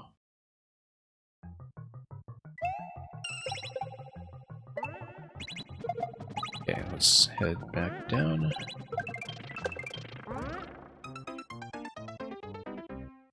Yeah, starting to fall off our pattern a little bit. But we'll just need to recover as much as we can.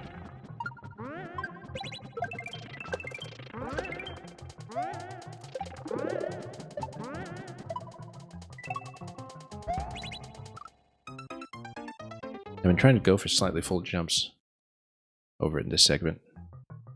I mean, they're always going to be cut short by things like the ceilings, but just trying to find consistent timings that are easy to execute. Knowing that the level is generally pretty cooperative with things like that. Nah, still too early.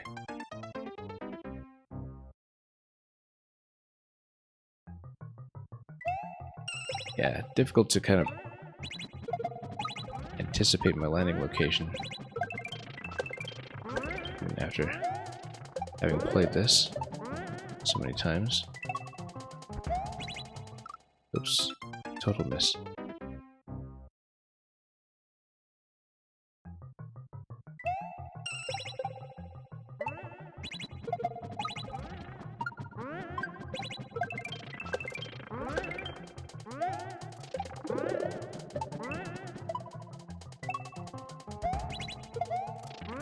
Oops, nope, it's just slipping off.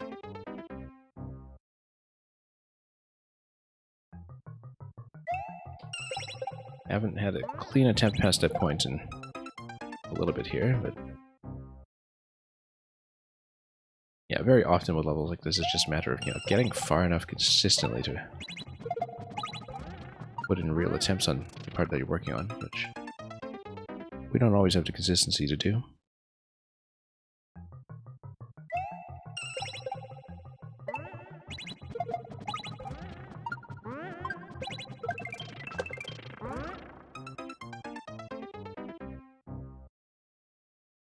Mole's always just slipping right off the edge.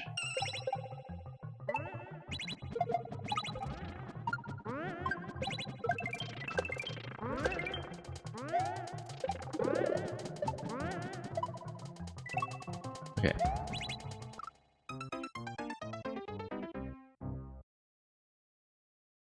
Need a little bit of focus every now and then. Yeah, you can usually tell by the time you're mid-air there whether the jump is going to make it. It's a slightly different feel to the spacing timing overall, and remaining aware of traps.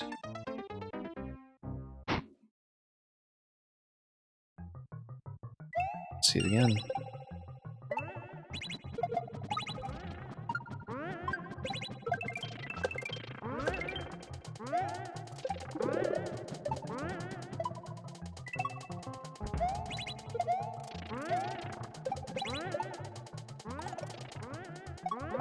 That's way too early. Didn't even make it past the red pipe at that point.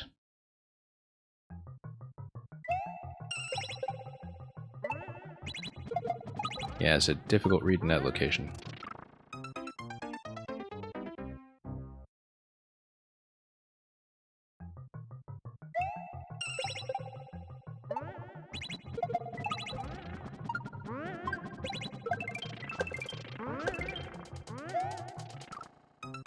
Yeah, I could kind of tell it was low this time as well. I couldn't quite tell what kind of issues led up to that point, but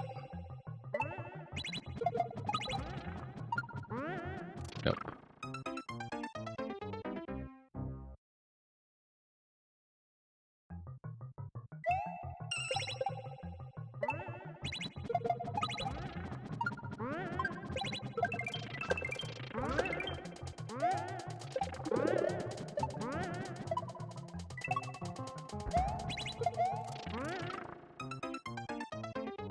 Yeah, I can't really afford to overshoot like that when it comes to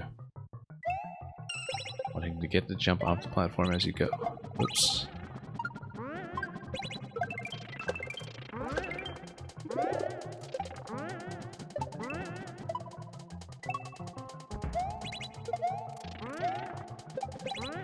Okay, that's going to hit. That's actually a little too close, a little too deep in. Definitely just kind of overcorrecting the time for where it wants to go. Look, the diagonal track is supposed to tell you where to line up. But it's always just enough fluctuation on the shell timings that we can't quite make it happen.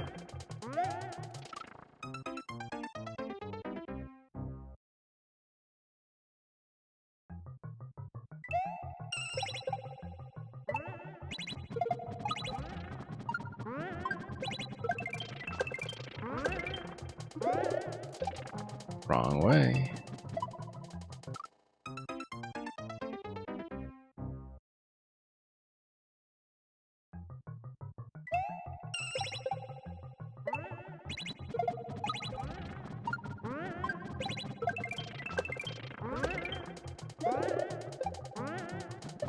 Yeah, it is looking a bit cleaner than usual. Let's hope it sticks.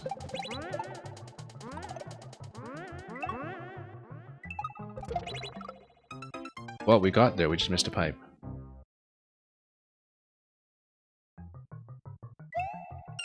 I wonder if I am supposed to enter the pipe or just sneak under it. I think I'm supposed to enter. But anyway, that's the first we've been able to get so far.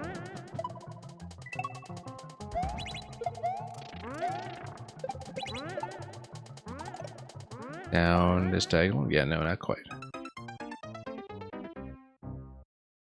I mean, there is that 50 coin that's past that. That seems to imply that we're supposed to continue. And sneak under the muncher rather than trying to enter the blue pipe.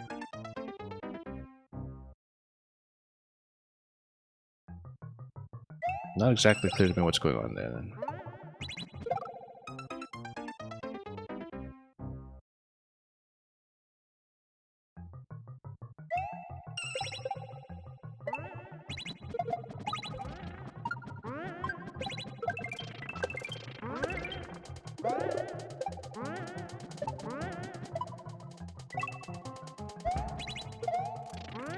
Nope. I knew that was going to be a problem that time. We were just a little bit late on the usual timing, and I could tell.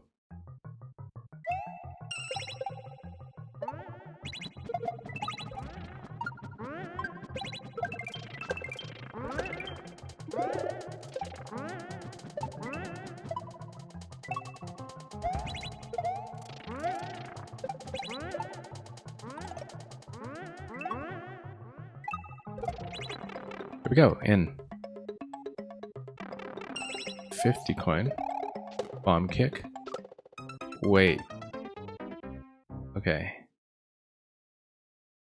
We need a practice pipe at this point.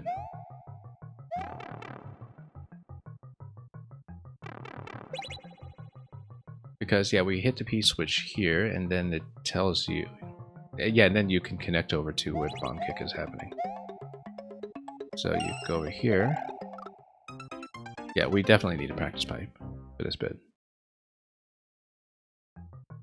Yeah, very satisfied to actually get that up throw, though, because... You know, when it clicks, it really clicks.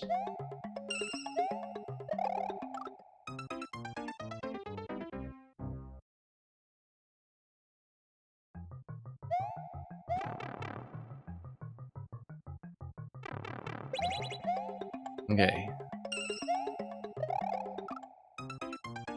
Yeah, that's why we need to practice pipe, so we don't just miss constantly. Seems like the bomb was supposed to go in that slot.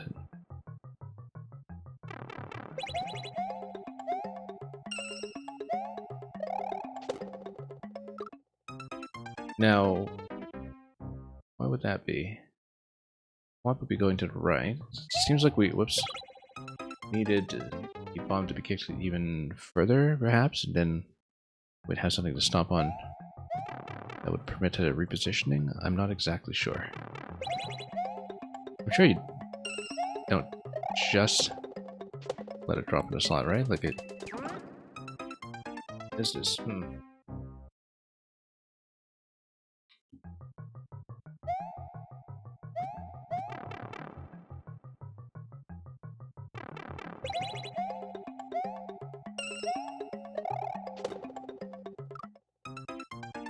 I think maybe you just bounce on a bomb and then go over to the coin and wrap around and land on the bomb down below.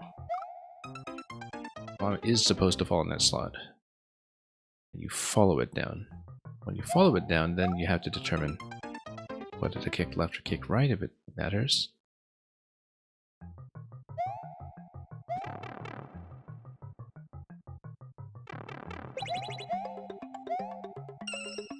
Okay.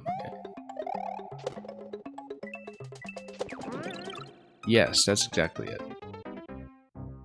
Arrow seems to imply to me that I kick it to the left because it'll do that little spring back, and then we continue to bomb kick over to the right, perhaps assuming it doesn't detonate by that point.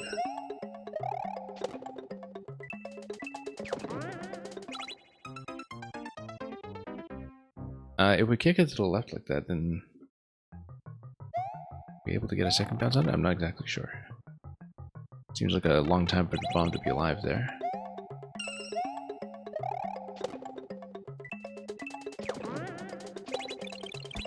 Yes, okay. Then the second kick there is going to activate the on-off switch. And then we bounce towards the bone shell that's falling down at that location.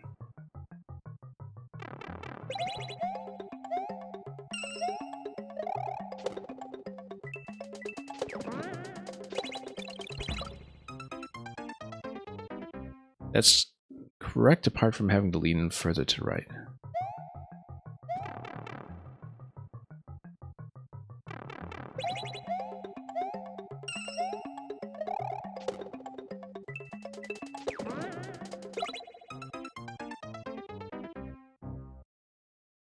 Big swoops, yeah, pretty much.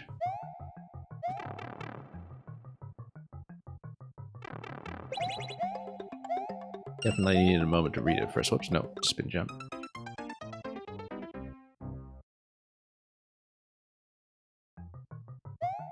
Now, I don't know if the thwomps are just there to threaten us or what, but I guess they will restrict the headroom a little bit. After we try to make our way back up from the depths here.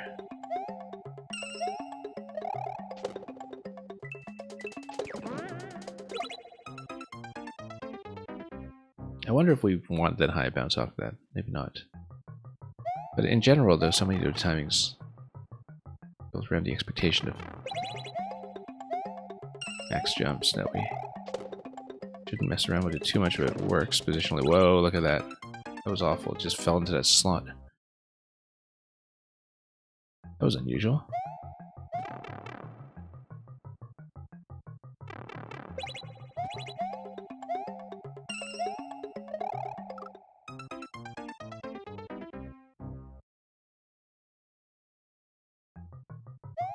Well, let's learn the segment.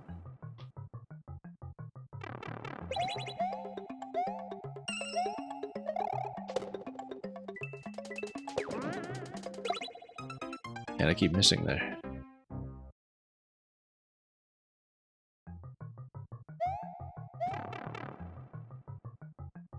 I can tell where it's supposed to go. That's different from knowing where I'm supposed to go, as opposed to the object itself.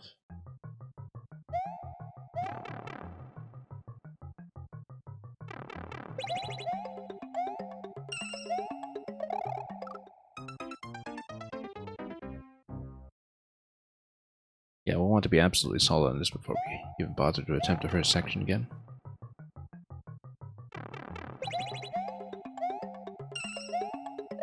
Oops, no.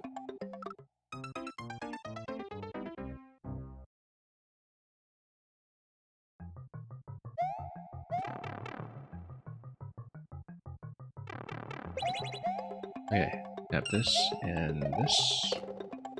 Sweet. And then, wow.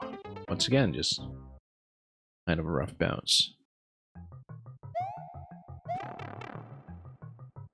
Hopefully not going to lose to that bounce when we try to stitch it together from the start.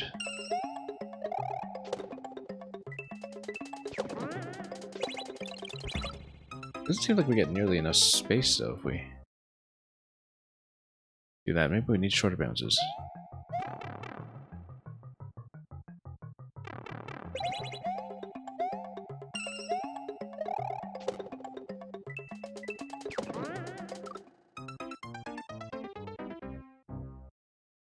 I mean, I feel like we definitely need to get the second kick to get the on-off switch active. I don't think I'm misreading that.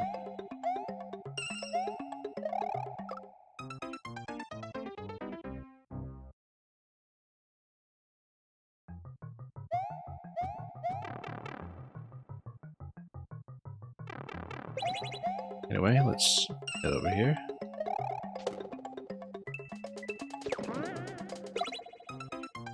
But yeah, after the second bounce on the bomb, it's kind of tricky to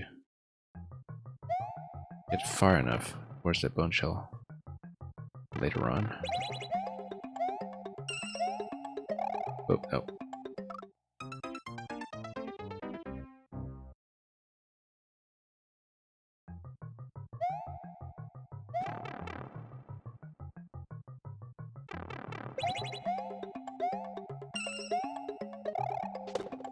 Okay, down and around. Yeah, I don't see how to reach that. We're just nowhere close to the bone shell at this point. I think it has to be short bounces. At least for the part going left or right.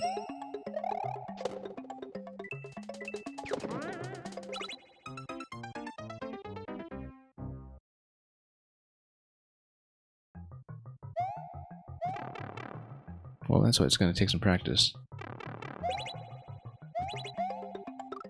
Oops.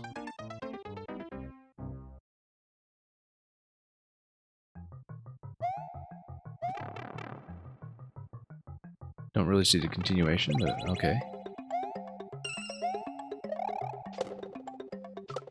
Nope.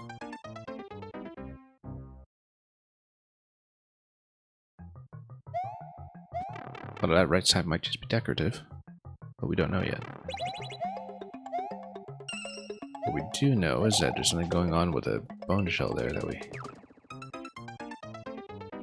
have been unable to determine.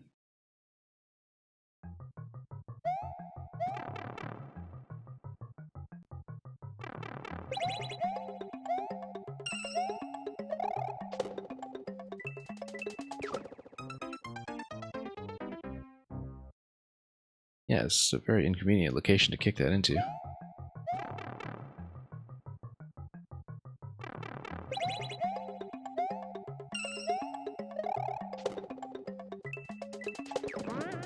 Yeah, I just need to kick nice and early. Okay, that's better. Strong momentum to the left to get the right momentum after. Yes.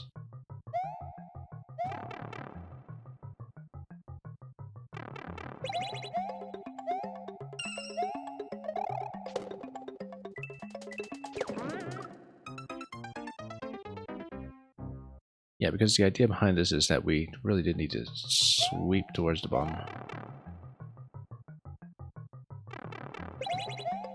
With slightly better recovery than what I just showed, of course, but that's what prevents it from going out that slot. And yeah, you have a limited amount of time on a P-switch there as well, which is going to simulate the timing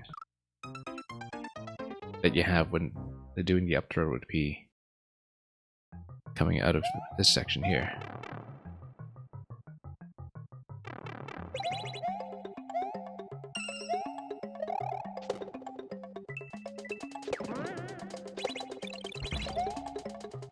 Nope. We could have made it, hesitated a bit too much.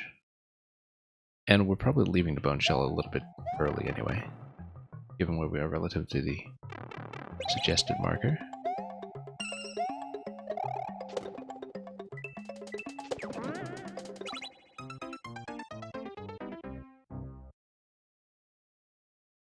Interesting how the thwomps are acting there too. You can find your position ever so slightly.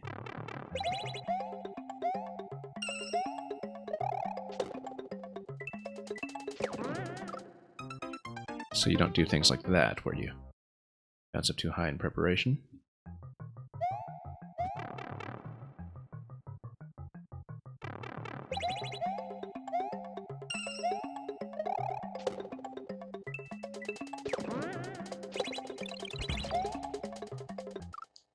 Still falling a little bit shy every time. I think I'm just letting up on a jump too soon.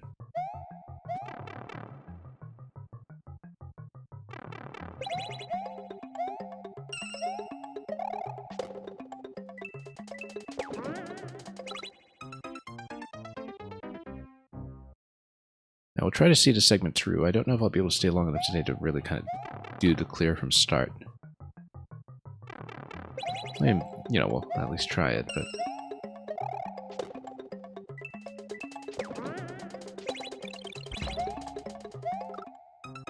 yeah.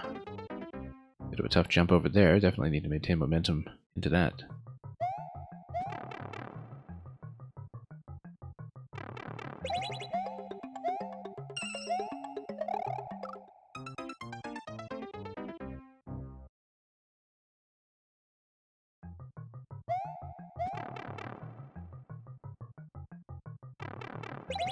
Okay, let's try again.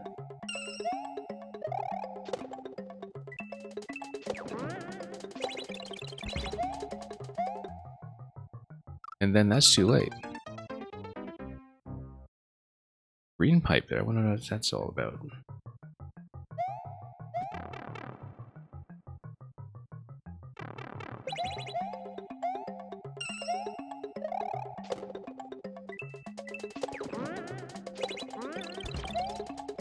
Oh yeah, hit correctly there. Yeah, I wonder, because it seems like the P-switch expires pretty quickly. I mean, this P-switch isn't equivalent to the one that you'll actually get when playing this for real, but...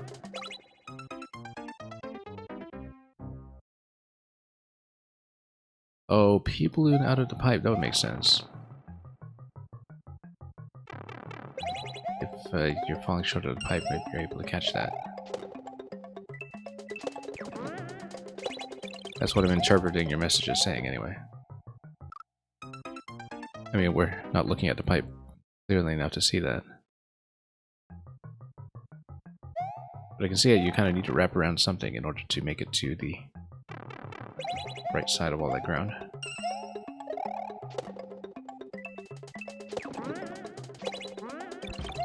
Nope, missed. Seems like we're nowhere near where we need to go. I'm actually going to, for the sake of testing, I'm going to do this.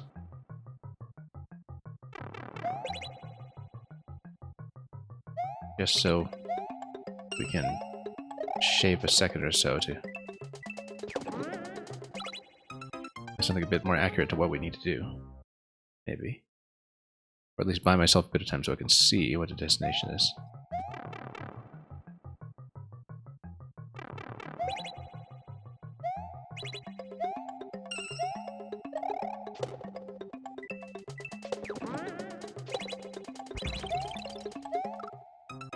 Do we need a shorter bounce on the turnaround there, so we don't spend so much airtime?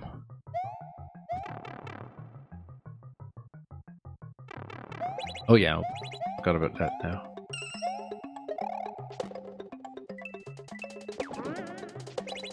Yeah, I guess. Although it depends on what the trigger for the bone shell is, because we don't want to speed past the bone shell. I didn't actually see what the trigger for the bone shell drop is.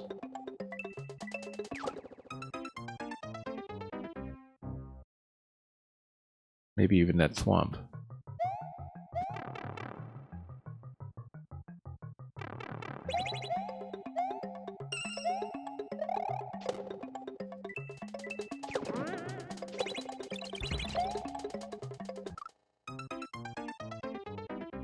Yeah, kind of tricky to practice Ned, but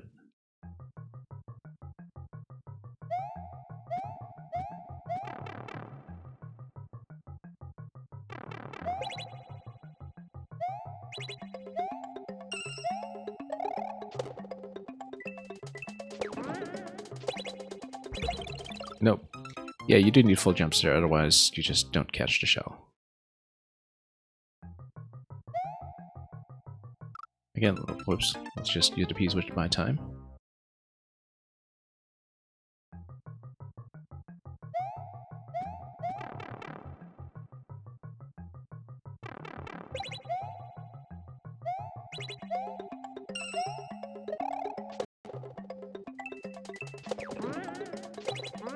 Wrong. And still wrong.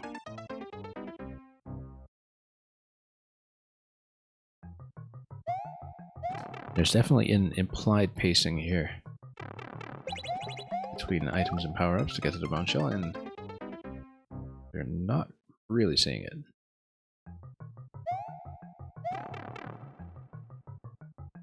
Have to play better, I suppose.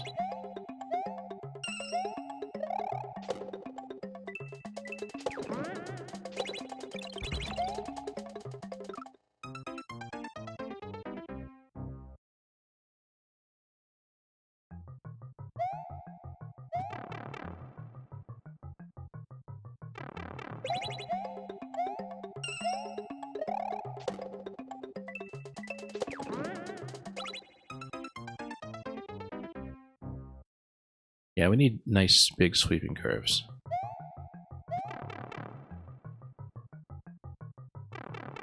It's going to be necessary. Mostly, though, if we take high jumps everywhere, I'm a little bit concerned about the timer. I know it's just a practice P-switch timer, which is not quite the real thing with the up throw.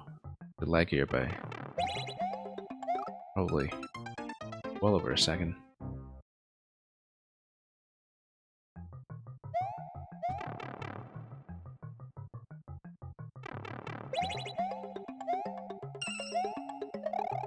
Just haven't seen enough.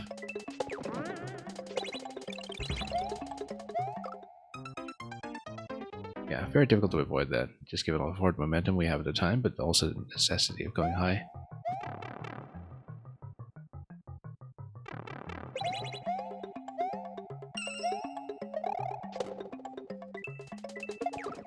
Oh, total miss. It's a very mean muncher.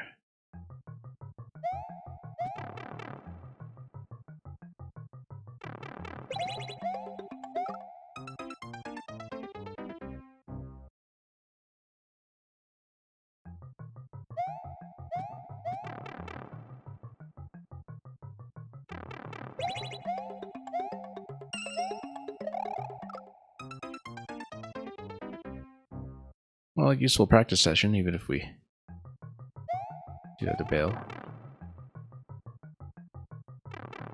See what we can make of end segment here first.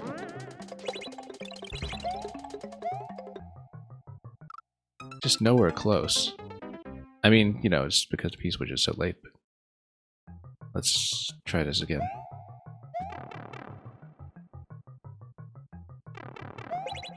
Maybe even P-jump it. Just save a bit of time. I think that's the way to do it. Just P-jump it and then... Now, if this is done by an on-off control... This whole practice pipe.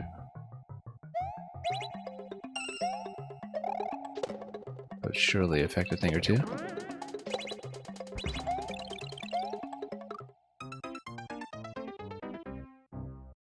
Yeah, quite a lot of time pressure to jump off the piece because of the munchers falling towards you. Whoops.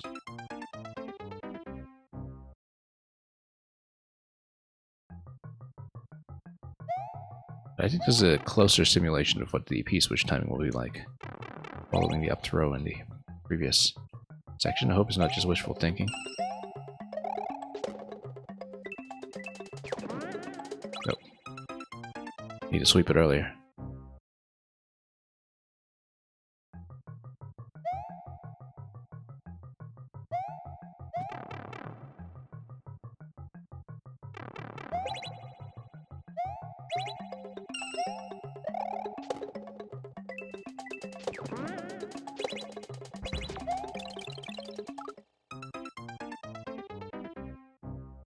Kind of wonder though, because in spite of the fact that you have the on-off switch toggle at the beginning here,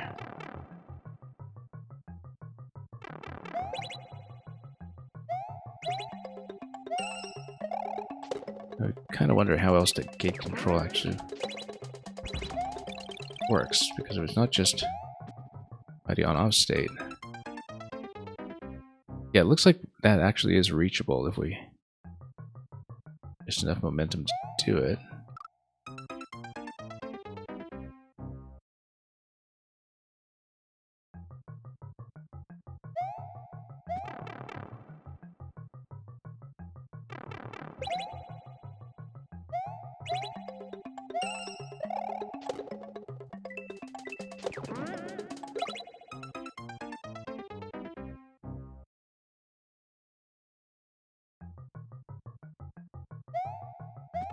And yeah, probably some gate mechanism that hasn't been open at this point from the first half if you skip the first half.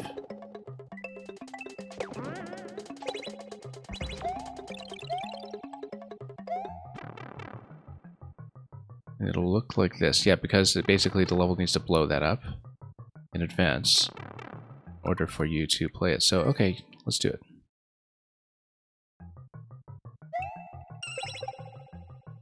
Try to recover my memory of how the first section is going to work. Okay, yeah, we just need to practice it and sort of see it properly.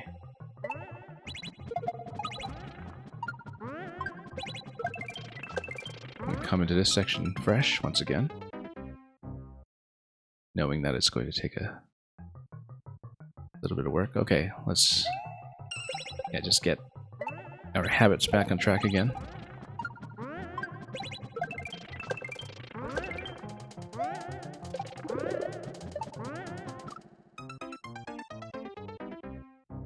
And nice to use the practice pipe as a bit of a breather from this section, in fact.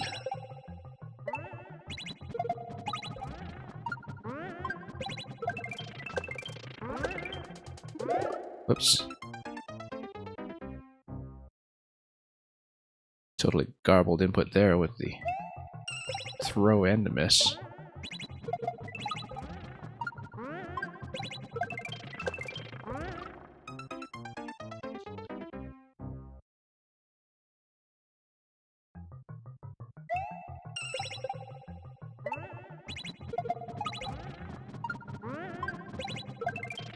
Down we go.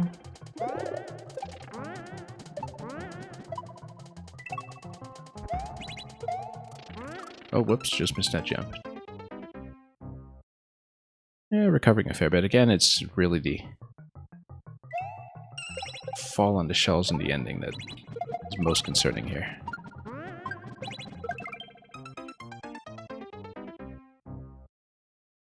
feel like at this point we're comfortable with most things up to that point.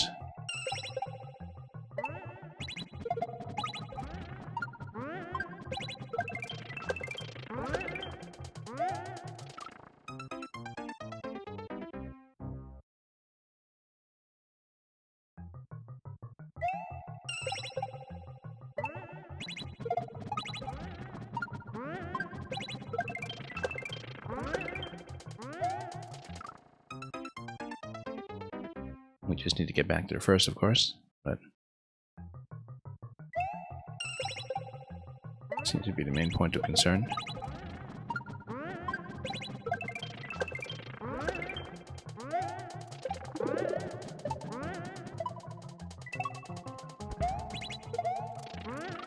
And just slipping off the edge every time. We're just falling too far to the right on the fuzzy shell.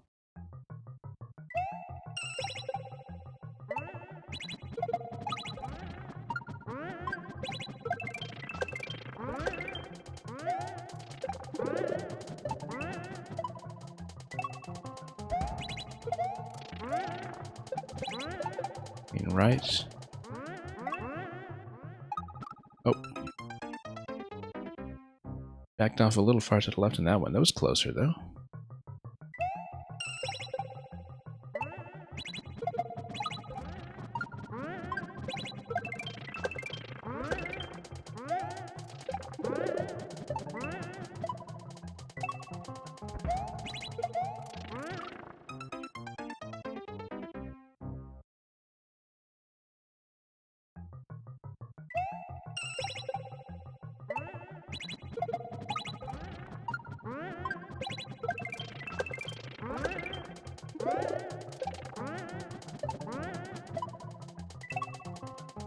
Okay, and once again, jump, jump, jump, and then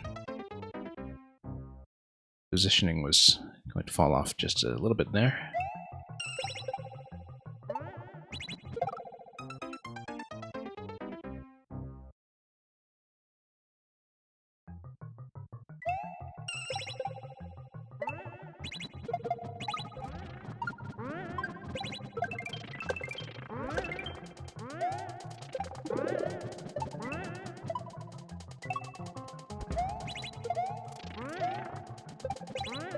Okay, I was a little worried about the timing there, but...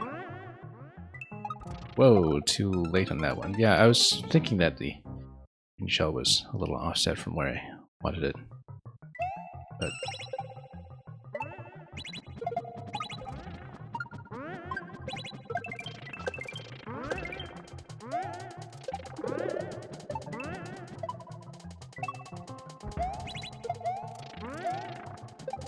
This is a function of my jump timing up here. Alright. No time to waste over here.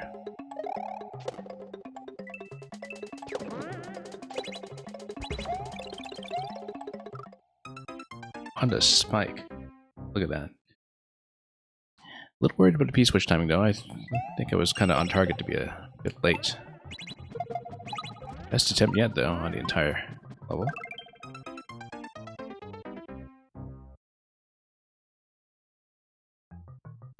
That was reasonable on the second half for the first time that we did it directly after the first half.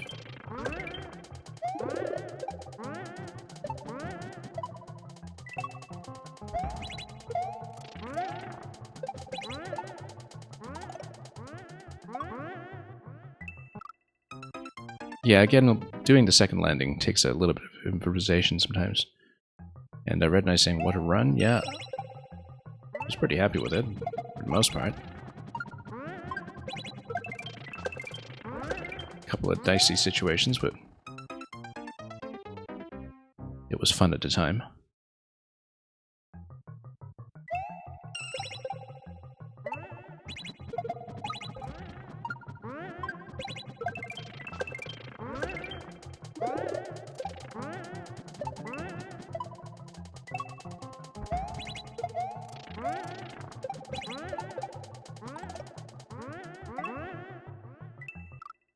Once again. However, the diagonal track actually helps quite a lot on the first shell, like on a Buzzy shell. We're getting better at the Buzzy shell. We're not quite there yet with the green shell.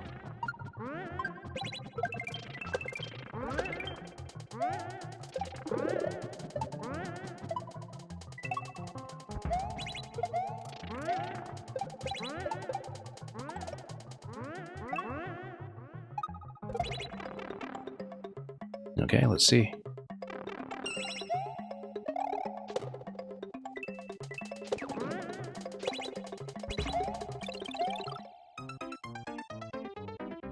Let's do 70 on the clock.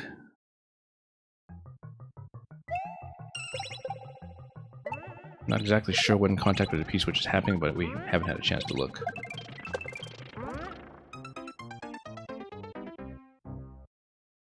It's getting there. Just a little wrinkle to sort out at the end. I hope. I hope P-switch timing is not going to be an issue with my current route.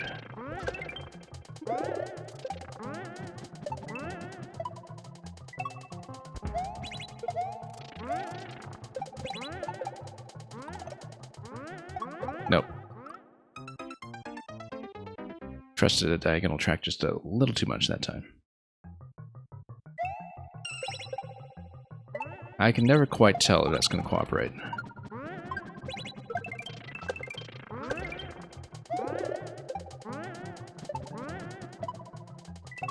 Because even minor fluctuations in the jumps earlier in the level can make a huge difference here. Whoa, too low.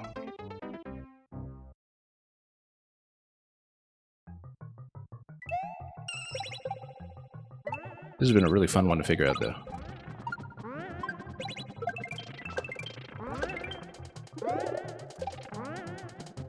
Wow, that's the first time I died to that, just completely missing.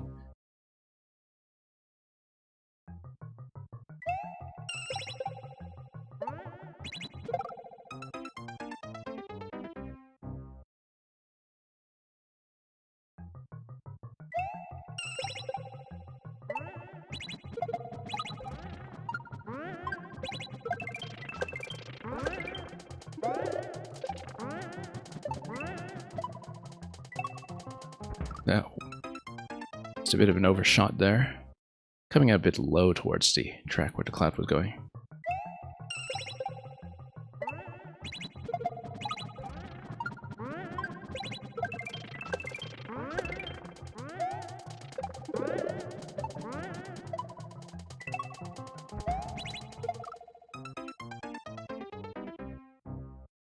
Yeah, just missed a cloud. We haven't done that in a while, but cool. Let's try to get that straightened out.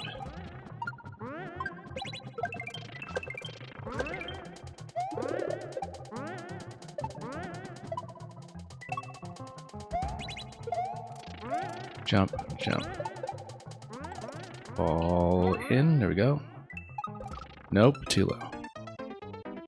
Too far to the right to begin with, actually.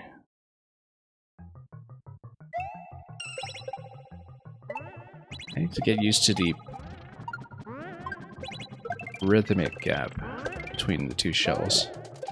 More than anything, just to get a good sense of timing that doesn't depend on my vision. Because trying to watch the green shell isn't really going to give me the reaction time I need. I think we just need to have a very good intuitive sense of the spacing between the two shell contacts, and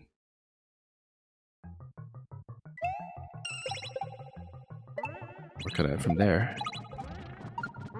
We'll see.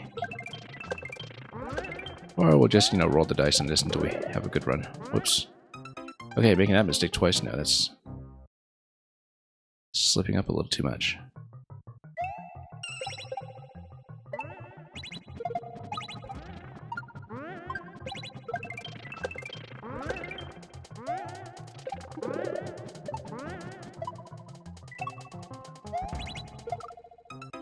I'm coming in a little bit low there. That was a bit unexpected, but we'll fix it.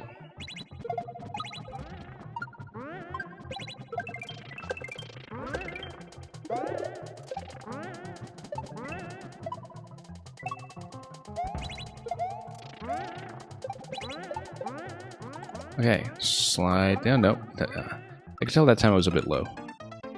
And coming in a bit low means that I'm going to make shell contact much earlier than I hoped, which is a slight problem.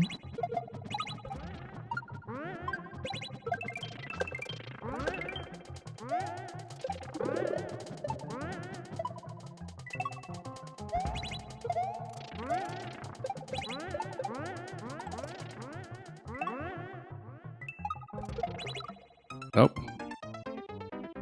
P-switch hit. We just actually slightly overshot on a pipe, and that meant I got crunched before I could get down.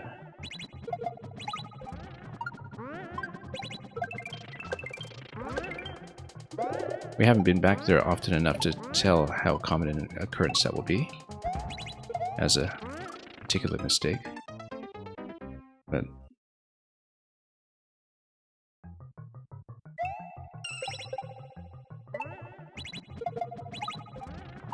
it's alright. Whoops.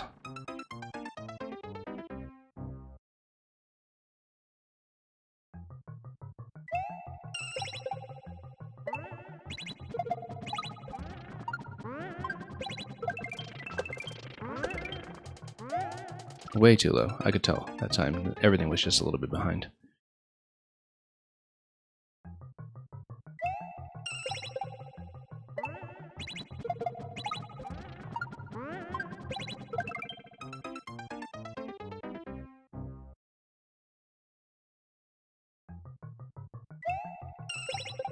Nope.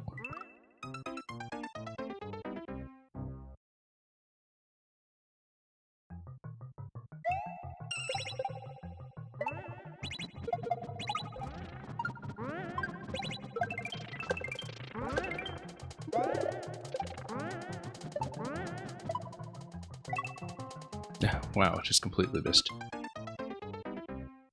That's okay, just need to not tense up too much here and slip in all the wrong places.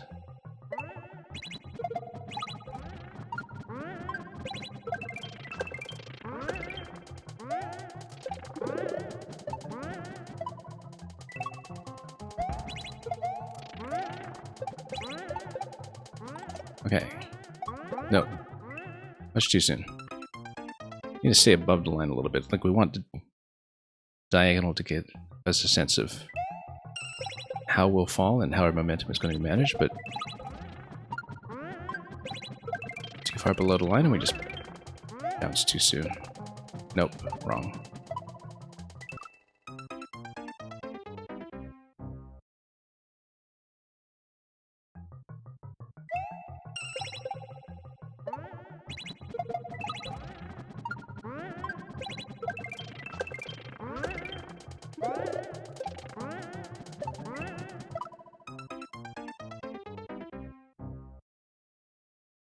Spilling right into that muncher. Yeah, we're starting to see new mistakes now.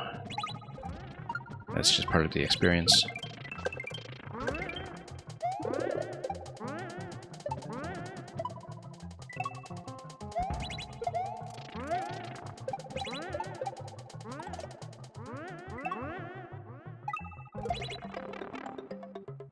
Alright, let's see.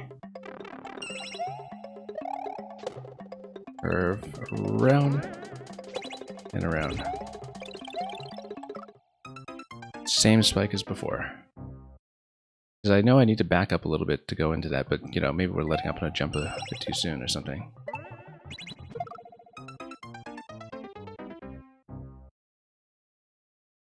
At that point, I think I was a little bit concerned about the P-switch, and we should be more concerned about a spike.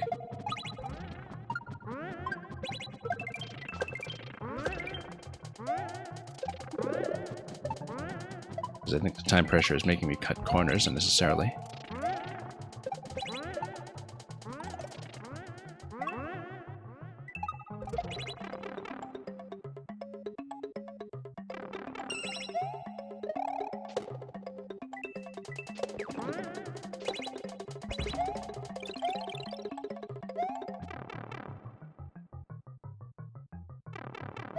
And let's not die to this. Oh, look at that muncher. Good thing we're not too impulsive about this. Bad muncher. Good thing I'm a slow player.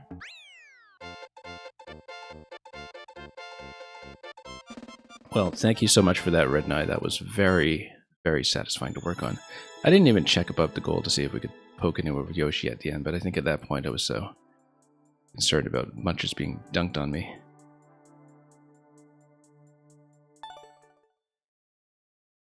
That was a lot of fun. We needed to kind of get past the initial read first, but then... yeah, we definitely kind of depressed the clear rate by a few points here and there, but that's not a problem. Yeah. First cleared by Mang, why am I not surprised? And, yeah, that was a whole lot of jamping. Well, thank you so much for that, Red Knight, and it's a pleasure to have you here in the capacity of a maker for the first time in a while. This level from April 2023, wow, holds up very, very well, and I'm glad I finally caught up on it. Yeah, I don't know Lamb, but I can see why this is inspired by Josh Bones, having played some Josh Bones and kind of seen the sort of setups he goes for as well, but some very interesting trickery in there with some of the shell synchronization going on. So, very happy with that.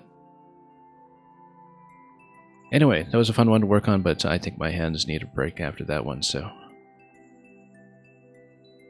mark it as a win. And thank you so much for everybody who came in to submit or watch today. We'll be sending you folks off to another stream very shortly, and I'll just determine who that is going to be. But for the time being, thanks for watching. Thanks for joining me once again. This is our regular time slot for viewer levels, but I'm not so sure about next week because it depends on how preoccupied we are with Splatoon's side order, which will be a fairly major priority. We are continuing to run tons of Maker 1 throughout the weekday streams, and that will continue pretty consistently, I think, until the shutdown that is expected in early April. We're in fact holding back on a couple of other games just to make more room for Maker 1 because there's just so much to go around. But Maker 2 will be back as well here and there. Splatoon will be here and there next week. And we've got lots more excitement coming. So until then, have a wonderful time with whatever it is you may be doing, be it watching, playing, making, or in Red Knight's case, definitely streaming. And until we meet again, have a great day. And enjoy everything you're doing, and above all, fare thee well.